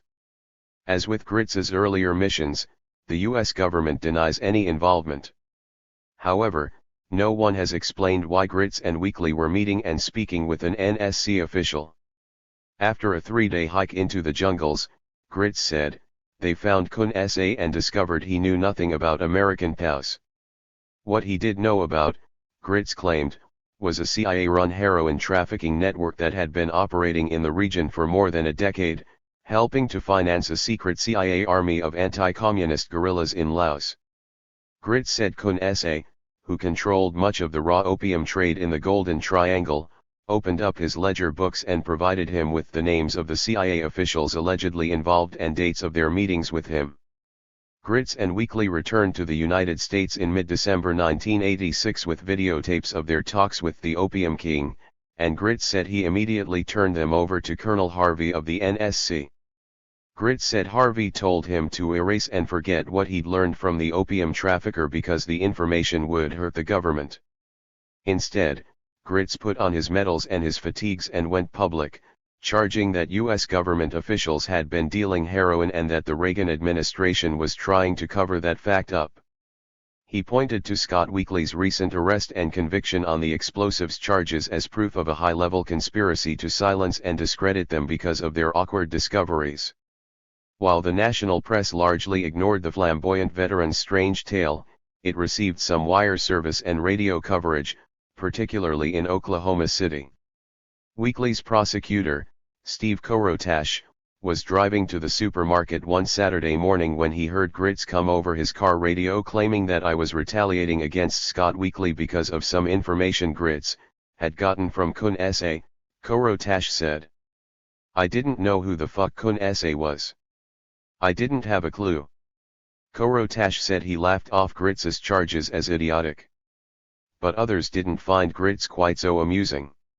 A month later, federal agents raided his house in Sandy Valley, Nevada, hauling away boxes of paperwork. Simultaneously, Weekly began receiving pressure from prosecutors to implicate Gritz in the illegal transportation of the C4 to Nevada, he said. Weekly refused to cooperate, arguing that he'd made a deal not to finger anyone. Weekly was protecting the hell out of Bo Gritz, former U.S. Attorney Price confirmed in an interview. I mean, that's what really pissed us off.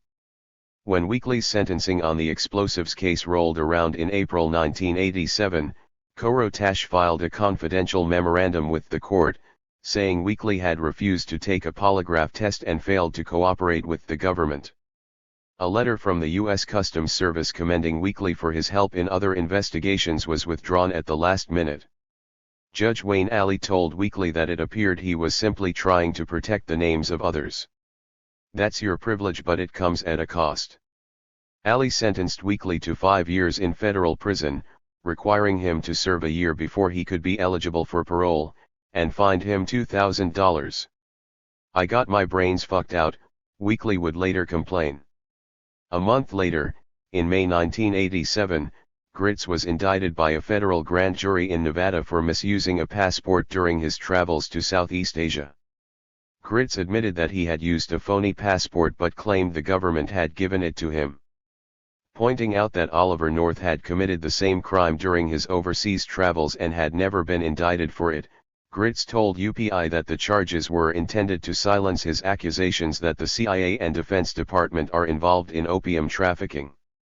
Gritz and his attorney vowed to turn his trial into an expose of government drug dealing, but things never got that far. The charges were dismissed by a federal judge before trial. After spending 14 months in prison, Scott Weekly was ordered released after a hearing revealed that he had indeed been working for the U.S. government at the time of his offenses, and had also been working as a U.S. Customs informant for many years. He was placed on probation, with the unusual caveat that he report any future contact with any officer or employee of the Department of State, the Department of Defense, the Central Intelligence Agency or any other intelligence agency of the United States. While the Justice Department pounced on Gritz and Weekly for what seemed to be trivial violations of federal law, it showed no such zeal when it came to pursuing Danilo Blandin and the South Central LA drug gang. That investigation, though it involved massive amounts of cocaine and millions of dollars in ill-gotten gains, couldn't seem to generate any interest in the halls of justice. 20. It is a sensitive matter. When all was said and done, the October 1986 LA County Sheriff's raids were a mere irritant to the Nicaraguans. Blandin had lost a thimbleful of dope. None of his people were arrested, and he and Quepeda were out of jail in a matter of hours. He laughed about it, Ross said. I thought it was some pretty bad shit, but he told me there was nothing to worry about. Nobody'd found nothing. Nothing was gonna change. Blandin and Ross continued buying and selling millions of dollars worth of cocaine every week, even as the FBI watched. Records show Blandin was under periodic surveillance through the first half of 1987. Former L.A. County Deputy Susan Bryant Deason, now a Superior Court judge, told police in 1996 that she met several times in the weeks following the raids with Sergeant Ed Huffman of Majors II and federal agents in an effort to keep the Blandin investigation alive. Bryant Deason, the supervising attorney on the Blandinese, had been cross-designated as a special assistant U.S. attorney, which allowed her to prosecute certain federal cases as well as state crimes.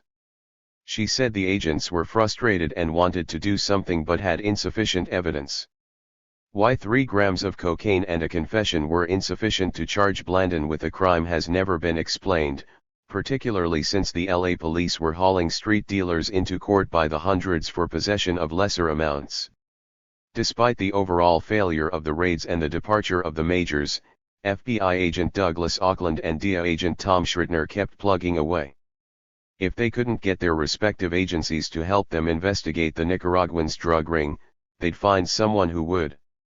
In November, the agents approached the Los Angeles U.S. Attorney's Office and persuaded federal prosecutor Crossan Anderson to take their case to the Organized Crime Drug Enforcement Task Force, OCDTF, a special Justice Department unit that puts together agents from a variety of law enforcement entities to go after major drug trafficking organizations.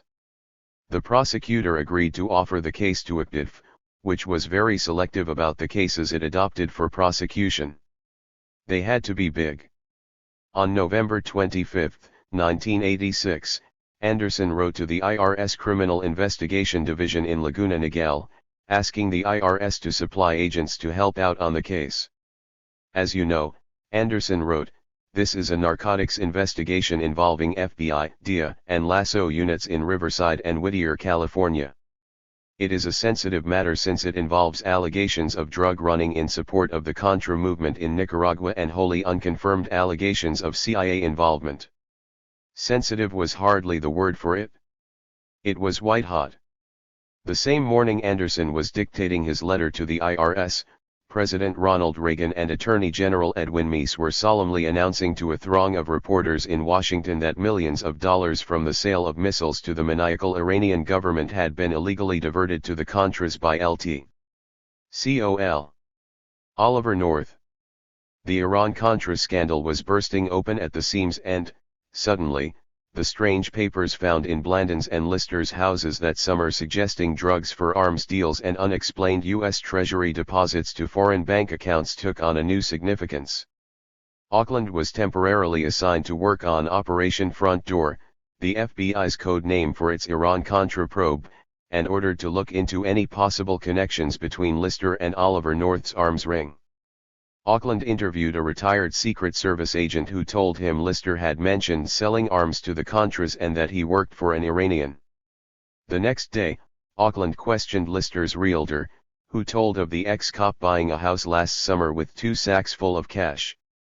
When the realtor asked Lister where the money came from, Lister had informed him that he ran a CIA-approved security business and was raising money for the Contras, which was also CIA-approved.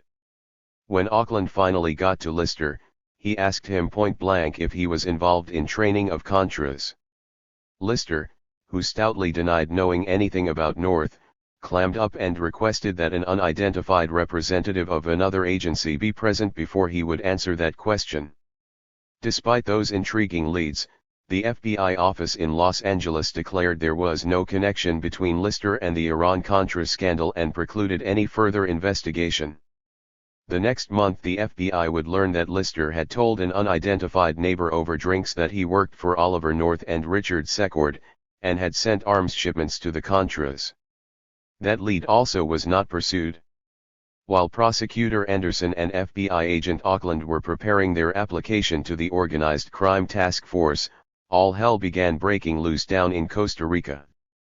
The secretive CIA and Contra operations going on there were suddenly international news, and the little country started crawling with American reporters looking for a scoop. They found all kinds of evidence linking North, the White House, and the CIA to illegal Contra resupply activities. Ilopango was exposed, and North's operatives hastily abandoned their airplanes, their barracks, and their safe houses and fled the country. The Costa Rican government began arresting Contras and Contra supporters for violating Costa Rican neutrality.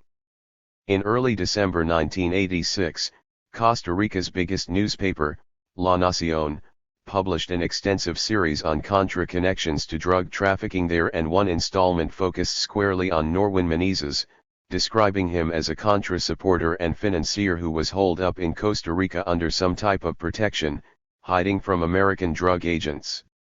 The story sent the DFA office at the U.S. Embassy into a tizzy. Their top-secret informant had just been outed as a major Contra drug trafficker, and not a week had gone by since the Iran-Contra scandal had exploded. If the Costa Rican government, which was becoming increasingly hostile to the Contras, started poking around, it wouldn't take long to discover the drug kingpin's special relationship with the U.S. Embassy. Something had to be done. Menezes' handler, DFA agent Sandy Gonzalez, frantically cabled the DFA office in Los Angeles, asking for permission for Menezes to travel to the U.S. as soon as possible. The newspaper, Gonzalez complained, had said Menezes was being investigated by the Costa Rican government, and the publicity and the specter of deportation had Menezes scared. He was considering going underground, Gonzalez warned, which meant the DFA would lose what appears to be one of the best sources of information to walk into a DIA office in years. On December 21, without waiting for DIA approval, Menezes and his new partner, the longtime CIA agent Roberto, left Costa Rica and flew to the United States. Officially, they were on a mission for the Costa Rican DIA, penetrate Blandon's organization and gather intelligence about its activities, under the code name Operation Perico. But it appears there were other factors behind the D's sudden urge to insert Menezes and the CIA agent into Blandon's organization, to avoid the embarrassment of Menezes falling into the hands of the Costa Rican police and, more importantly, to gather intelligence on just what the impending federal task force investigation in LA could expose if it delved too deeply into Blandon's drug ring.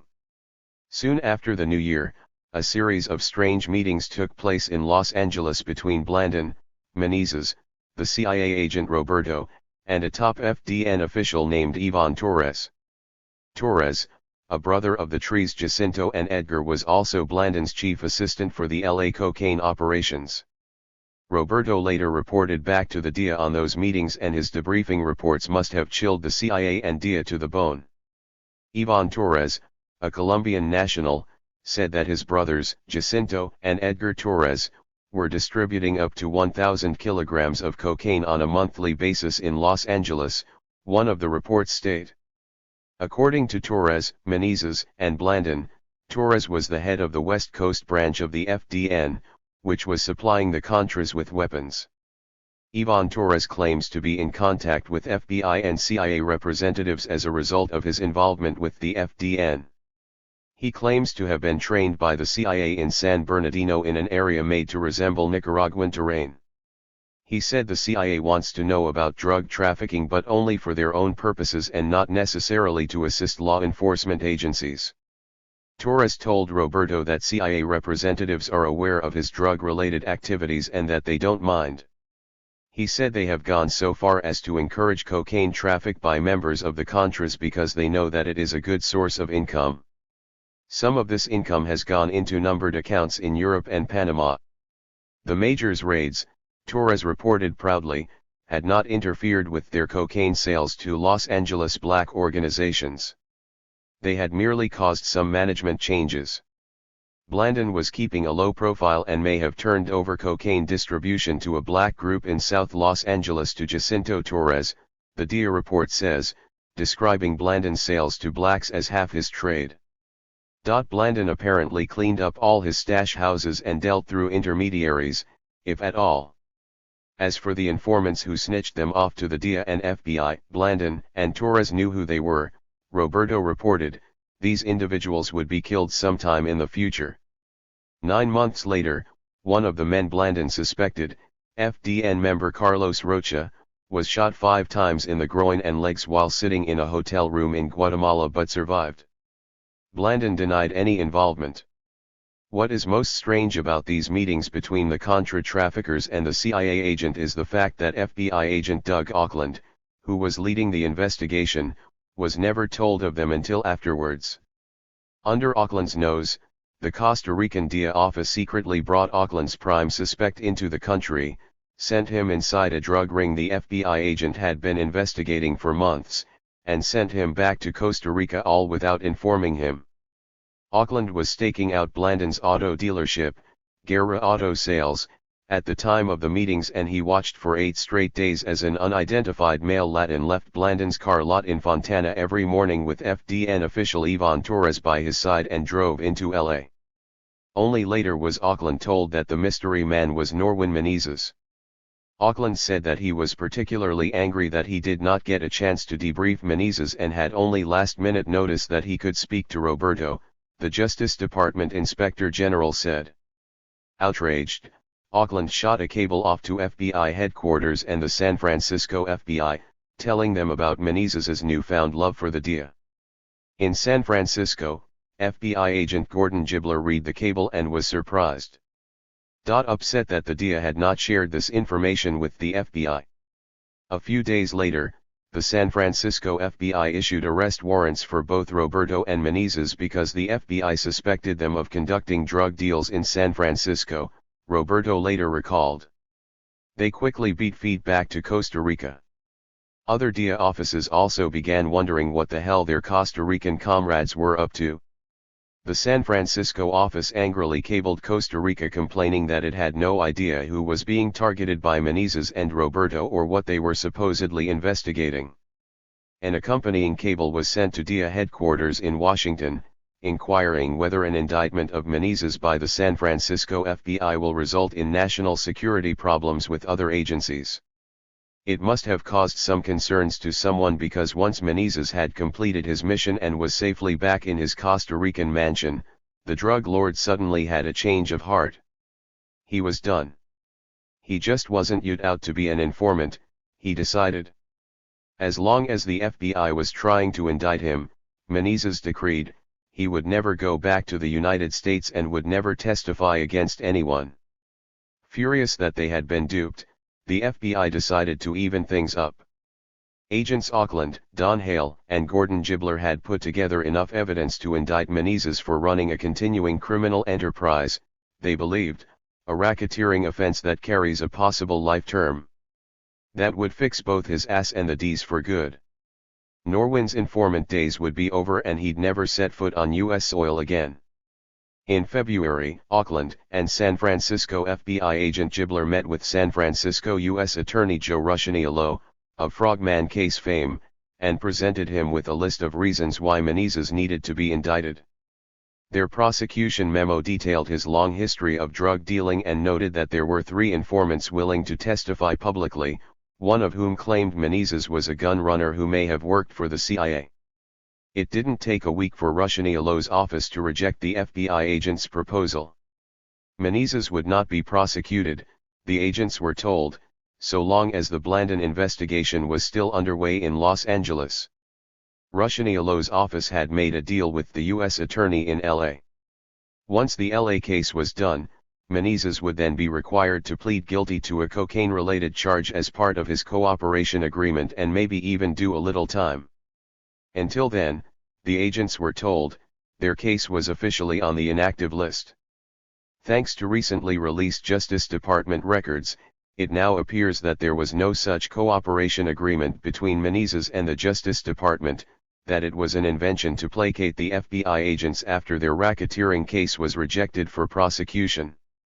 Justice Department investigators could find no record of any such deal, and the two federal prosecutors who were reported to have agreed to the scheme, Crossan Anderson and Eric Swenson, both specifically denied that an agreement ever existed. If no deal existed, then it means that the real reason for not indicting Menezes in January 1987 was something else entirely. More likely, it was fear of the political blow such an indictment would have dealt the Contra program and the Reagan administration in their darkest hour. The fact that the DEA was asking if Menezes' indictment would cause national security problems for other agencies shows just how wise the agency was to the potential ramifications of the case. And given what else was going on in Washington then, the DEA's nervousness was understandable. Iran-Contra was becoming more scandalous every day, and the chances were increasing that the Contra drug issue was going to be dragged out of the shadows and exposed to the Klieg lights of a head-hunting media. An item in the January 13, 1987 Washington talk column of the New York Times, headlined "Drugs and the Contras," gives an idea of just how horrifying official Washington found that prospect. Some senators say that any official inquiry on this topic, and how much if anything American officials knew about it, at this time would create such an uproar that it could derail the main thrusts of the Senate inquiry, to sort out the Reagan administration's secret arms sales to Iran and diversion of profits to the Contras, the Times reported. With the San Francisco FBI now out of the picture, it was once again up to Riverside agents Auckland and Schrittner. Though their investigation had been burned, undermined, compromised, and backstabbed every step of the way, they still thought they had a few tricks left. For instance, they had Menezes' CIA sidekick, Roberto, who had already successfully penetrated the drug ring once. If he was supposed to be working for the DEA, they wanted him back on the job. In March 1987, Tom Schrittner called DEA agent Gonzalez in Costa Rica and told him to send Roberto back to California to infiltrate the Blandin organization. But Gonzalez had more bad news about his pair of informants. Roberto wouldn't come to California without Menezes, and Menezes wouldn't come back as long as the FBI was looking for him. Gonzalez told Schrittner he was so exasperated with Menezes he'd already gotten rid of him as an informant and would have no further contact, despite having deemed him an extraordinarily productive source only a few months earlier. Sorry, boys. The agent's investigation sputtered along in this fashion for several more months. In May, federal prosecutor Crossan Anderson called Gonzalez in Costa Rica and told him to get Mr. CIA to California so he could be questioned by the agents. Gonzalez replied that he didn't think Roberto would ever come to California but promised to pass along a message. And by the way, Gonzalez added, he was being transferred to Bolivia and someone else was going to be handling the case from now on. Only after months of pressure from DEA headquarters did Roberto finally agree to come to Los Angeles to meet with Schrittner and Auckland. According to Auckland, the operative quickly made it clear that he would not testify. He was still willing to make introductions, but that was it. He was also tight-lipped about anything else he'd heard of Blandin's operation and did not appreciably add to the information he had already given. He did point out that the majors had missed $850,000 in cash Blandin had hidden in a safe in the bottom of his swimming pool. And he said FDN official Ivan Torres was bragging that the FBI was keeping him fully informed of any police investigations against Blandin and himself. A few days after those dispiriting debriefings, on July 17, 1987, Crossan Anderson pulled the plug on the active investigation. It had lasted less than 7 months and had accomplished nothing except to provide a cover for Menezes and his CIA associate to visit the US and create suspicions that they were dealing dope. Even though the FBI had shelved a promising case against Menezes in San Francisco to ensure his cooperation in this one, the drug lord had proven virtually worthless. Auckland lambasted the DIA in his case-closing memorandum and in later interviews with Justice Department inspectors. This case may have been viable with the assistance of DIA, Auckland wrote on September 16, 1987. However, without that assistance, further efforts will not be worthwhile. Auckland was so frustrated with the case, he told the Justice Department, he was glad to get rid of it. He was not getting sufficient help from the FBI in Los Angeles, Miami, or elsewhere with the case. He did not think he was getting cooperation from the DIA in Costa Rica. Auckland packed up his files on Blandon and shipped them to the Miami FBI office in the vain hope that an agent there might be assigned to check up on the drug dealer the next time he blew through town. No one bothered. We found no FBI records indicating that the Miami FBI office conducted any additional investigation of Blandon, the Justice Department Inspector General wrote. But once the case was officially shelved, Norwin Menezes miraculously reappeared and, even more miraculously, the DFA hired him back and began issuing him visas that allowed him to travel in and out of the US at will. It was all over. At the height of the American public's outrage over the Iran-Contra scandal, a criminal investigation involving Contra cocaine sales in Los Angeles was dropped by the Justice Department, and a lid of secrecy was clamped on the case, one which would not come off for another 10 years. In 1996, when the author began looking into the 1986 raids, Sheriff's Department officials would initially deny that they had ever occurred. If the Blandon investigation produced anything useful for the LA police, it was the knowledge that Freeway Rick Ross was the man in South Central. In order to make a dent in the crack trade there, they were going to have to shut him down. Back then Ricky Ross was a major dealer and he was affecting South Central LA. He was supplying most of the dope in that region, said Sergeant Robert Sobel, the supervisor of the Major's I Squad. We were hearing from informants about murders and dealing cocaine directly with the Colombians and all kinds of bad things happening in LA. Deputy LAPD Chief Glenn A. Levant felt that it was abundantly clear that Ross was a vital link between major drug suppliers and lower-level distributors and dealers. On January 12, 1987, the Sheriff's Department and the LAPD formally joined forces, creating the Freeway Rick Task Force. It was one of the few times in the history of LA law enforcement that a single man had been the target of a multi-jurisdictional police squad. Prevented from waging war on Blandon, the police lowered their sights and trained them on his best customer. Ricky Ross is a 7'4" Hoover Crip whose success amongst black gang members is well known, the task force's organizational report stated. He has developed a large organization which handles weapons sales, multi-kilo cocaine shipments, and business enterprises as a result of surplus cash. Investments are known to involve real estate, commercial and residential. Though Ross had made a concerted effort to keep a low-profile tooling around town in a Ford station wagon with fake wood paneling, for example by 1986–87 he'd become too successful for his own good. One day, he and Ollie Newell sat down and counted up the money they had stashed in their apartment. It took most of the afternoon, but by the time they were finished, Ross said, they were looking at $2.8 million sitting on the floor, wrapped up in rubber bands. And that was the haul from just one house. They had cash squirreled away in apartments all over Los Angeles. All of his locations had these big, huge solid steel floor safes, said Sergeant Sobel. We had to call a locksmith to get him to drill the things. It took a long time to get in. Ross could no longer hide his fortune, and after a while, he no longer cared to. When he was coming up, he said, I was like this mysterious guy that everybody heard about but nobody knew. Now he began acting like another man he'd seen and admired in the movies The Godfather, doling out favors, buying friendship, buying respect. One LA television station would later run a special report entitled Ricky Ross, gang godfather. He's become quite a heavyweight, LAPD Captain Sandy Wasson told UPI. He's sort of a local hero in the same way the drug cartel leaders are. He employs people. He spends a lot of money in the area and he owns a lot of property either through himself or through his family. One of Ross's lieutenants, Cornell Ward, later tried to explain it to ABC News by saying, he was a good bad guy. And the whole community saw him that way. Correspondent Forrest Sawyer asked. Exactly. God, that's hard to believe, Sawyer sputtered.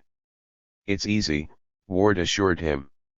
All you have to do is just go through the neighborhood and see. So Sawyer did, interviewing people who described Ross as a well-liked person in the area. They told of the crack king buying new hoops and backboards for the neighborhood parks, field lights, uniforms for local teams. He bought turntables and sound equipment for struggling rap artists, and supplied the eggs for the neighborhood Easter egg hunt. He paid for new pews and an air conditioner for his mother's South Central church and sponsored a semi-pro football team. Any panhandler on the street would walk away with a wad of bills if he was lucky enough to bump into Freeway Rick. Everybody likes him, man, because he helps a lot of people, one South Central resident told the ABC News crew. And the brother ain't really done nothing. It's just that he sold dope. James Gallipo, a veteran probation officer in South Central, told the LA Times that Ross was more like a Robin Hood type guy. You never heard of him getting high or drinking or beating women or dealing dope to kids. The guy really had a reputation for helping people out and giving money back to the community. That popular opinion, along with his wealth and success, made Ross an ideal target for the LA Law's first concerted attack on the crack suppliers of South Central. According to task force records, the police believed that cutting Ricky Ross down to size would not only be a propaganda victory for law enforcement but would send a message to up-and-coming gang members that success is not guaranteed at any level. To successfully conclude an investigation aimed at Ricky Ross and his associates will be the genesis of future efforts directed at mid-level drug suppliers, the task force's initial report stated. Success will send notice to others, and that they are vulnerable and law enforcement can and will escalate the enforcement effort. The cops estimated they would need 60 days to infiltrate and conclude enforcement efforts to bring Ross's empire to a semi or total conclusion. The sheriff's department assigned 5 narcotics detectives, and the LAPD contributed 4, all of whom were selected for their respective talents including knowledge of gangs and narcotics expertise. Because Majors I had been sniffing around Ross since mid-1986, its supervisor, Sergeant Robert Sobel, was put in charge of the Freeway Rick task force. Sobel, a short, hard-charging narcotics detective, was nicknamed El Diablo by his men because of his fierce demeanor and penchant for working his detectives hard. He kind of fancied himself as a tough guy. Some guys, when they get a nickname, they say, "Don't call me that." But he kind of liked that one, said one of his former subordinates. He'd stay out 2 or 3 days in the field. If he told you to be there at 7 in the morning, he'd be there at 6.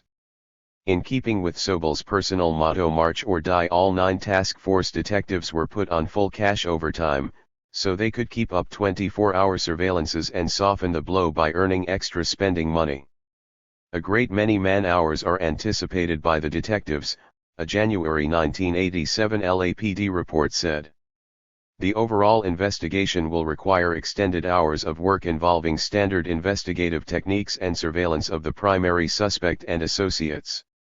For Task Force Detective Steve Pollock, who had been working the streets of South Central since the dawn of the crack era, nailing Ricky Ross became his personal mission in life. He made no bones about his feelings toward the young dealer, he hated him. What he did, he poisoned tens of thousands of people. He overdosed them. He killed them. There are a lot of crack babies out there now because of him, said Pollock, who holds Ross personally responsible for starting the LA crack plague. Yeah, I could say he caused it. There's no telling how many tens of thousands of people he touched.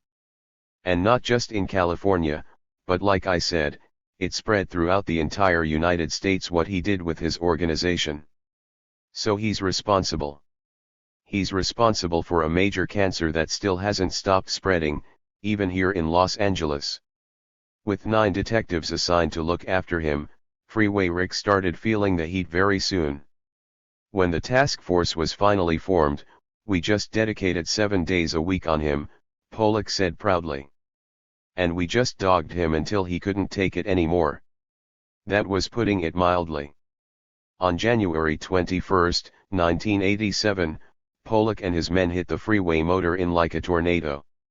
The entire motel, all rooms were searched, a task force report stated. In room number 5, currency and paperwork were seized in Ricky Ross's name, 31 grams of rock cocaine, $6,819, and a sophisticated 800 MHz handheld repeater radio was discovered. Investigation disclosed Ricky Ross had purchased 6 of these radios for approximately $10,000 in cash. They raided Ross's mother's house on West 87th Place the same day, finding a stolen 9mm Uzi and 2-point-blank bulletproof vests. The search on Annie Ross's house sent Rick into a tirade. He called during the raid and had it out with Pollock. Going after my mom, that was the kind of shit they was doing. Pollock even went to court to get her daycare license taken away. Can you believe it? Ross grumped. A week later, as Annie Ross and a minister friend arrived at the airport to catch a plane to Texas, the task force pulled them into a trailer, searched their luggage and their car, fired questions at them, and held them long enough so that they missed their flight. Then they let them go. As the weeks went on, it got worse. 3 task force detectives searched Ollie Newell's apartment and gave Newell a vicious beating, punching and kicking him and smothering him with a plastic bag, court records state. Newell's friend, Robert Robertson, also got a beating and had $30,000 taken from him. They would go raid my rental properties and break the furniture, kick holes in the walls and knock the windows out, Ross complained. And then these renters would be mad at me, you know, and stop paying their rent. Ross's attorney, Alan Fenster, started filing formal complaints with the department on behalf of Ross and his friends, accusing the officers of beatings, thefts, property destruction, and false arrests. Sobel and his men fired back with a search warrant for Fenster's financial records, accusing him of being a money launderer and cocaine fiend. Fenster's complaints were perfunctorily investigated by the sheriff's internal affairs branch and closed with no findings of wrongdoing. His complaints to the Justice Department's Civil Rights Division were similarly dismissed. By the end of January, the task force had served 15 search warrants, arrested 5 people connected with Ross's organization, and seized nearly 8 pounds of cocaine worth an estimated $1.3 million on the street, $63,122 in cash, and 20 guns. They also seized enough paperwork and telephone records to give them an inkling of just how vast Ross's cocaine distribution system was.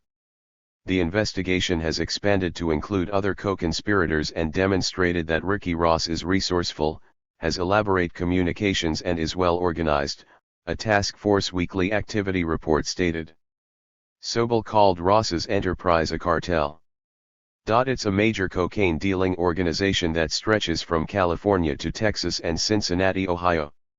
We hit one place that was a lab, a full-on laboratory to make rock cocaine, just 30-gallon garbage cans full of cocaine. We seized like 28 pounds of finished product there. Despite Danilo Blandon's reassurance to Ross that nothing would change, the Nicaraguan had already made up his mind to get out of Los Angeles. The raids on his home and other locations had blown his cover, and now his best customer was under siege. In the aftermath of the raids, Blandon's wife Keepita had begun to show signs of a nervous breakdown. When I went to Miami to visit my family, the doctor told me. My wife was sick from the nerves. The doctor called me and told me I have to change from LA. If you want to have a wife, change from that place, or your wife will be in a psychiatric hospital. There were business considerations as well. Blandon's attorney, Bradley Brunon, said Blandon's used car business had been extremely successful and had enjoyed widespread patronage from the Latin community. But the raids engendered widespread publicity in that small community and Mr. Blandon was practically out of business. After getting word in December 1986 that no criminal charges would result, he quietly began closing up shop, selling his used car lot, his restaurants, putting his house up for sale, collecting his debts, and sending Kipita and the girls ahead to Miami to stay with her uncle, Orlando Murillo, while he tied up loose ends. By the time he was ready to go, he was packing $1.6 million in cash and a whole new attitude. I was prepared to change my life, he testified. But that didn't mean letting a perfectly good cocaine ring go to waste. There was still quite a bit of money left for his countrymen to wring out of the streets of South Central.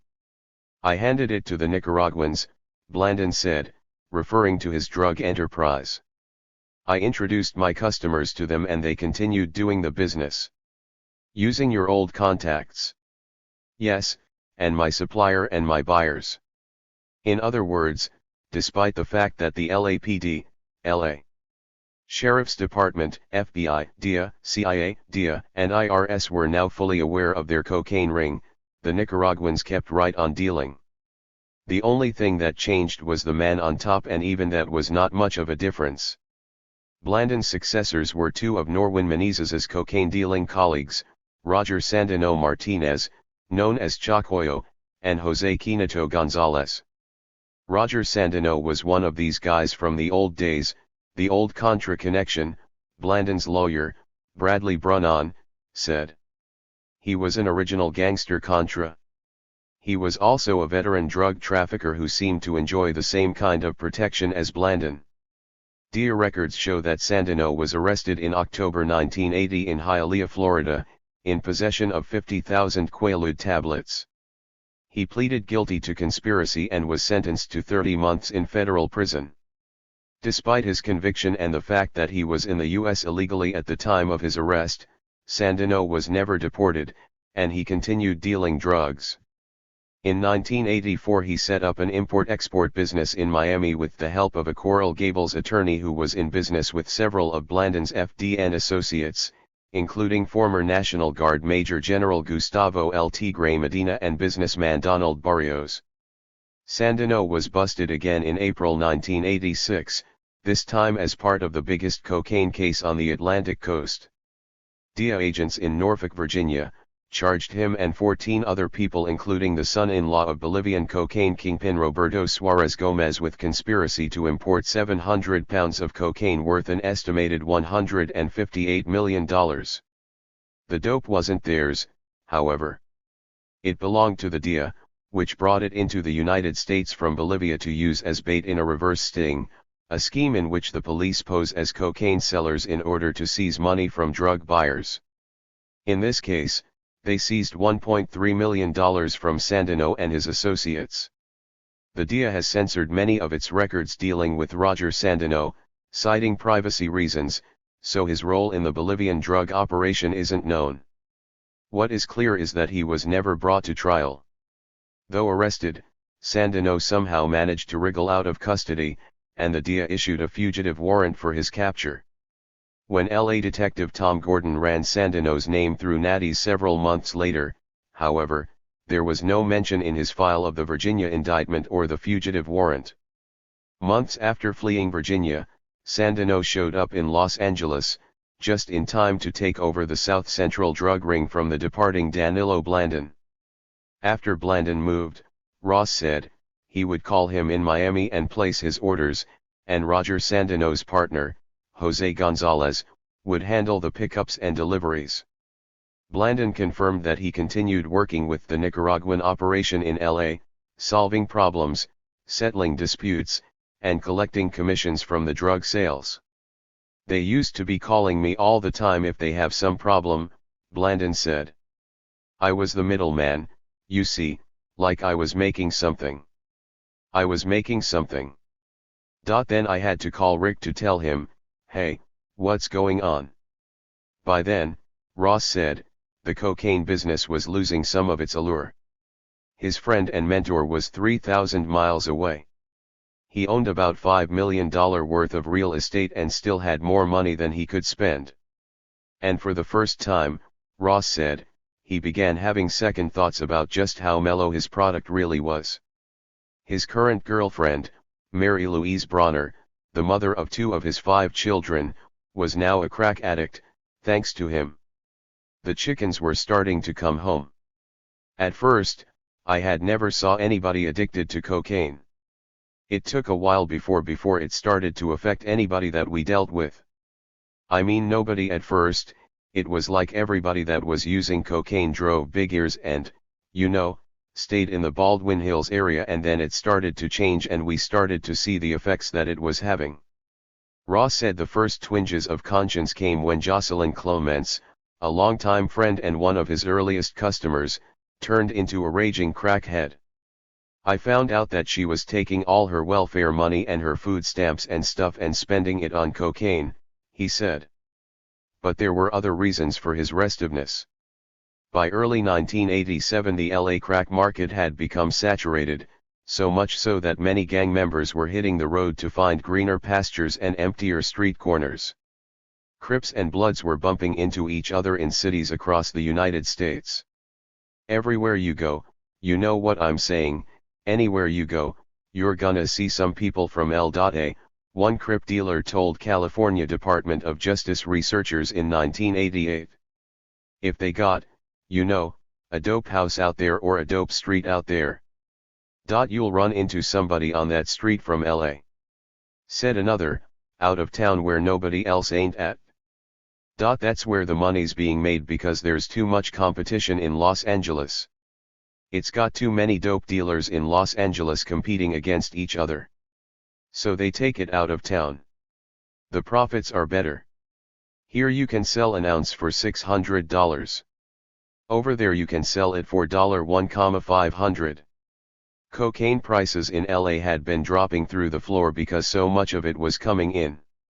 Kilos that had once cost Ross $50,000 were now going for $12,000, which the LA Times blamed partly on Ross, since he was buying in such volume. By 1986-87, Ross said, a good chunk of his business consisted of exporting the drug to higher-priced areas, where he was able to undercut the local yokels by thousands of dollars a key. He'd made connections in Bakersfield, Fresno, St. Louis, Texas, and Alabama. Police in St. Louis said cocaine prices there went into a free fall once the Crips and Bloods arrived. Gang members have flooded the market here with excellent cocaine at good prices. The local dealers have to succumb to these people, one detective complained to the St. Louis Post-Dispatch. The LA market was also getting tougher. Ross was no longer the only crack dealer in South Central with Colombian connections. He had begun facing competition from Brian Waterhead Bo Bennett, a fast-rising young dealer who'd hooked up with a Colombian named Antonio Villabona in 1985 and started moving large amounts of cocaine. But Bennett was sloppy and obvious, carrying brown paper bags stuffed with cash around in public. Within a year the police were onto him and he was arrested in 1988. LA law enforcement officials held a press conference to announce that, for the first time, they had proved that the black gangs had made direct connections with the Colombian cartels. What they didn't realize, observed LA Times reporter Jesse Katz, was that Ricky had hit that level about 6 years earlier. Danilo's decision to move back east made Ross think. If Danilo felt it was time to hang it up, maybe it was. He was usually right about things like that. Ross started scaling back his drug sales, gradually turning over the business to his partner, Ollie Newell, and their lieutenants, Mike Smith and Cornell Ward. He began making plans for an early retirement. I had slowed down on my drug activity tremendously, Ross said. I might have been selling once a week to maybe 1 or 2 people. They would call me and say that they needed something, and I would call Mr. Blandon and get it and give it to them. So it was hard for the police to catch me doing something because I was barely doing anything. They thought I was still going full bore, but I wasn't. The Freeway Rick task force wasn't slowing down a bit, though. Every week another batch of search warrants would be served, another pile of cash would be seized, and another one of Ross's friends or relatives would get roughed up or hauled off to jail. We had some very good informants that were very close to Ricky Ross and he knew it. Ricky Ross was getting upset, Sobel said. In their rush to put Ross out of business, though, the detectives' tactics became increasingly questionable.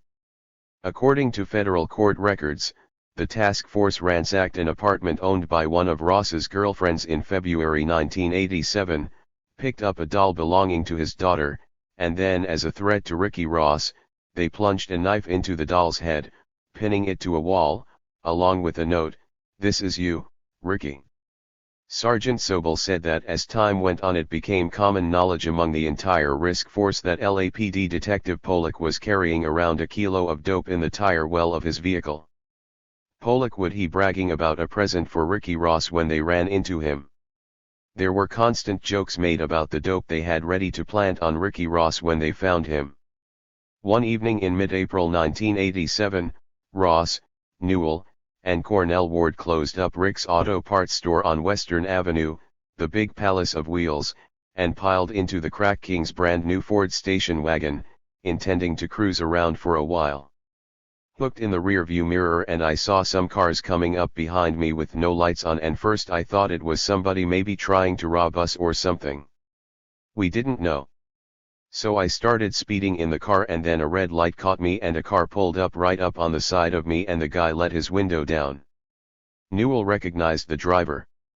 It was Task Force Detective Sergeant Robert Tolmere, a black officer who was regarded by Ross's crew as the most dangerous and violent detective on the whole squad.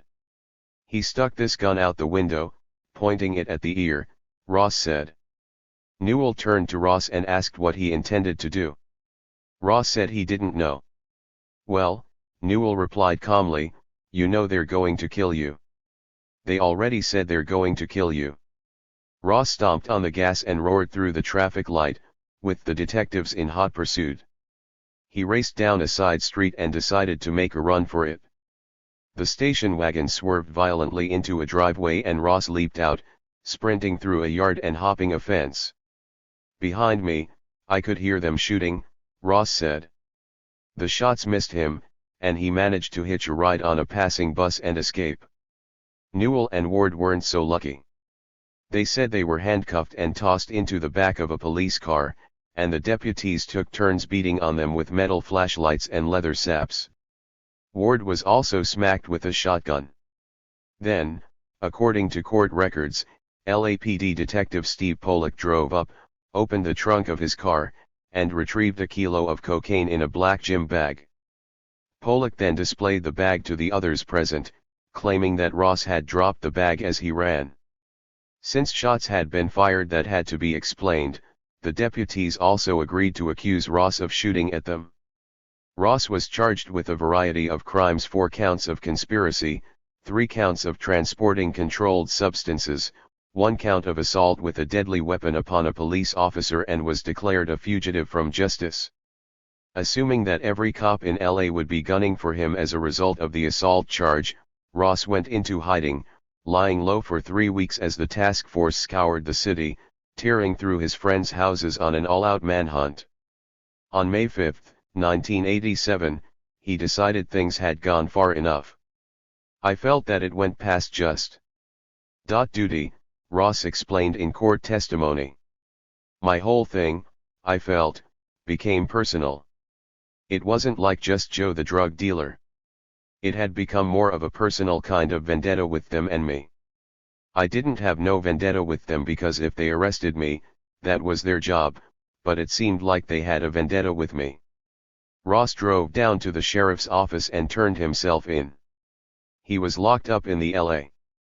County Jail on a $1 million bond. The LAPD issued a press release, announcing the demise of Ross's multi-million-dollar mid-level rock cocaine organization. Estimated to have netted over $12 million during the first 4 months of 1987.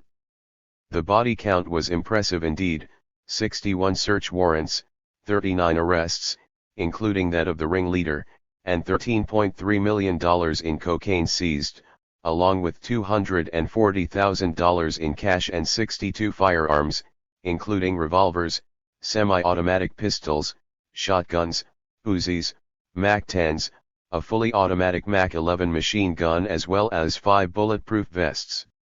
The investigation had also developed comprehensive intelligence information regarding street gang involvement in rock cocaine trafficking throughout the western United States, Deputy LAPD Chief Levant wrote, and he called the Freeway Rick Task Force a model for other jurisdictions to follow to attack mid-level cocaine trafficking in California. But the celebrations were destined to be short.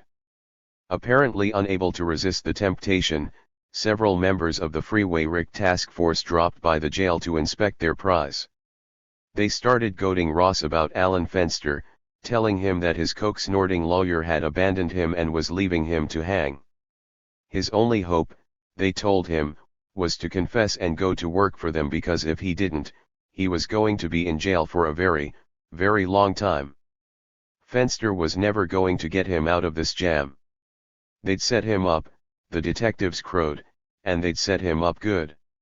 He was going down for the count because they had their stories worked out, and the case was tight as a virgin.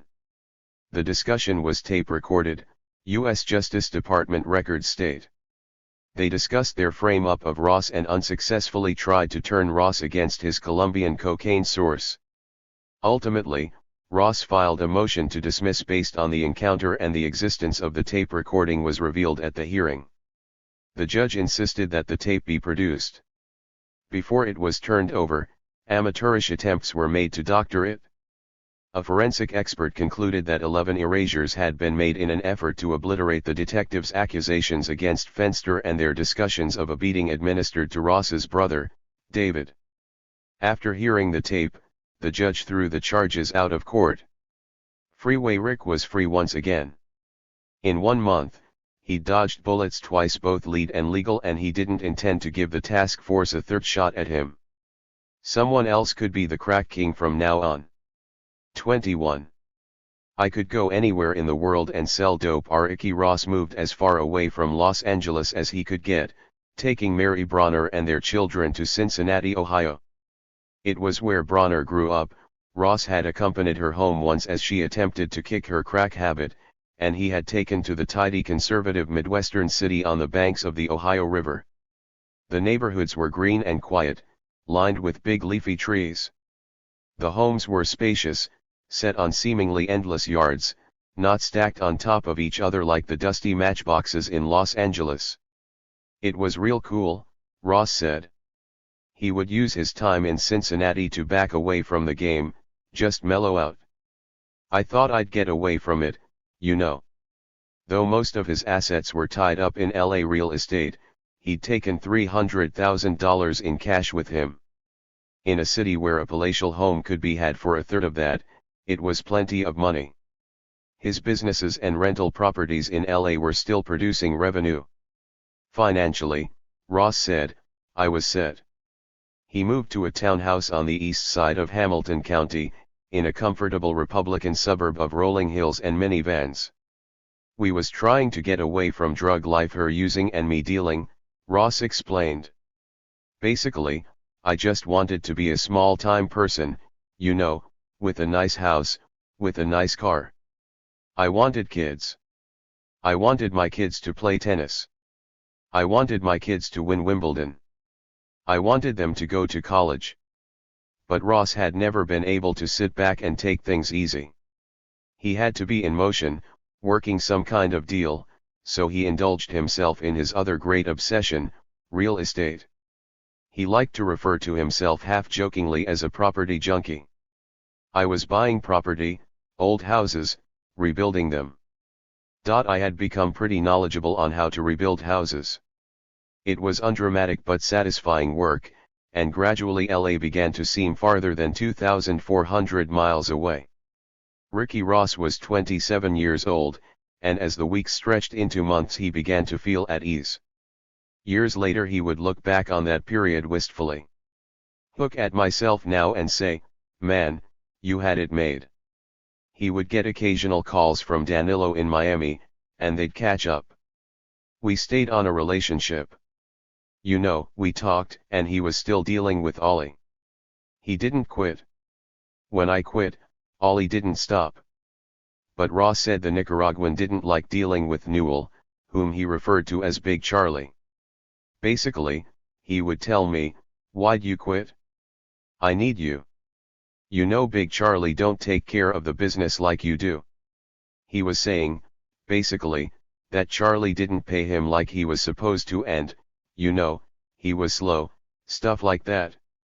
He said that I took care of my business the way I was supposed to, and I did what I told him I was going to do. Blandon denied he was personally selling drugs at that time but admitted that he was overseeing the drug sales of his successors. "I knew everything," he said.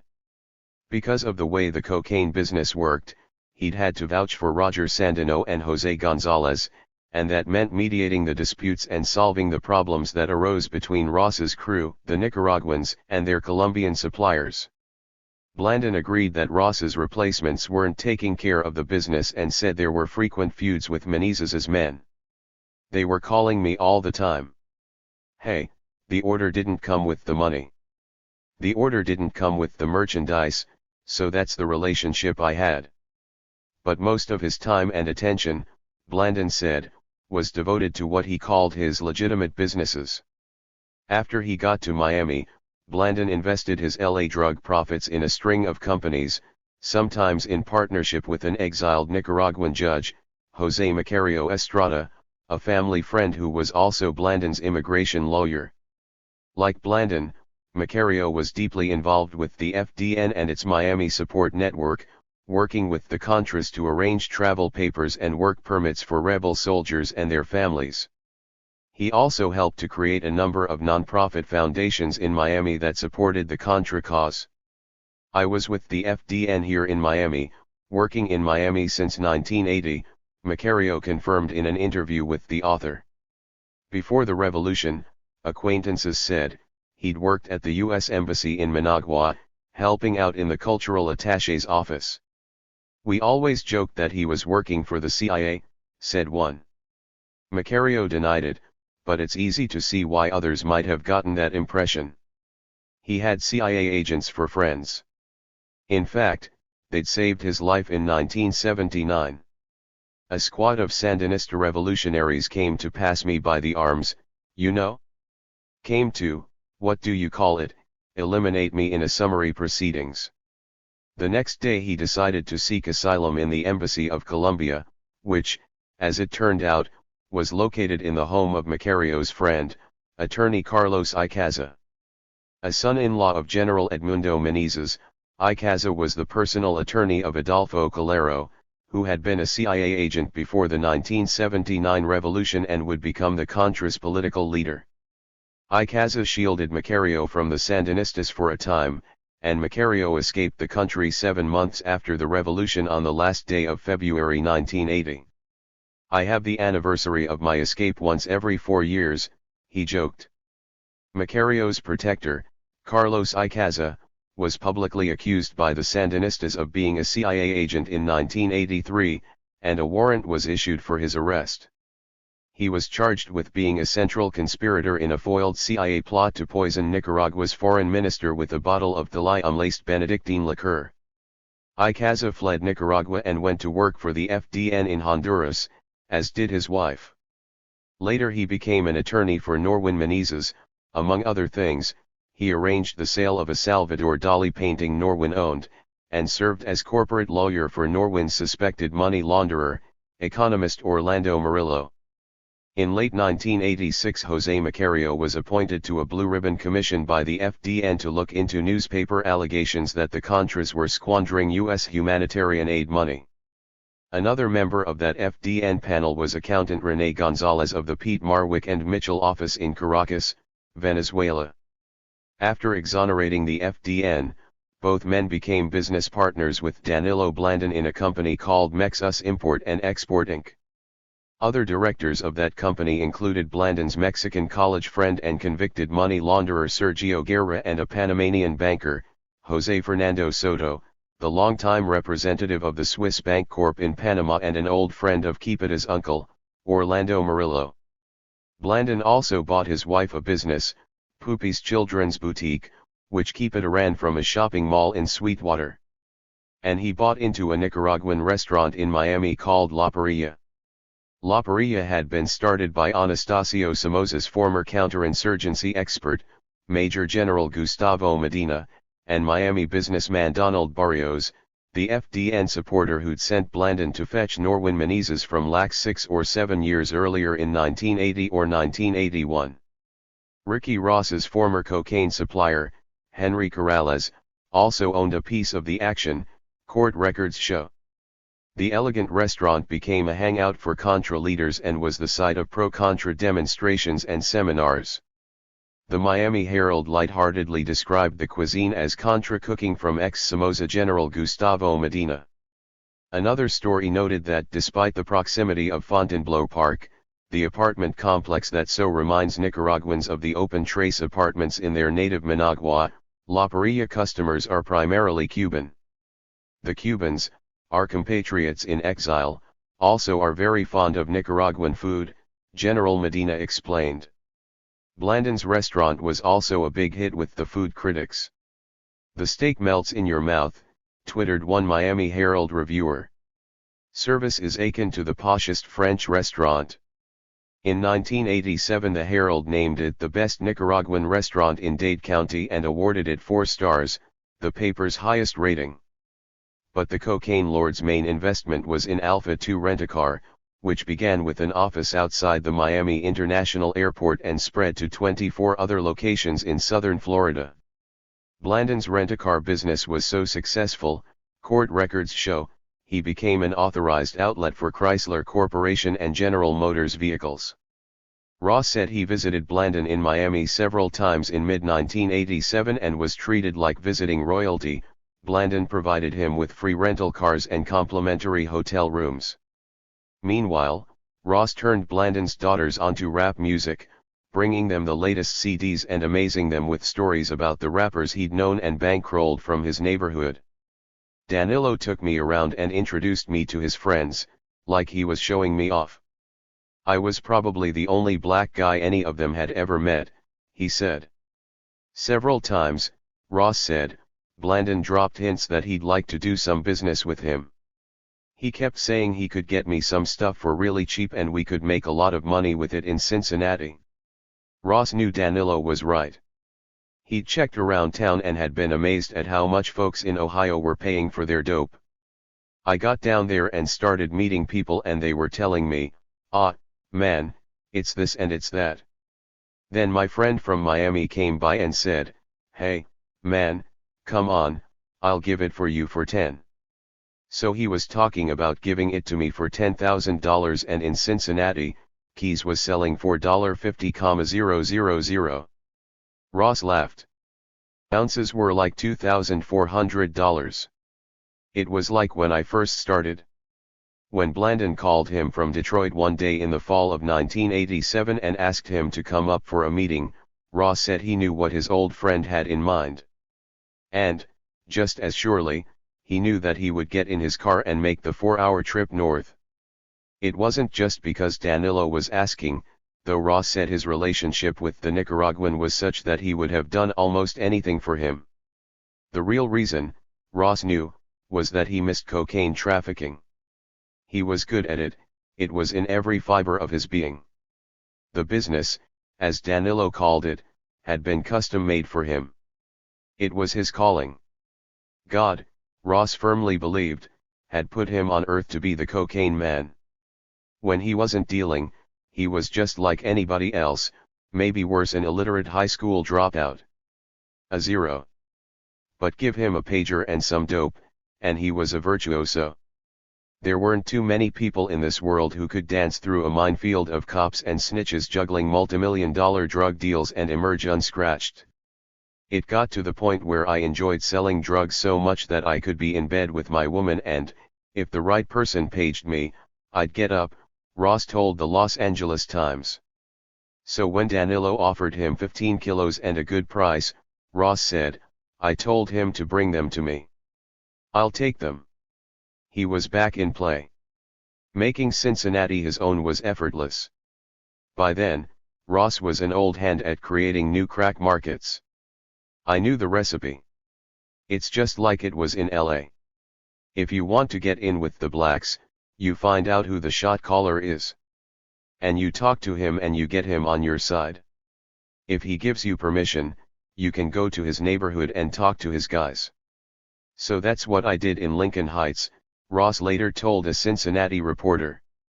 From there, he branched out to Over the Rhine, another poor inner-city neighborhood, and then took his show to the suburbs, Avondale, Mt. Airy, Bond Hill, St. Bernard, Lockland, and Walnut Hills, using the same marketing gimmicks he'd perfected in L.A. free cocaine, smoke parties, volume discounts. Once those operations were up and running, Ross called back to LA and invited his friends to come out and staff them. The recruits were given apartments, beepers, cocaine, and instructions on how to conduct street sales by using phone booths, pagers, and mopeds. The drugs were stored in the trunks of parked cars placed around the neighborhoods, the Justice Department's Inspector General reported. Most of these people were members of gangs, most notably the Crips. Suddenly, Cincinnati had two problems it never had before, Crips and crack. In 1987, we had lots of crack in the East and West but not in Cincinnati until Ricky Ross came here. There's no doubt in my mind crack in Cincinnati can be traced to Ross, said Sharonville, Ohio, police specialist Robert Enoch. But Ross didn't limit himself to the Queen City. He began going out of town, and the story was the same wherever he went. With Blandon's cocaine prices, he could blow the locals out of the water. So he did. His dope was turning up in the hands of crack dealers in Toledo, Cleveland, Columbus, Hamilton, Middletown, and Fairfield, Ohio, Indianapolis, St. Louis, Atlanta, and Texas. Even in faraway Seattle, police officers viewed Ross' drug ring as the single most important group distributing crack cocaine in the Seattle-Tacoma area. That was a guy who could sell popsicles to an Eskimo, said San Fernando Police Lieutenant Ernest I. Falcon, a veteran undercover detective. You want to say lie's a lowlife, no good piece of crap. But you got to respect some of these guys for their ambition and cunning. You got to give the devil his due. I could go anywhere in the world and sell dope, Ross said. I just need one person in a city. Mike Horton, a police officer assigned to a DEA task force in Ohio, said Ross became known as the $10 million man in Cincinnati because of the money he was supposedly making. Ross said he made nowhere near that much. In 10 months, he said, he sold 300 or 400 kilos of Blandon's cocaine in the Midwest, netting around $2 million in profits. He flew to Miami once a month to drop off cash. Either we met there, or we met in New York. I think we might have met in Atlanta one time too, he said. He said he met with Blandon and a Colombian named Tony in New York City several times to place orders for cocaine. Blandon confirmed that, and said he and Roger Sandino visited Ross in Cincinnati. Ross also wired money to Florida in Keepita's name, Blandon said, but claimed it was paid to Sandino because Roger Sandino was my partner in the business. At other times, Ross said, his friends in LA would just stick the dope on a bus and let Greyhound do the driving. And that was how Cincinnati authorities finally discovered who was bringing all that crack into their city. In September 1988, an eastbound Greyhound eased into a station in New Mexico, and a state policeman walked by the silver behemoth with a drug-sniffing dog. The canine got near the luggage compartment and went crazy. Inside, the officer found a suitcase carrying 9 kilos of cocaine, worth around $100,000. The luggage tag said the bag was bound for Cincinnati. A call was placed to the Cincinnati DEA, asking for advice. Let it come through, the DEA said. We'll stake out the bus station and see who shows up. A few days later, one of Ross's employees, a young L.A.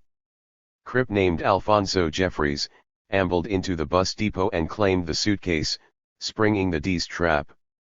Ross got the news and quickly assessed the damage. 9 kilos was enough to put Alfonso Jeffries away for a couple decades or more. The pressure would be on him to roll over and give up someone else, and if the dominoes started falling, they would form a straight line to Freeway Rick.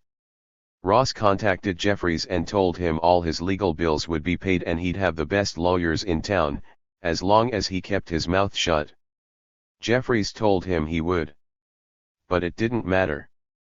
The mere fact that a Crip had been caught in Cincinnati with cocaine led to the FBI and DEA field offices in Cincinnati to investigate allegations that the Crips were flooding the Cincinnati market with inexpensive, high-quality cocaine, the Justice Department reported. The feds were on the hunt and Ross knew it was only a matter of time. Then, as if he didn't have enough problems, Ross discovered that one of his underlings was screwing his girlfriend. That clinched it, he was getting fucked every which way in Cincinnati. It was time to go home. I'd been gone a little over a year, so I felt that everything had died down and people had forgot about me, he said. I sold what I had and I quit. When he got back to LA in the fall of 1988, he wanted nothing to do with cocaine. He was too worried about Alfonso Jeffries, whose steadfast silence on Rick's behalf had been rewarded with a 20-year prison sentence. That was straight federal time. No parole. For all Ross knew, Jeffries had already rolled over on him. Ross went into the home improvement business, buying specialized equipment to spray acoustic ceilings, painting, and waiting to see if the other shoe would drop. I guess about a month after I got back in LA Blandon started calling me again and asking me what was the matter, why I'd stopped, and that Charlie and him wasn't doing what they were supposed to be doing. Ross said he told Blandon to forget it. He wasn't getting anywhere near dope. I had enough money. I was working and I was just able to resist him. Blandon called 2 or 3 times a month, Ross said, until the word got out that Ross was under investigation. A grand jury in Smith County, Texas, returned an indictment charging Ross with cocaine conspiracy. He had called his cousins, the Maldons, in Texas in May 1988 and discussed a cocaine deal with them on a monitored line. A fugitive warrant was issued. About 3 months after I was in LA, they did a program on CBS that was talking about me, that I was under investigation in Cincinnati and also in Texas, he said. After the CBS program showed, Danilo stopped calling me. A lot of people stopped calling after that. Ricky Ross was starting to smell like dead meat. As Ross had feared, Alfonso Jeffries had broken. He told the police about Ross's trips to New York City and California to pick up cocaine in the fall of 1988. They'd brought 20 kilos back from New York the first time, he said, and 10 kilos the second. DEA agents found travel records and motel receipts that confirmed Jeffries' statements, and they found Ross's fingerprints on several incriminating documents. In June 1989, Ross and 13 other people were indicted on federal charges of cocaine conspiracy in Cincinnati, and another fugitive warrant was issued. Now he had the state of Texas and the U.S. government after him. Ross melted into South Central and kept his head clown, staying busy with his construction work. Months went by, and he heard nothing. One afternoon in late November, he was pouring concrete at an apartment building when an unmarked police car came screeching up. One of the guys says, "That was the narcs." And so when he said it was the narcs, I ran, and when I ran they started shooting at me. I think they shot about 12 times at me. Bullets zipping by, Ross scampered down East Colden Avenue, found an unlocked house, and barricaded himself inside, retreating to a bedroom closet. In the darkness, Ross pulled out a cell phone and frantically tried to call his lawyer, Alan Fenster, while the police yelled at him to come out. A 2-man SWAT team arrived with a dog and approached the house cautiously. They told me to come out, Ross said, and the next thing I knew they kicked the door in. They came in with a dog. The dog came to the closet and he alerted that I was in the closet. The police pulled open the door, and Ross found himself staring into the glare of several flashlights. He was told to come out with his hands in front of him and to get down on his knees, which he did. He was handcuffed, and then all of a sudden the dog just about went crazy. He started biting me all up in between my legs, on my butt cheeks, and he did it so long that I couldn't take the pain no more, so I kicked him. All the pent-up rage and frustration that the Los Angeles police had saved up for Freeway Rick erupted in the next instant. They started hitting me in the head with flashlights, and one of them broke his flashlight on the top of my head right here. And after he did that, he went in the kitchen and got a big frying pan. I think it was a 15-pound frying pan, he said in court, and he clubbed me over the head with that. And then he was kicking me all over my back and in my stomach. I had boot marks all over me, all over my body. Ross was taken to a hospital and charged with assault on a police officer. The police claimed Ross had attacked them with a frying pan, so, naturally, they'd had to subdue him. Bruised, sore, and swollen, the former crack king of LA was unceremoniously dumped into a cell at the Los Angeles County Metropolitan Correctional Center to await extradition to Cincinnati. In all his life, things had never seemed more hopeless. Politically, the timing of his capture couldn't have been worse. In the past year, the police and the media had finally discovered the connection between the LA gangs and the spread of crack and automatic weapons to cities and towns across America. Newspapers, magazines, and TV shows were filled with stories about LA gangbangers showing up in small-town USA, packing Uzis and terrorizing the locals. Los Angeles drug gangs are spreading cocaine and violence in cities nationwide and may become a new form of organized crime unless they are stopped soon, worried a July 1988 Associated Press story that appeared in many newspapers around the country. Authorities say members of two prominent rival drug gangs from Los Angeles, the Crips and the Bloods, have infiltrated cities from Alaska to Washington, D.C. During the 1988 presidential campaign, Washington had gone on an anti-drug crusade, in many ways more extreme than the one in 1986, because now there were some facts to back up the fear. Congressional hearings had unearthed the links between crack profits and the proliferation of assault rifles in the inner cities. Government studies had been done, showing that LA had indisputably become the main source of the nation's crack contagion, a giant chancre oozing death and violence. Los Angeles has become the transshipment area for this problem, testified Assistant LA County Sheriff Jerry Harper. We are being contacted regularly by officers from Oregon, Washington, Arizona, Texas, Kansas, Missouri, Ohio, Louisiana, Florida, Hawaii, and all with regard to gang members, Crips and Bloods, and so forth, who have emanated from Los Angeles and are transporting their drugs to other states across the nation. Los Angeles U.S. Attorney Robert Bonner told Congress that these emerging modern-day gangsters have set up raw cocaine distribution outlets in cities across the country. I can assure you and members of this committee that if these gangs are allowed to become entrenched in the drug distribution business on a nationwide basis, which is the direction they are headed, in the coming few years we will find ourselves with an organized crime problem that will put the mafia to shame. Alarmed by such reports, Congress passed a whole new set of anti-crack laws that, among other things, made even first-time offenders like Ross eligible for a mandatory 10-year sentence, no parole.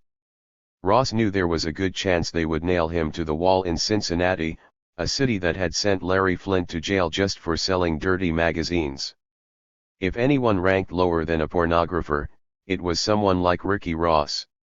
He epitomized everything that decent, upright Midwesterners had come to hate and fear about the 1980s, a black crack kingpin bringing all his Crip friends in from the left coast to pollute their city with drugs and gangs. They knew how to deal with people like him.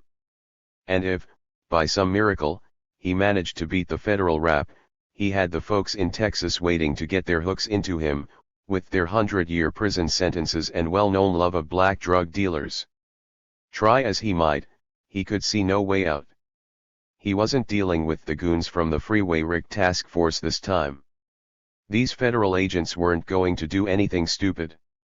Barring some divine intervention, he was finished. Ross passed several gloomy months awaiting extradition in the LA prison, growing more disconsolate with each passing day. His friends gradually quit coming to see him. His properties began going into foreclosure. Everything he'd worked for was crumbling away. Then the people from the U.S. Department of Justice came calling, and by the time they left, he could barely stop smiling. God, it seemed, had not forsaken the cocaine man after all. 22. They can't touch us. Hen Ross was led from his cell at the MCC to meet the representatives of the Justice Department. His thoughts had been with Danilo Blandon. The feds, Ross assumed, wanted his source.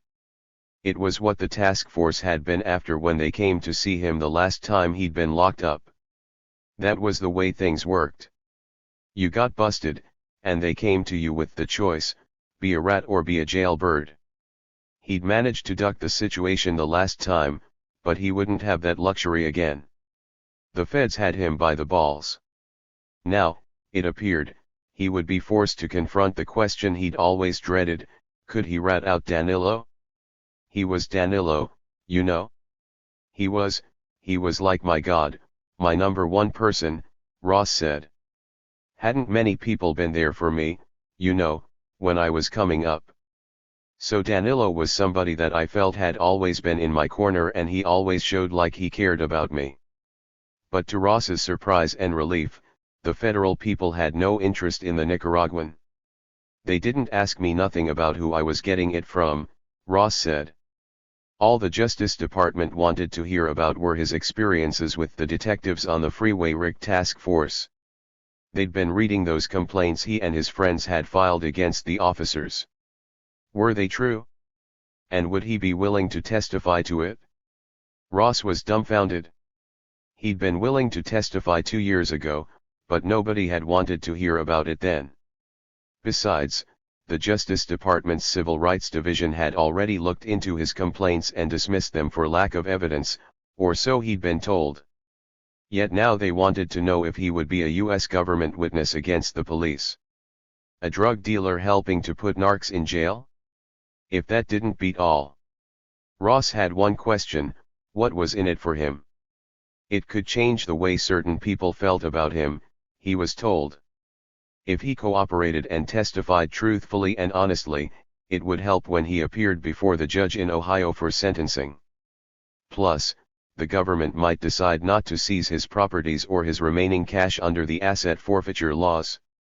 And there was the added attraction of getting back at the cops who had harassed him and his family. To the Justice Department, Ricky Ross was no longer a dope peddler. He had become a percipient witness in a case involving allegations of serious misconduct by members of the Majors and the Freeway Rick Task Force. An FBI sting called Operation Big Spender was behind Ross's newfound credibility with the federal government. This may be a terrible thing to say, said L.A. County Sheriff Sherman Block, but as we got into this thing, it became obvious that the stories being told by the crooks were more credible than the stories told by our officers. In the fall of 1989, after Block received anonymous complaints that the Majors were ripping off drug dealers, the FBI sent an undercover agent into the Majors' territory posing as a courier for a money launderer. The Majors were tipped off that he was carrying a load of cash, which could be found in his room at the Warner Center Marriott in Woodland Hills. The FBI had reserved 3 adjoining rooms at the hotel. The courier was in the middle. On one side were agents manning video and audio gear, on the other, a SWAT team. It was like dangling a pork chop in front of a dog. Seizing cash had become the Majors' specialty by the end of the 1980s. They were no longer real narcotics detectives anymore. Thanks to expanded asset forfeiture laws, the Majors had become sin tax collectors for Sheriff Block and L.A. County. In 1988 alone, the sheriff's office hauled in an astonishing $33.9 million in cash, and another $33 million the following year, along with 66 houses, 110 vehicles, 4 airplanes, and 2 businesses. Of the $33 million seized in 1988, the Majors had brought in $13.6 million of it all by themselves, along with 4,470 pounds of cocaine. The lion's share of that booty had been produced by the Majors' 2 crew, which was now under the command of Sergeant Robert Sobel El Diablo.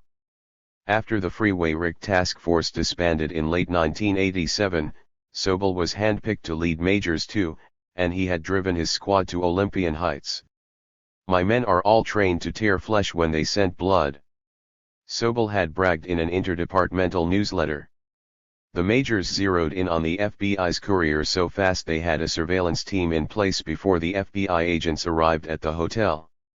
The detectives quickly learned that the courier had reserved the rooms on either side of him and got suspicious, wondering if they were being led into some trap. Worried that the deputies would bust into the other rooms and expose the sting, an FBI agent cautiously approached Sobel's crew and told them they'd done their jobs too well. They had stumbled on a federal undercover operation and were about to expose it, which was technically the truth. Would they be so kind as to leave the area? 2 weeks later, the FBI tried again, this time renting a room at the Valley Hilton Hotel in Sherman Oaks. Again the Majors snapped at the bait. A hidden video camera was rolling as two plainclothes officers burst into the courier's room and found $480,000 in a garment bag. "Ah ho ho!" one deputy exclaimed as she pulled the bag from under the bed and opened it. "Is this your bag?" The deputies schemed $48,000 of the marked cash, stuffed it into a gym bag, and left. Sobel and other deputies then entered the room and questioned the undercover FBI agent, Indalecio Guzman, about the money. After the agent claimed no knowledge of where the cash came from, one deputy persuaded him to sign a form disclaiming ownership of the remaining money. "You can say room service left it," Sobel joked. In a series of lightning raids that night, the authorities found some of the marked cash in the homes and cars of the deputies. Sheriff Block immediately suspended 9 members of the squad. Within 48 hours, distraught and appearing heavily medicated, El Diablo Sobel approached the feds and volunteered to testify against his crew. He admitted that much of what Ross and his partners had accused them of was true. The task force had routinely beaten suspects, a practice known as giving someone a tune-up, planted dope, called flaking a suspect, lied in court, falsified search warrant affidavits, and stolen drug money, hundreds of thousands of dollars, by turning in only a portion of what they had seized. With their ill-gotten gains, the Majors had gone on spending sprees, buying vacation homes on the Colorado River, big-screen TVs, jewelry, fancy cars, boats, helicopter lessons, and Hawaiian vacations. The FBI discovered that LAPD Detective Pollock had liposuction performed on his buttocks, and his wife Bad paid cash for a breast enlargement operation. The agents were told of Dom Perignon-drenched parties, officers were dabbling in stocks and bonds and starting side businesses. Remarkably, considering their line of work, the detectives had left a paper trail of their excesses a mile long. On February 22, 1990, a federal grand jury indicted 10 deputies on 27 counts of theft, income tax evasion, and conspiracy. And prosecutors promised they were just getting started. There were more indictments to come. One of the first to be charged was Deputy Daniel Garner, a hard-nosed detective who had been one of the spiritual leaders of Majors 2. Garner decided that if he was going down, he was going down fighting. He hired one of L.A.'s most high-profile criminal lawyers, Harlan W. Braun, who had defended Lee Marvin in his famous palimony suit and would later successfully represent one of the officers in the Rodney King beating case. Dan Garner came in my office and told me that there was nothing the feds were going to be able to do to them because he had proof that they were dealing in drugs and laundering drug money, Braun recalled in an interview. Lee said, "They can't touch us." And he gave me these papers he said they had seized in a drug raid several years earlier. They were some of the documents the Majors had taken from Ronald Lister's house in 1986, which Garner had secreted away as insurance. Though Braun privately doubted the records would have the impact Garner expected, he agreed they could be a useful bargaining chip down the road. Certainly, the Majors had little else to pin their hopes on. While the FBI had an incriminating videotape, marked cash, and tape recordings Sobel had secretly made of the deputies plotting their defense at a bar, All the detectives had were some lame stories about hitting jackpots in Las Vegas and loans from relatives. Garner and his co-defendants went on trial in October 1990, and the federal prosecutors led off their case by playing the devastating videotape for the jurors, who became noticeably upset at the sight of police officers helping themselves to bundles of suspected drug money and then joking about it. Braun decided it was time to spring the Lister papers on the government. While he was cross-examining one of the FBI agents who had participated in the big spender sting, he casually asked if the agent knew anything about seized drug money being laundered by the federal government and then diverted to the Contras by the CIA. Federal prosecutors leaped to their feet to object, and Braun let the question hang for a bit before moving on to another topic. After court, Braun walked out onto the steps of the federal building in downtown Los Angeles and held his usual post-trial spin session with the reporters covering the case. One scribe asked about the strange question he'd put to the FBI agent about the Contras and the CIA. Braun calmly replied that he was laying the groundwork for his client's defense, outrageous government conduct. Deputy Garner, Braun pointed out, was a court-certified expert in money laundering issues, and Garner would explain how some of the cash they were accused of stealing from drug dealers had been laundered by the CIA and used to buy arms for the Contras and other covert operations. Braun's startling claims were mentioned in the 17th paragraph of the L.A. Times' trial story the next day, but the Justice Department reacted as if he'd written them in the sky while riding a broom. Assistant U.S. Attorney Thomas Hageman ran to Judge Edward Rafidi and demanded a gag order against all of the defense attorneys in the case, complaining that they had publicized matters that are likely to seriously impair the right of the defendants, the government, and the public to a fair trial. He singled out Braun in particular, reporting his accusations that the government laundered drug profits which were diverted by the CIA to the Nicaraguan Contras and Iran. Braun responded with an inflammatory motion opposing the gag order, in which he exposed the long-hidden details of the Major's 1986 raid on Ronald Lister's house. Lister, who wasn't identified by name, was referred to as a money launderer who Majors too knew was associated with a major drug and money laundering ring connected to the Contras in Nicaragua. Braun told of Lister's claim of CIA connections and the strange items the deputies had hauled from his house, films of military operations in Central America, technical manuals, information on assorted military hardware and communications, and numerous documents indicating that drug money was being used to purchase military equipment for Central America. The officers also discovered blown-up pictures of the suspect in Central America with the Contras showing military equipment and military bases. The suspect also was discovered to have maintained a way station for Nicaraguan transients in Laguna Niguel, California. Officers also pieced together the fact that the suspect was also working with the Blandon family, which was importing narcotics from Central America into the United States. Braun's motion linked the Blandon family to the crash of Eugene Hasenfuss's C-123K cargo plane in Nicaragua in October 1986, the same crash Scott Weekly claimed on tape that he'd been tied into. It also told of the Lister files disappearing as federal agents swooped down on the sheriff's headquarters and removed all the recovered property. Mysteriously, all records of the search, seizure, and property also disappeared from the sheriff's department. Garner, Braun wrote, had secretly made copies of 10 pages of the documents seized from the CIA operative, which he said give the name of CIA operatives in Iran, specifically mention the Contras, list various weaponry that was being purchased, and even diagram the route of drug money out of the United States, back into the United States, purchasing weaponry for the Contras, as well as naming the State Department as one of the agencies involved.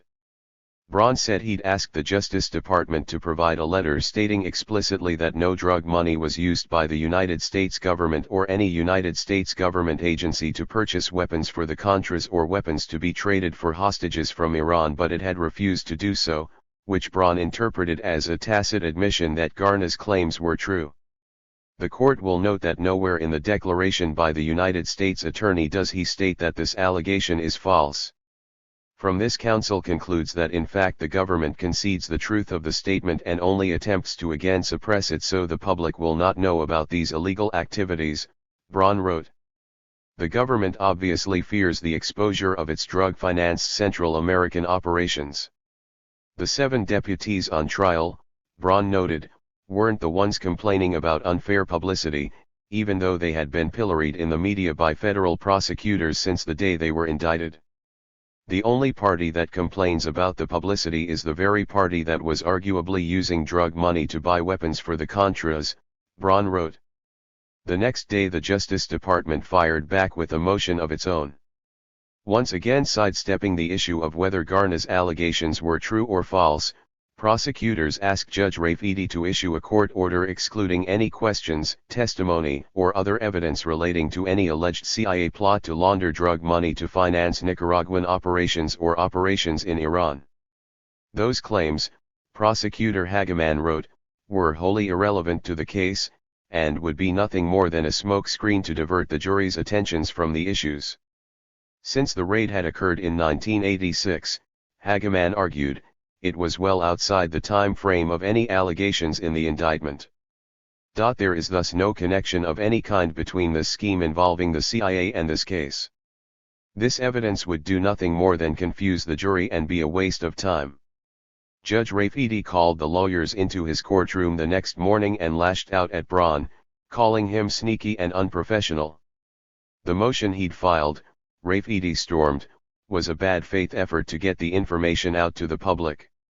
Even if everything that you have said in this document is true, it has nothing to do with whether or not your client filed a false income tax return or whether or not he was stealing money and making purchases with the money that was stolen, Rafidi raged. That is, what the CIA or the government did has nothing to do with that, so far as I can see. I cannot conceive of any theory under which that evidence would be admissible in the case, and therefore, putting this information out in the guise of an opposition to a restraining order simply to ensure that it gets into the public print and perhaps might contaminate this case or create undue prejudice. Frankly, I am disappointed in you, Mr. Braun. I do not believe that a lawyer of your ability and skill would ever even consider that this evidence would be admissible. Rafidi would later display the same sensitivity to suggested CIA links during one of the trials involving the 1985 murder of DIA agent Enrique Kiki Camarena. When defense lawyers tried to introduce evidence alleging CIA and Contra involvement with Mexican drug lords, Rafidi ruled the information was irrelevant to the murder and refused to allow the jury to hear it. Stunned by Rafidi's vehemence, Braun tried to reply, but the judge told him to sit down and shut up. This opposition which you filed is the most clear and convincing evidence that a restraining order in this case is necessary, Rafidi told him. This document manifests a continuing intention to use the media to make statements in the public, which violate the American Bar Association model rules of professional conduct, and I have, after receiving this, decided that it is appropriate to issue an order in this case, and I intend to do that. Braun once again asked to be heard, but Rafidi told him it didn't matter what he had to say, he was issuing the gag order immediately. The order, he was informed, prevented him from saying anything that a reasonable person would expect to be disseminated by means of public communication. Any violation would be viewed as contempt of this court and punished accordingly. It was, Rafidi noted, only the second time in his 21 years on the bench that he'd had to gag an attorney. Finally Braun was permitted to speak. He asked Rafidi to give him some time and some leeway to gather additional evidence to substantiate Garner's claims. We are not trying to determine the Iran-Contra affair, Rafidi snapped. Suppose I accept as true everything you have said. I don't see the relevance. Braun complained that Rafidi's gag order would make it impossible for him to find witnesses to corroborate Garner's contentions, but Rafidi was unmoved, and he refused to allow Braun to pursue the subject. Garner, during his testimony, did manage to tell the jury that he discovered the CIA was conducting illegal activities in which the guys in the CIA were getting rich, but the jurors were told to disregard the comments. 6 of the 7 deputies were convicted of corruption charges and sent to prison. Garner received one of the harshest sentences, 54 months. In 1996 he was released from prison. He emerged defiant. "I didn't pump 500 tons of cocaine into the ghetto," Garner said. "I stole American money and spent it in America. The United States government can't say that." Before the big spender investigation was over, most of the officers who had worked on the Major's investigation of Blandon and the Freeway Rick Task Force would be charged with crimes or forced out of law enforcement. Bell PD Detective Jerry Guzzata, the narcotics officer who originally began the investigation into the Blandon operation, was accused of stealing cocaine, but never charged. In 1988, IRS agent Carl Knudsen, who'd had a falling out with Guzzata over his handling of the Torres brothers, blamed Guzzata for the disappearance of 6 kilos of cocaine the police department had stored in a public storage locker. The L.A. County Sheriff's Office was called in to investigate but could find no evidence that Guzzata had anything to do with the theft. Indeed, it was discovered that the Bell police had given one of the keys to the locker to a convicted drug dealer working as a police informant. Though 2 prosecutors examined the case and declined to press charges, Guzzata said the investigation ruined his career. He filed a lawsuit against the city, which was later settled out of court, and retired on a partial disability. He remains convinced that he and the Majors were targeted for destruction because of their investigation of Blandon. Every policeman who ever got close to Blandon was either told to back off, investigated by their department, forced to retire, or indicted, Guzzata complained to police investigators in 1996. He felt that he had been victimized by a conspiracy which damaged and ruined many police officers who had attempted to bring Blandon and his organization to justice. Former Deputy Virgil Bartlett, who assisted on the Blandon raids, disagreed. "Nobody humbugged Operation Big Spender. Nobody set us up. We screwed ourselves. Nobody prosecuted me for anything I didn't do." The last big spender indictment to come down was against Sergeant Thomas Gordon, the chief investigator of the Blandon case, who was accused of spending stolen drug money to fix up his house in San Dimas. He was charged with money laundering and tax evasion and, representing himself, fought the government to a draw on money laundering charges. He was convicted on the tax charges. Defense lawyer Harland Braun had no way of knowing it, of course, but his efforts to drag Ronald Lister into the 1990 Big Spender case came perilously close to exposing the Contra drug connection, which may explain the Justice Department's frenzied efforts to gag Braun and keep the lid on the 1986 raids on Lister and Blandon. By the time of the deputy's trial, Ronald Lister was working for the DEA as an informant, and had been briefing federal prosecutors about his work on behalf of the Contras and the CIA during the 1980s. The DEA considered him to be such a valuable source of information that it had interceded with local police to keep him out of prison. Lister's transformation from a drug trafficker to a drug warrior began in August 1988, when he met a prostitute at a party and confided that he could get her some cocaine if she wanted it. The hooker, a police informant, ran to tell the cops, and the Costa Mesa Police Department sent out an undercover agent, who ended up buying 2 kilos of cocaine from the ex-detective. But after just 2 days in jail, Lister was released on his own recognizance and put back on the streets, apparently having convinced the Costa Mesa detectives that he would be more valuable to them as an undercover informant. In late 1989, to the chagrin of Costa Mesa authorities, Lister was arrested by DEA agents in San Diego and charged with conspiracy to distribute 13 kilos of cocaine. But the same thing happened again. Instead of being taken off the streets, Lister was soon back walking them as an undercover police informant. Lister had mesmerized the DEA and U.S. Attorney's Office as easily as he had charmed the Costa Mesa police. Why were these police agencies so eager to drop slam-dunk drug cases for the honor of having Ronald J. Lister as an informant? Easy. He was their ticket to the big time. He was going to lead them to the crime of the century. Today, the cops and lawyers who worked with Lister call him a pathological liar, a master manipulator, a charlatan, a con man, a louse. But that wasn't what they thought when they signed him up as an informant and turned him loose on an unsuspecting public. They thought he was James Bond. And they fancied themselves as M. During the negotiations for Mr. Lister's services, his attorney, Lynn Ball, sent the San Diego DA and U.S. Attorney's Office a resume of his client's work history, touting him as a man who has the experience to be one of the most outstanding informants any agency could have. Lister knows the cocaine business better than most people, Ball said. He'd worked for the governments of El Salvador, Colombia, Italy, and Iran. He knew intelligence operatives and weapons smugglers. He had worked with the Contras, including Eden Pastora. And, he could finger Norwin Menezes and Danilo Blandon. Assistant U.S. Attorney Amalia Meza, in a 1997 interview with CIA inspectors, said San Diego DA agent Chuck Jones suggested using Lister as an informant in an investigation he was conducting of Danilo Blandon, so she asked Lister's attorney, Lynn Ball, if Lister would be interested. The reaction from Lister's lawyer was memorable. Ball indicated that Lister was going to have to check with the agency first to see if he could provide information regarding the Blandon organization, prosecutor Meza recalled. Ball later indicated that Lister had been given clearance to cooperate. Lister then began a series of extensive debriefings and grand jury appearances. Lister alluded to the CIA during debriefings, but no one from the investigative team pursued that subject, Meza reported. The focus of the U.S. Attorney's investigation was on cocaine smuggling.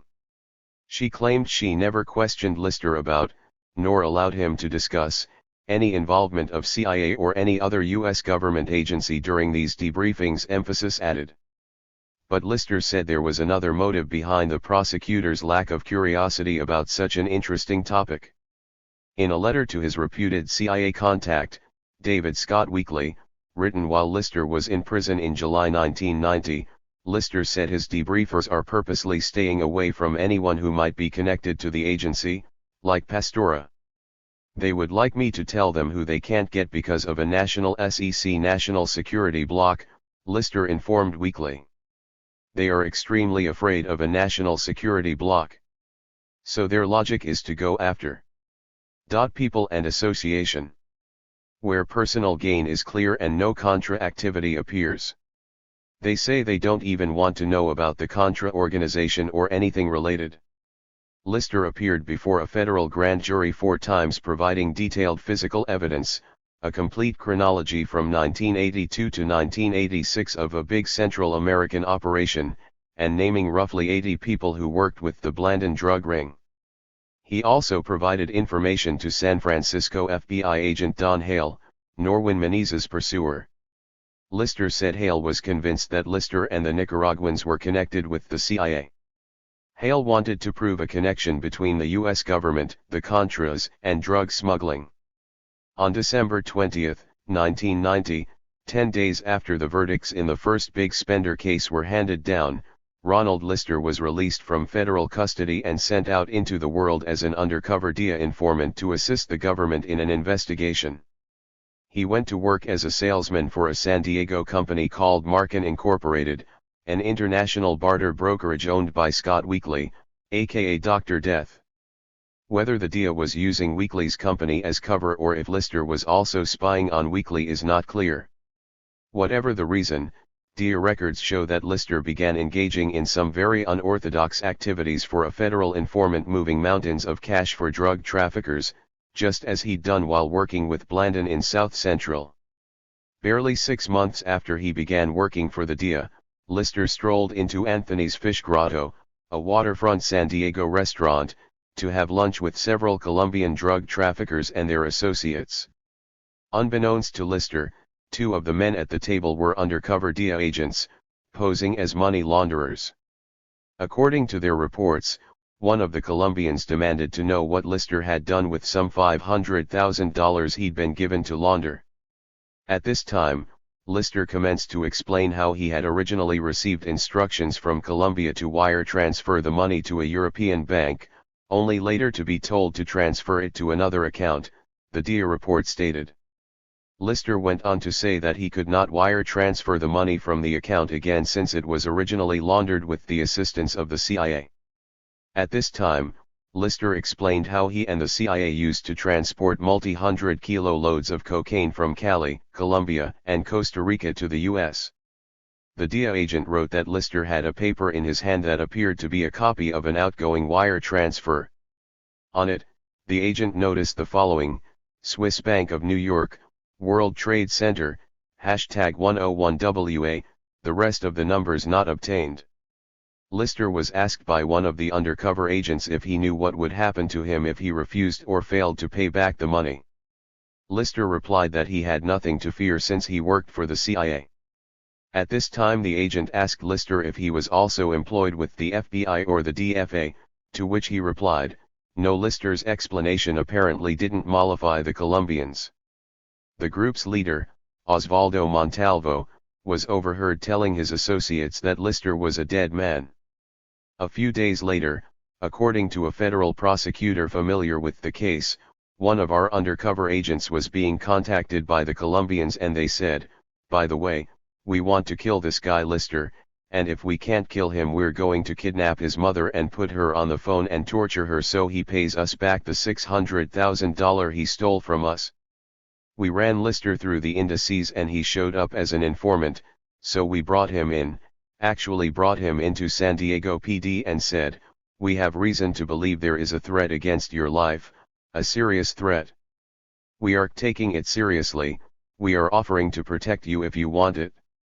Lister, he said, laughed off the offer to place him in the witness protection program and said he wasn't afraid of any fucking Colombians. The prosecutor made Lister sign a waiver of liability absolving the Justice Department of any responsibility in case he turned up dead. Lister went back to one of the Colombians and told him that he knew what they were up to.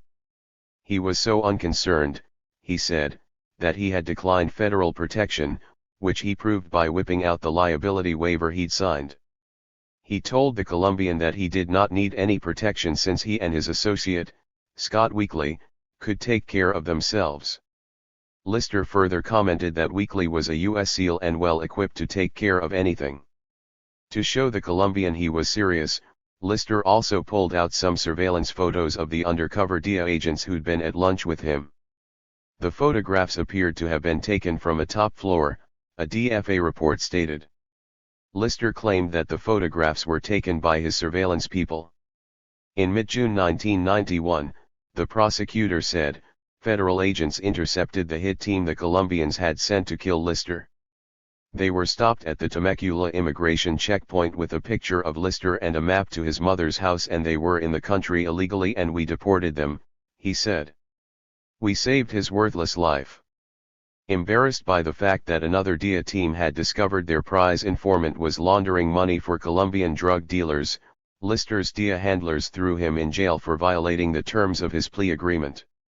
In a motion filed to cancel their deal and send Lister to prison, the case agents claimed Lister was involved in money laundering through Weekly's company, Markin Corp., which they said was set up to launder money from narcotics and weapons sales. Defendant intended to sell weapons as well. Weekly insisted Markin was a legitimate trading company. In any event, no charges were ever filed against Markin or Weekly. Lister and his attorney bitterly protested the D's attempt to toss the ex-cop back in prison, and argued that Lister had provided quite a bit of help on the investigation of Blandon and Menezes. If the feds couldn't bust the Nicaraguans, they said in a court motion, that wasn't Ronald Lister's fault. These reasons may have more to do with so-called national security and political decisions made by the Attorney General, the State Department, the Central Intelligence Agency, and other agencies, the motion stated. A decision not to prosecute individuals in order to avoid embarrassing high government officials for possible complicity in drug dealing should not be sufficient reason for this defendant not to be able to have the advantage of his plea bargain for cooperation. In a letter to federal judge Rudy Brewster, who was handling the case, Lister warned him that the federal government had been playing games with the Blandon case for a long time. In 1986, the main players and myself came very close to indictment but the government chose not to proceed because of matters of national security, Lister wrote. After first granting Lister's motion for a hearing, Judge Brewster quickly changed his mind and ordered Lister to serve 8 years in prison for drug trafficking. The Blandon investigation was taken away from Lister's handler, Amali Ameza, and given to Assistant U.S. Attorney L.J. O'Neill, a man who is quick to inform people that he has a top-secret security clearance and is an expert in handling national security cases. Coincidentally, O'Neill was the Assistant U.S. Attorney who 5 years earlier indicted former Green Beret Colonel James Bo Gritz for misuse of a passport, shortly after Gritz and Scott Weekly returned from Burma singing songs of CIA involvement with heroin trafficking. O'Neill would eventually become Blandon's biggest booster within the Justice Department. DIA agent Judy Gustafson said Lister dropped by her office shortly after his release from prison in 1996 to pick up some belongings and once again discussed his connection to the CIA. If the Justice Department thought the CIA would ever tell them anything about him, Lister laughingly told the agent as he headed out the door towards freedom, they were dreaming. For Ricky Ross, Operation Big Spender brought only glad tidings. He became one of the federal government's star witnesses in the second round of corruption trials in 1991, and his appearance on the witness stand was, in some ways, an historic occasion. It was the first time that the man who had helped touch off L.A.'s crack explosion appeared in public to tell his story. The federal prosecutor handling the case called Ross probably the most significant drug dealer ever to testify for the government. Freeway Rick, along with a host of lesser dealers appearing as government witnesses, opened up the inner world of big-time crack dealing to a wide-eyed public. Ross bluntly told the jurors that by the end of the 1980s he'd sold thousands and thousands of kilos of cocaine in south-central LA, becoming a multimillionaire by the time he was 22. He told of the properties he owned, the big speedboat he had docked at Marina del Rev, his fleet of cars, his ski trips to Aspen, and his 14th row seats at the Lakers games. Another major LA crack dealer who testified for the government, Alundra Smith, corroborated Ross's story. Smith waxed at length on the economic empire including a thriving tire shop, apartment investments, and motel construction of Ricky Ross, a convicted trafficker who has been described as the godfather of the rock cocaine trade in south-central Los Angeles in the mid-1980s, the San Diego Union-Tribune reported. But Smith, who was serving a life sentence without the possibility of parole, made his federal handlers cringe when he launched into an impromptu lecture on the drug war. Peering intently at the jury from behind steel-rimmed glasses and firmly gripping the microphone at the witness stand, Smith accused government officials of bringing drugs into the United States. Yes, I mean President Bush, Smith told the jurors pointedly. When Lie was with the CIA and now. The government is the only people that have the access to the equipment, but the minorities are the ones who do the time for it. Such comments, combined with the sentence reductions and other favors Ross and his cohorts had been given by the government to secure their cooperation against the deputies, didn't sit well with the jurors, who had difficulty accepting the testimony of drug dealers over the denials of the accused officers. Under cross-examination, Ross admitted that the Justice Department had agreed to cut his sentence in half and had permitted him to keep his remaining properties and his money, which he valued at around $2 million. Outraged, the jurors acquitted most of the indicted officers and cited Ross's deal as one of their reasons. They really gave away the farm on that one juror told the Los Angeles Times. The LAPD detective who was the architect of the Freeway Rick task force, Ross's nemesis Steve Pollock, was one of those acquitted. He was later raindicked on civil rights and income tax charges and pleaded guilty to violating Ollie Newell's civil rights by beating him up. Embittered, Pollock retired from the police force, complaining that he'd been sold out by his own department and persecuted by government lawyers who'd crawled into bed with drug dealers to go after cops. Though the Big Spender investigation was ultimately a flop for the Justice Department, Ross had lived up to his end of the bargain. In February 1992, Assistant U.S. Attorney Michael Emick, who would later gain notoriety as a member of independent counsel Kenneth Starr's Whitewater prosecution team, dutifully went to court and urged that the crack lord be given a break, praising his cooperation as more than satisfactory. Ross, Emick said, was on the stand for 3 to 4 days. He was cross-examined in excruciating detail about all imaginable subjects. Ross answered those questions without hesitation and, in my opinion, did so honestly and candidly. His sentence was trimmed from 10 years to 51 months, which made him eligible for release in a little over a year. Ross was sent to the federal prison in Phoenix, Arizona, to serve the rest of his time. 23. He had the backing of a superpower T-Hoff. He had successfully navigated the treacherous waters of the cocaine industry for nearly a decade. Blandon learned that he was unprepared for the sharks of legitimate commerce. His 24-location rent-a-car business, Alpha 2, suffered when a deal to rent thousands of cars to hordes of German sightseers in the 1988-89 season vaporized at the last minute. I make a contract 3,000 cars to be rented to the German people, Blandon explained. But I didn't have enough cars. So I get a credit from Chrysler for 250 cars, and I get a credit from General Motors of 300 cars. But when Chrysler discovered he was making deals with GM, he said, his $1.5 million line of credit was yanked. He was forced to go out and beg cars from other rental companies. I lost $300,000 in 3 months. In early October 1988 his lender filed a notice to foreclose on the rental agency's office near the Miami airport, and by early January 1989 his company was bleeding money. I had to get cash, Blandon said. Fortunately he knew just where to get it.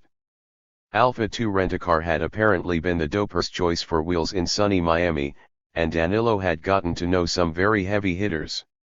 I did a lot of favors to the Colombians in Miami with my rent-a-car business. They used to go, they don't have a credit card, so I rented with a deposit, $500 deposit, and they rented the car. So I got a lot of connections in those 3 years that I was running my business. They were my friends because of my business. He felt particularly close to Colombian Humberto Cardona, because Cardona was supplying Danilo's Nicaraguan associates in South Central. This guy used to go every week to my place, this Mr. Cardona. He used to go every week. He had a lot of business. Cardona, whom Blandon called El Frico, was one of Colombia's better-known cocaine kings. When the Colombian government agreed to extradite him and 5 other traffickers to the United States in late 1985, it was international news, hailed as a sign of increasing cooperation between the Colombian and U.S. governments. There was one trafficker the Colombians were refusing to extradite, UPI noted, Juan Mata Ballesteros, the Honduran billionaire whose airline, Setco, was flying supplies for the Contras. Instead of turning Mata over to U.S. courts, the Colombians deported him to Honduras, which did not extradite its citizens, and he continued dealing drugs. Humberto Cardona's extradition to the United States appears to have been equally painless. A mere 3 years later, according to Blandon, he was jetting around the world, and supplying the South Central crack market through Menezes's men, Roger Sandino and Jose Gonzalez Morales. Blandon poured out his tale of financial woe to the chunky Colombian, and El Frico had a novel idea: why not get back into the cocaine business? It was hotter than ever. Why, he just sold Blandon's friends in LA a ton of cocaine, literally 2,000 kilos. So if you want to go back, I can get some merchandise in LA and you don't have to worry about the money that you have been losing down here, Blandon said. Cardona told him. So I started thinking. And I got back. Blandon put his rental car agency into bankruptcy and moved his family back to California, settling in San Diego in a house owned by his old college buddy Sergio Guerra, the smooth Mexican millionaire.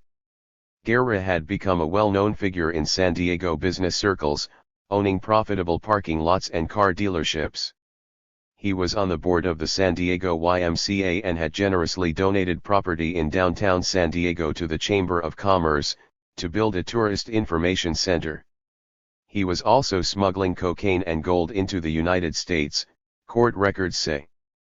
Perched high on a hillside overlooking San Diego's busy harbor, Blandon began the task of reassembling his cocaine network. He immediately reunited with the Menezes family.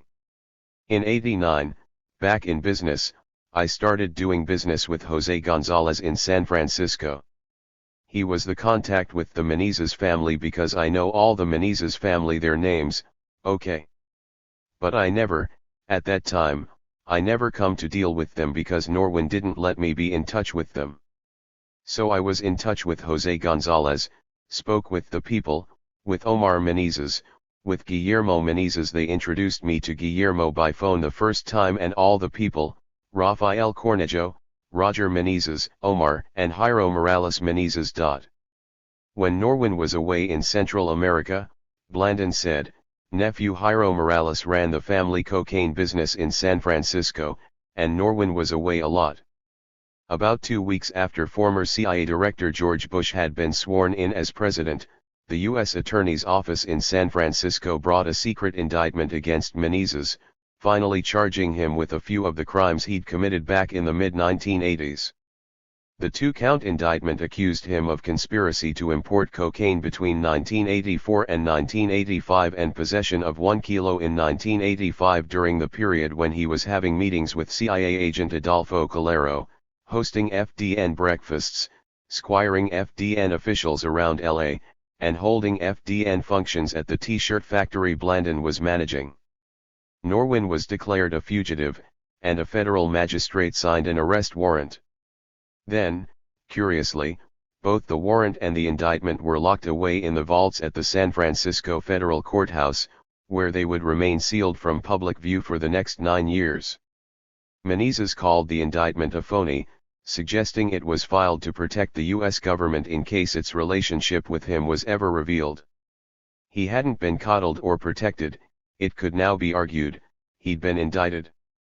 Eric Swenson, the federal prosecutor who filed the case against Menezes, said the indictment was returned because the case against Menezes was so old that it was fast approaching the statute of limitations.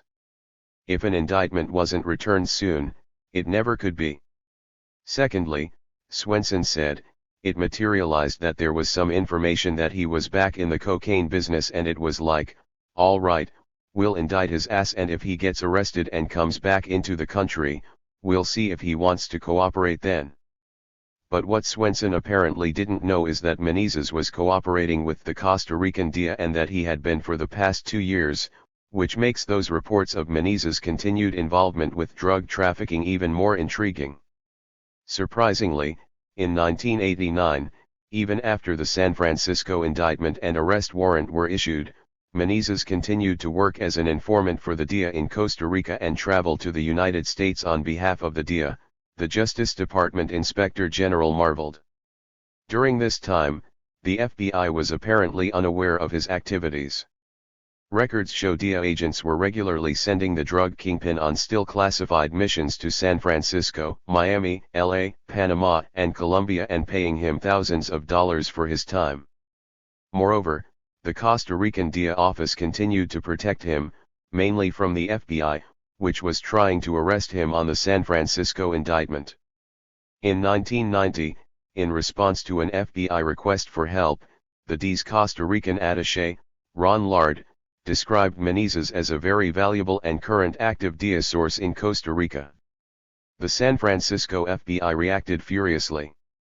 In February 1990, it demanded to know when the DEA had suddenly discovered Menezes' amazing worth before or after the FBI had indicted him. San Francisco FBI would not have pursued an indictment of Menezes if it had been aware of Menezes' cooperation with any law enforcement or intelligence agency, the FBI cable complained. Did DEA conduct appropriate checks to determine Menezes' legal status prior to activating him? Oops, the DEA replied. Our mistake. Norwin was no longer an active DEA informant, and, once again, no one knew where he was. One FBI agent complained that he did not believe that the DEA in Costa Rica, or the Costa Rican authorities, would arrest Menezes. As to what he was doing and why the DEA was so protective of him, the Justice Department Inspector General's report in 1998 provided a significant clue. Among Norwin's targets were some Nicaraguan government officials. Norwin, it seems, was still fighting communism with cocaine. Though combat between the Contras and Sandinistas all but ceased in March 1988 with the Truce of Sapoa, the CIA continued its covert war to destabilize the Sandinista government throughout the rest of the decade, and it now appears that Norwin Menezes was a part of the U.S. government's arsenal of secret weapons. In 1990, a Nicaraguan public, weary of a decade of war and strife and tension with the United States, voted the Sandinistas out of office.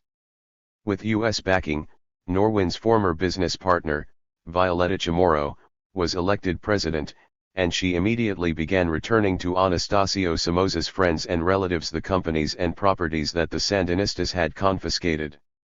Menezes and his family moved Hack into their mansion on the outskirts of Managua, and he began reclaiming the holdings valued at $12 million that had once belonged to him and his assassinated brother, Edmundo. Norwin also began reconstructing his drug trafficking network in Nicaragua, a riskier business. Even though the Sandinistas were no longer running the government, they still controlled the country's military and national police. If they caught him dealing cocaine, he'd be at the mercy of his old enemies.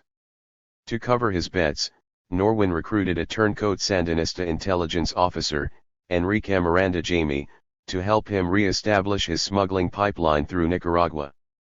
It was a move that would prove to be his undoing. A slippery character who was a lifelong Sandinista, Enrique Miranda had been a paid CIA informant between 1984 and 1985, spying on his comrades and peeking into shipping crates to keep the agency up to date on the latest Sandinista weapons purchases. He says he was one of 2 CIA operatives working inside the Sandinista Ministry of the Interior's super-secret Dirty Tricks Unit, the Bureau of Special Operations. In addition to having extensive political connections, Miranda was an experienced smuggler in his own right. During the early years of the Contra War, Miranda said, he was responsible for arranging clandestine shipments of Sandinista arms from Panama to revolutionary groups throughout Central America, and he had helped the Sandinistas design a string of secret arms caches in and around Managua, fortified concrete bunkers hidden in hillsides and in dense patches of jungle. As a result, he not only knew most of the smuggling routes through the isthmus but had places to hide cocaine that few people even knew existed. In interviews with Nicaraguan police in 1991, Menezes corroborated many details of Miranda's past. He said Miranda, who is married to a cousin of Norwin's wife, Blanca, had been a friend of his for a decade, and he confirmed that Miranda was the person who was sending guns to the FMLN in El Salvador. He also confirmed that Miranda sold himself to the CIA and provided the agency with intelligence on Sandinista leaders. The CIA refused to confirm or deny that. In 1989, Menezes hired the former double agent to serve as his emissary to the Colombians, primarily the cartel of Bogotá. Posing as Norwin's nephew, Miranda said he arranged the drug shipments, plotted the routes, and handled the cash deliveries, while Menezes negotiated prices, put up the money to finance the purchases, and arranged for the cocaine's transportation from Nicaragua to the United States. Most of the cocaine they were shipping, Miranda said, was being sold in Los Angeles through Menezes' brother Luis Enrique, who was later convicted in Nicaragua of drug trafficking. In San Francisco, Miranda said, Norwin was dealing through his nephews, Guillermo and Jairo. The drugs were being smuggled into California through 2 different routes. Menezes had on his payroll a series of American pilots and had taken charge of a control tower in the state of Texas, Miranda testified. Norwin's cargo planes, based in Costa Rica, had established flight plans to haul commercial goods to Texas. Before they left, Miranda said, a space would be cleared in the cargo hold big enough to conceal 300 kilos of cocaine. When overflying their route to the USA, they would be allowed to drop in for a quick landing at the airstrip at Rosita, he testified, referring to a 2,600-meter runway in the isolated jungles of northern Nicaragua, near the mining town of Rosita. At the abandoned airfield, according to Miranda, Menezes had hundreds of kilos of cocaine hidden in underground bunkers. The kilos would be loaded aboard the cargo planes and hidden amidst the commercial cargo, and the planes would continue on into Texas. This operation would last approximately 15 or 20 minutes, Miranda said. The advantage is that here in Nicaragua there is no radar system with the capacity to reach this airstrip. The other method was equally inventive. Menezes would purchase automobiles in the United States through a dealership, import them, fill their frames and hollow spaces with cocaine-filled PVC pipes, and weld them shut inside. Then the cars were loaded aboard an auto transporter also packed with tubes of cocaine and driven across the border in Texas or California. For the amounts that were coming in, you almost needed flatbed trucks, recalled Menezes Lieutenant Rafael Cornejo. Blandon said his first job once he got back into the California drug market was serving as a broker for Norwin's nephew, Jairo, in San Francisco. He collected cocaine from hotel rooms all over the Bay Area and sold it to customers in Alabama, New Orleans, Los Angeles, San Jose, and San Francisco. At least two of Blandon's biggest customers, Mike Smith in LA and Reggie Rash in Alabama, were black dealers who'd worked for Ricky Ross before Ross went to prison. Then Blandon had another well-timed series of lucky breaks. Jairo was arrested and sent to jail, Jose Gonzalez moved back to Nicaragua, and the only experienced distributor left was Danilo Blandon. He took on the job of doling out cocaine to the other members of the Menezes ring and some of their Bay Area customers. Between 1990 and 1991, Blandon estimated, he provided somewhere around 425 kilos of cocaine to the Menezes family in San Francisco, about $8.5 million worth at wholesale prices. Blandon also began putting his LA connections back together. Though he was reasonably sure the Torres brothers had ratted him out to the cops 4 years earlier and they knew he'd hired a hitman to kill them after he became convinced that one of them was sleeping with his wife, the old friends let bygones be bygones and started buying and selling drugs from each other again. Rafael Cornejo recalled visiting the Torres brothers in North Hollywood with Blandon in 1990, where Jacinto offered to sell him a chrome-plated .45. There was a fight on TV and Danilo and I went over there to watch it. I was staying at a hotel. That's when I first met the Torres brothers.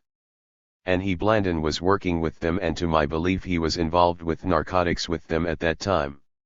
He offered some to me but I didn't take the offer. He told me he was back trying to open up the gates again that he had lost. Blandon said Cornejo was very picky about cocaine quality and deemed the kilos Blandon offered substandard. Though Cornejo said he never liked Blandon personally, he always had an agenda. He valued his experience and his connections and began dealing with him on an almost daily basis. Sometimes, you gotta dance with the devil, Cornejo shrugged. Danilo knew some very important people in Nicaragua, important people in society, and I was talking about taking my money and moving down there, taking my assets and starting a business. And he told me he would use his connections with the World Bank to help me out. Whether Blandon actually had any connections to the World Bank is unknown, but undercover DIA tapes show that he was openly boasting of having received massive loans around that time from the Canadian government and, according to one DIA summary, the US government. Those discussions were secretly taped between 1990 and 1991 by DIA informant John Arman, a skinny, nasal-voiced drug dealer who'd been indicted in Nebraska in the early 1980s for cocaine trafficking and fled to Mexico. The Mexicans booted him out eventually, turning him over to FBI agents at the border, and Arman agreed to become an informant for the DIA office in San Diego. He was one of the first people Blandon contacted when he re-entered the Southern California cocaine market, apparently due to a long-standing friendship with Arman's ex-wife. In March 1990, a week after the Sandinistas were voted out of office, Arman called San Diego DIA agent Charles Jones and told him that Blandon is preparing to move back to Nicaragua from Miami, due to the favorable political climate at present. Blandon also reportedly had a large amount of cash in Los Angeles, California, that he was preparing to transport to Nicaragua. Arman reported that Blandon owned property in Nicaragua that he rented to the government for $100,000 for 5 years, and was so tight with the new regime, he told Arman, he'd take him to the upcoming inauguration of Nicaragua's new president, Violeta Chamorro. "Yeah, I know all the people from the government, Blandon boasted in one taped conversation with Armin. They like you, see? Shit, they like you, all the fucking government they know. Blandon wasn't just bragging. A DEA informant who had worked for Blandon informed federal agents in 1991 that the drug dealer had extensive contacts in the Nicaraguan government and obtains cocaine from the Cali cartel on credit. In July 1990, Blandon flew back to Miami to deal with his failing rental car company and returned to LA a few days later. Armin met him up at the airport, where an expansive Blandon announced that he'd just received a $40 million loan to build houses in Nicaragua. On the drive to San Diego, Blandon killed time by filling Armin in on his latest cocaine deals. His supplier, Humberto Cardona, was now in France and was looking to cross 2,000 kilos he'd stored in Guadalajara, Mexico. A Canadian associate was bringing in a load from Mexico through Houston. Some of his Japanese customers had the bad luck of buying a boatload of cocaine in Colombia, and then having the trawler tracked and seized off the coast of Hawaii.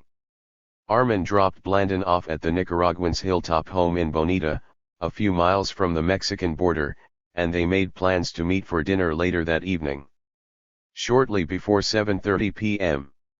on July 21, 1990, Armin arrived at the Old Bonita store, a quaint lobster restaurant near Blandon's house, wired for sound.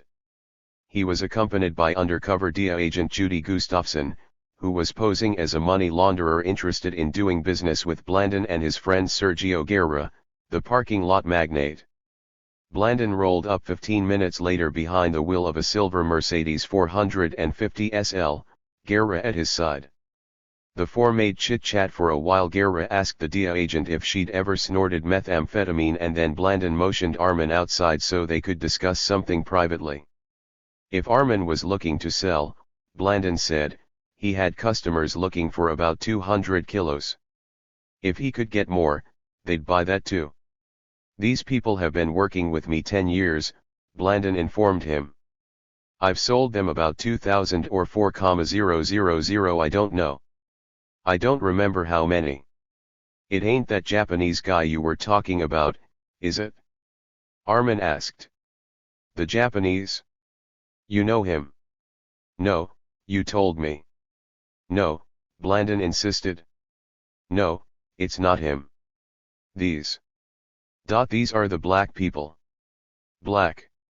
Yeah, Blandon replied. They control LA. The people that control LA. I don't like niggers, Armin fretted. Well. They pay cash though. Yeah, Blandon said. They pay cash. Can they come up with enough money to buy 50 at one time? Yes. Oh, Armin shivered. That scares me, you know that. No, no. Don't worry. I don't do with anybody else, just with black people, Blandon reassured him. The thing is, with these people, you are making money every day or every week. They're all there. You don't have to be worried about nothing.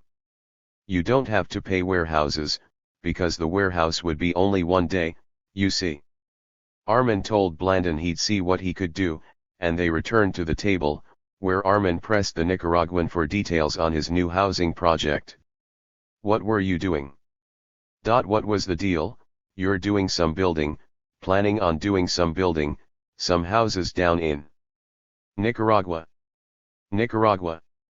I get a loan from the Canadian government, $40 million, for 5,000 houses, Blandon said. Like mass housing, neighborhood. For the poor people, the poor people. You know, the government of Canada, they sometimes have, it's better for them, for construction, to give us 5,000 houses, a government loan for 3 years, you pay 3.5% per year. Then they get a United States company too. Well, Blandon said, we will be supervising, see. Then they will build the house in Canada, how you say, prefabricated. Blandon also mentioned that he was due to receive a $1 million settlement from the U.S. government for some unspecified claim. Armin steered the conversation to Roger Sandino, the Manx's associate wanted by the DEA in connection with the giant Bolivian drug bust in Virginia in 1986. Laughing, Blandon told the group how Sandino had a plane load of cocaine flown into Nicaragua, but the plane belly flopped on a dirt field near a small town. The crash was swarmed by local peasants, who carted away much of the dope. The people, the campesinos, they found it and they were selling it at the market $10, $20 a fucking key. Blandon chuckled. He said that when a horrified Sandino discovered the situation, he flew down from Miami and frantically tried to buy his remaining cocaine back from the peasants. Nicaraguan aviation records show the airplane, loaded with 1,000 pounds of coke, crash-landed near San Rafael del Sur on June 4, 1990. The pilot, who was arrested, was a captain in the Colombian Air Force. For the next 2 years the San Diego DEA would keep a close eye on Blandon, recording his telephone calls, tracking his movements, videotaping his meetings with informants and his negotiations to buy cocaine. They would hear him confess to many crimes and brag about having customers in New York, San Francisco, Los Angeles, New Orleans, and other locations. But even after being informed that Blandon was back in South Central LA, once again selling massive amounts of cocaine to leaders of black gangs, the DEA made no move to arrest him. Blandon stated that one of the groups that he supplied cocaine to were black gang members in Los Angeles that didn't care about the quality of cocaine because they were going to convert it to crack anyway, a 1991 DEA report stated laconically. On the tape of that conversation, Blandon and Armin can be heard commiserating over the decline in standards in the cocaine business. A kilo of beautiful white flake meant nothing to these crack dealers, Blandon lamented. They don't care. They cook everything.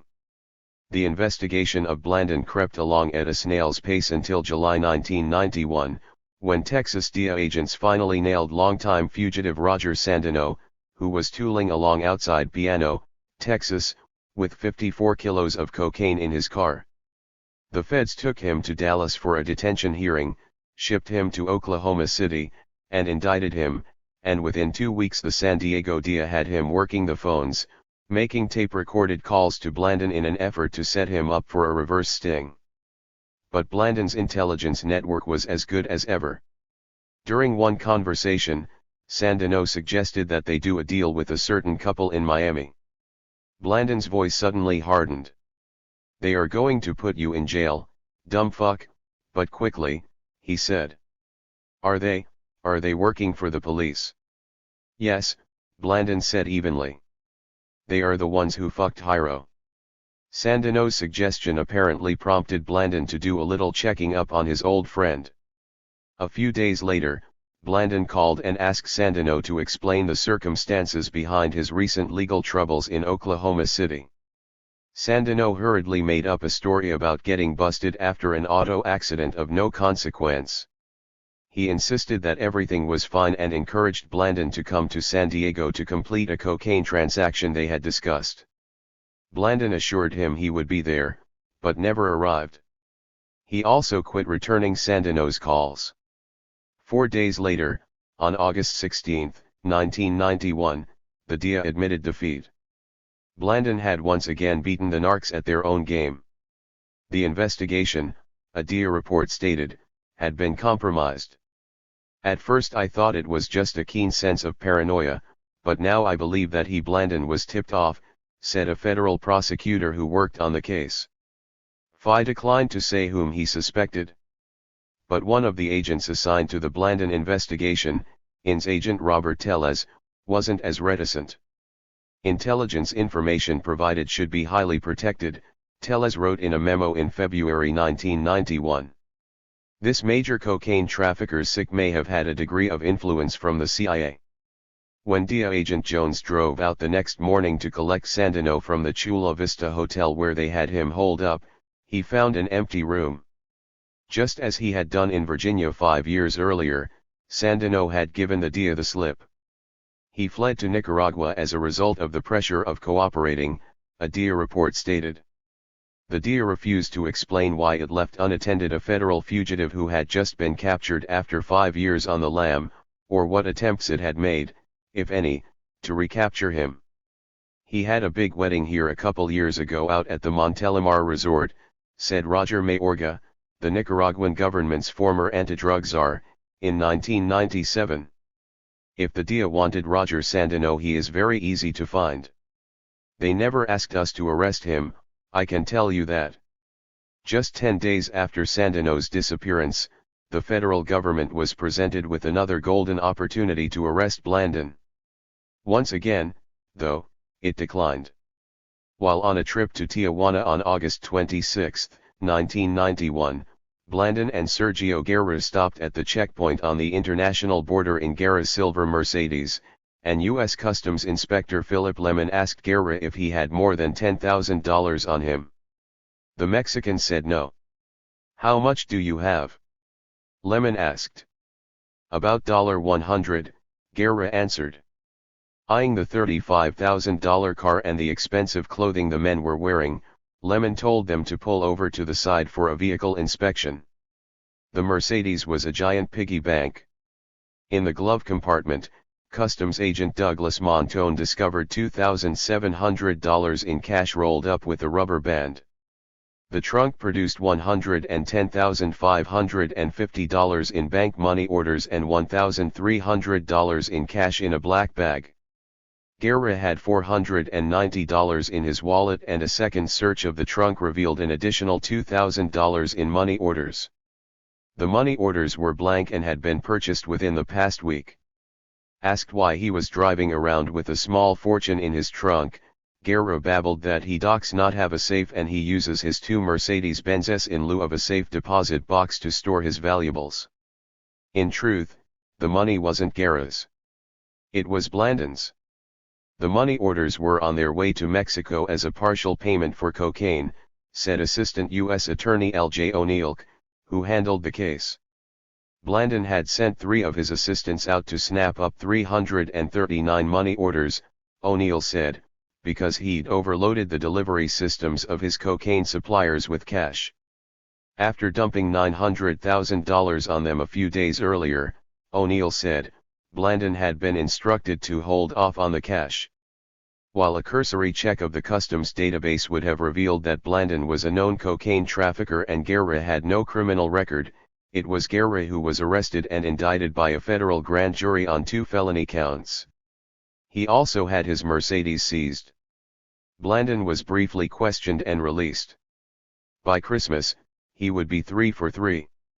In late December 1991, a special LAPD strike force arrested him and 2 other men on charges of money laundering and conspiracy after they caught him with $14,000 and a small amount of cocaine in his pocket. Blandon had been seen leaving the apartment of his old friend Raul El Tuerto Vega, the one-eyed Menezes flunky who'd helped break Blandon in when he started dealing coke for the Contras. In Vega's apartment, police found $350,000 in cash, a miraculous amount for a man who claimed to be a warehouse worker. Then the LAPD got a call from the U.S. Attorney's Office in San Diego, asking that all the charges be dropped. Federal agents were working on an investigation, the police were told, which would be ruined if Blandon was put in jail. When the trafficker appeared for his arraignment, he was released without bail and the charges were subsequently dismissed. Once again, he'd walked away from an almost certain conviction. The federal prosecutor who made that decision said he intervened to protect the DEA's investigation of Blandon from a premature termination. It wasn't done as a favor to Blandon, he insisted. LAPD Sergeant Ron Hodges heard a similar story while working his own case against Blandon in 1991. Hodges, a narcotics detective who was also looking into the Torres brothers, was attempting to arrange a hand-to-hand sale with Blandon, when he discovered that DEA agents were following the Nicaraguan around.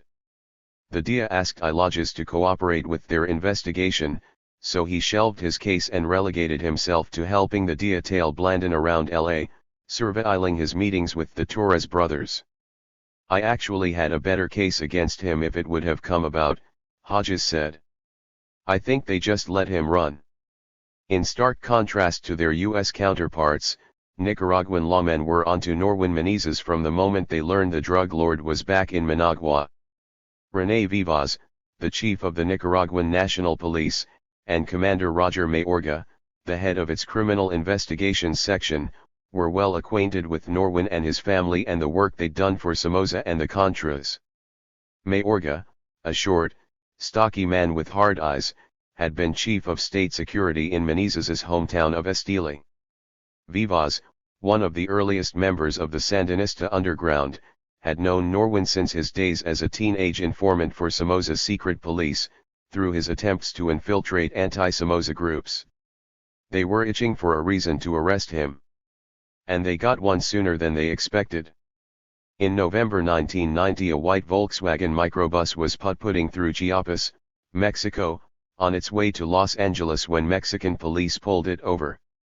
Inside were 42 kilos of cocaine and a beautiful Nicaraguan airline stewardess, Ives Hernandez, who had been one of the Sandinistas' fiercest urban guerrillas during the revolution, known as La Negra. She was something else, sighed Roberto Vargas, an ex-Marine who fought with the Sandinistas and later became their ambassador to China. La Negra was part of a special squad during the revolution that attacked National Guard buildings. They were the worst mission, suicidal almost, but oh my God, could she fight? I think every man who met her fell in love with her. Certainly Enrique Miranda had. At the time of her arrest, she and Miranda were lovers. And it was his microbus she was driving. Roger Mayorga said the Mexican police told him about the arrest, which they said resulted from a DIA tip. Mayorga might want to look into it, they suggested, because he could have a drug ring operating in Managua. When Mayorga learned who owned the van and who was driving it, he was intrigued.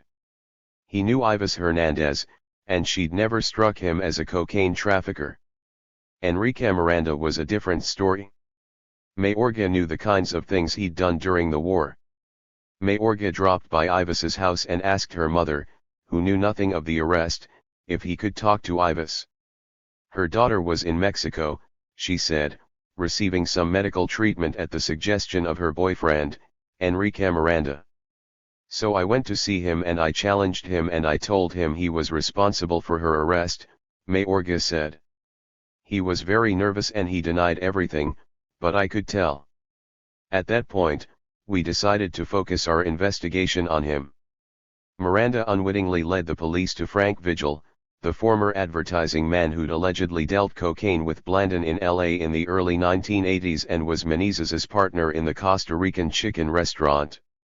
Mayorga learned that Vigil had just formed a new company in Managua in partnership with a major Colombian drug trafficker, Hector Roman Carvajal. Mayorga saw from the incorporation papers that the company, called PZPSA, for Processadora Zona Pacifica, had been put together by a prominent Somoza lawyer, Adolfo Garcia Esquivel, a Nicaraguan assemblyman who also served as one of Norwin Menezes' lawyers. Among PZP's owners, the records showed, was Luis Henry Pelaez, the son of Somoza's closest political advisor, and Nicaraguan assemblyman Frank Duarte, another longtime Somoza supporter who headed the Assembly's Anti-Narcotics Committee. The company, according to its records, planned to operate fishing boats to export seafood to Taiwan. Miranda was also seen making trips to a motel in the hills overlooking Managua, the Auto Hotel Nijapa, one of a strange breed of small Nicaraguan hostelries that allow patrons to drive their cars into shielded carports and enter their rooms unseen from the outside. Such hideaways are usually used for trysts with hookers and mistresses. The Hotel Nijapa, police learned, had once belonged to General Edmundo Menezes. The Chamorro government had recently returned it to the Menezes family, and it was now being run by Norwin Menezes, business records showed. The incorporator of the new hotel business was Surprise Somoza lawyer Garcia Esquivel, the incorporator of PZP. Mayorga surmised that Miranda was working for Menezes and Frank Vigil, and he suspected they were plotting to use the fishing company as a front for a cocaine smuggling venture. In the summer of 1991, he said, his men began following Menezes and his wife, Blanca Margarita. One September evening Mrs. Menezes drove to a restaurant near her house, the Lobster Inn, and got a table. A few moments later, DIA agent Federico G. Villarreal arrived. Hot on his heels was Norwin Menezes. To the shock of the Nicaraguan police, Villarreal was having dinner with Menezes and his wife.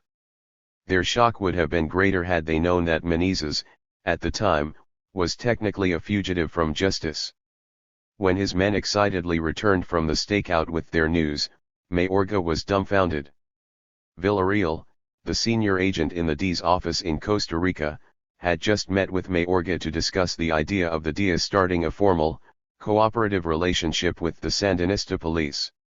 What was he doing meeting with Nicaragua's top cocaine trafficker in Mayorga's backyard? Behind Mayorga's back.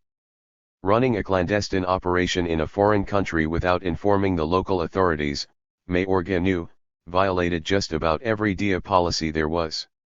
Either Villarreal was a friend of Menezes, which also violated DIA policy, or the DIA and the drug kingpin were up to something that the Nicaraguan National Police weren't supposed to know about. Something here was very fishy. Mayorga went to see his boss, Nicaraguan National Police Commander René Vivas, who shared his concerns. Checking with sources in Costa Rica, they learned Menezes and Villarreal had been seen together in San Jose as well. There was definitely something going on between Menezes and the Americans, they concluded. A lid of secrecy was clamped on their investigation. No one else in government, and especially not the DIA, would be informed until after it was all over. Their agents were sworn to absolute secrecy and given as little advance notice as possible of upcoming operations. The precautions paid off. On a Sunday morning in early November 1991, Mayorga's men executed a series of simultaneous raids on Menezes' drug ring. At the Quinta Wichita, a small ranch 10 miles south of Managua, they caught Norwin's engineers in the act of welding cocaine-filled PVC pipes into the frame of an auto transport trailer. A couple of Mercedes sedans were in the process of having the same alterations performed. They found 130 kilos there. In a bedroom in Miranda's mother's house, they found hundreds more hidden under blankets with spare tires thrown on top. In an abandoned military bunker they found more kilos, packed into air conditioner and television boxes that bore the address of the Auto Hotel Nijapat. In all, the Nicaraguan police seized 725 kilos of cocaine, worth roughly $15 million wholesale. They also found Uzi submachine guns, Makarov pistols, and California license plates. Menezes, his brother Luis, Enrique Miranda, Frank Vigil, and the engineers and craftsmen Norwin had hired to prepare the vehicles were arrested. The auto transport trailer Menezes' men were busy stuffing with cocaine had recently been purchased for $125,000 in El Salvador from none other than former CIA pilot Marcos Aguado. Aguado, who'd helped run the secret Contra air base at Ilopango during the war, was not charged in the connection with the case, and his involvement was never publicly revealed. In an interview, he denied knowing how Menezes would use the trailer, although Miranda said he was present when Aguado and Menezes discussed drug trafficking one evening at Norwin's mansion. The Menezes drug bust was major news in Central America. It was the largest cocaine seizure in Nicaragua's history, and it prompted an uproar in the highly partisan Nicaraguan press, as two prominent Nicaraguan politicians were seemingly implicated. They were never charged. The story made several U.S. newspapers as well. Reporter Jonathan Marshall of the San Francisco Chronicle, who had just co-authored a book called Cocaine Politics, Drugs, Armies, and the CIA in Central America, wrote a detailed piece about Menezes and his relationship with the FDN and its leaders. Marshall's story also questioned the seeming inability of U.S. authorities to capture the drug kingpin during the years he was living in America. The Chronicle buried the story deep inside the paper, and it was ignored by the rest of the American media, which was then consumed with the scandal over Bush's chief of staff, John Sununu, using military planes for personal trips. Commander Vivas went to the Tipitapa prison outside Managua to personally take charge of Menezes' interrogation. He found the trafficker relaxed, almost smug. He said he wasn't worried about me because he had the backing of a higher power, a superpower, Vivas recalled. He said he was working for the United States to get Sandinista officials on drug charges, and that I was one of his targets. I told him not to fuck with me because I didn't believe him. I thought he was just trying to impress me. But he insisted it was true and said I would find out for myself. The evening of the raids, Mayorga called the Costa Rican DEA office to inform Villarreal of the arrests, but since it was Sunday no one was in. He stuck an arrest report into the fax machine and zapped it to the U.S. Embassy in San Jose. Then, big surprise, I get to my office at 9 a.m. Monday, and Villarreal is there waiting for me. Mayorga grinned. He wants more information. I asked him what was his special interest in this case.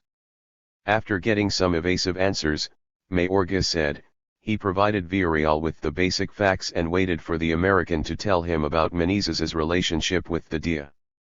Nothing was said. Villarreal came back later looking for more information. By then, Mayorga said, we'd had a chance to analyze the phone book that we had found on Norwin when we arrested him, and inside were phone numbers for Ronald Lard, the DEA country attaché in Costa Rica. I challenged Villarreal to explain this, and he couldn't. Then Mayorga told the DEA agent that his men had seen him dining with Menezes less than 2 weeks before the raid. Why, Mayorga asked, was the DEA secretly meeting in Managua with a drug trafficker who was in the process of bringing 725 kilos of cocaine into his country? And why hadn't the Nicaraguan police been informed? Villarreal simply lied, denying that he'd met with the drug kingpin. He told Justice Department inspectors that he did not believe he knew the Nicaraguan police well enough to share that information. Actually, Mayorga only knew half the story. Villarreal had met with Menezes 2 or 3 times in Managua, not just once, yet Villarreal claims he can't remember what those discussions concerned or if Menezes became his informant afterwards. In the end, Villarreal placated Mayorga by providing him with some intelligence reports of Menezes' criminal activities in the U.S., but Mayorga described the DEA's assistance as minimal and grudging. It had been Menezes, Mayorga learned, who tipped off the DEA to the trip Ives Hernandez was taking in the cocaine-laden microbus. The cocaine Hernandez was taking north was not Norwin's, he said, it was Frank Vigil's. He theorized that Menezes ratted out the shipment to allay the DEA's concerns that he was dealing on the side. Villarreal made it clear to me that they did not completely trust Menezes, Vivas said. He made me understand that Menezes was playing both sides. Armed with that information, Mayorga paid Enrique Miranda a visit. He reminded him of his earlier denials regarding his girlfriend, and Miranda morosely admitted having abused his relationship with her, Mayorga said. Then he asked me why the police had stopped her car in the first place. How did they find out? It was your boss, Mayorga told him. Norwin. He told the DEA. And now your girlfriend is in jail in Mexico, undergoing God knows what humiliations. How's that for loyalty? Miranda repaid it in kind. He started talking. We used Norwin's cooperation with the DEA to get Miranda to cooperate with us, Mayorga said. Combining the information provided by Miranda, Villarreal, and Menezes, the Nicaraguan police pieced together a picture of what Menezes and the DEA were working on. Menezes, they believed, had been sent to Nicaragua on a secret DEA mission to snare high-ranking Sandinista military officials in a drug sting.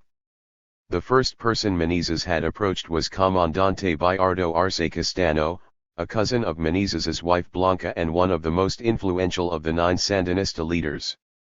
According to Menezes, Arce agreed to participate in a cocaine deal, and he offered to provide the protection of the Sandinista military. Arce admitted that Menezes had come to see him but denied making any drug deals. Menezes' lawyers, who tried unsuccessfully to force Arce to testify, dug up some evidence to support their client's claim.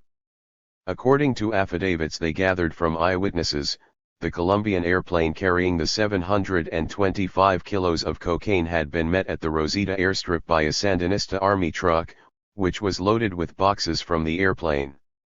2 Sandinista army officers supervised the unloading, the witnesses said.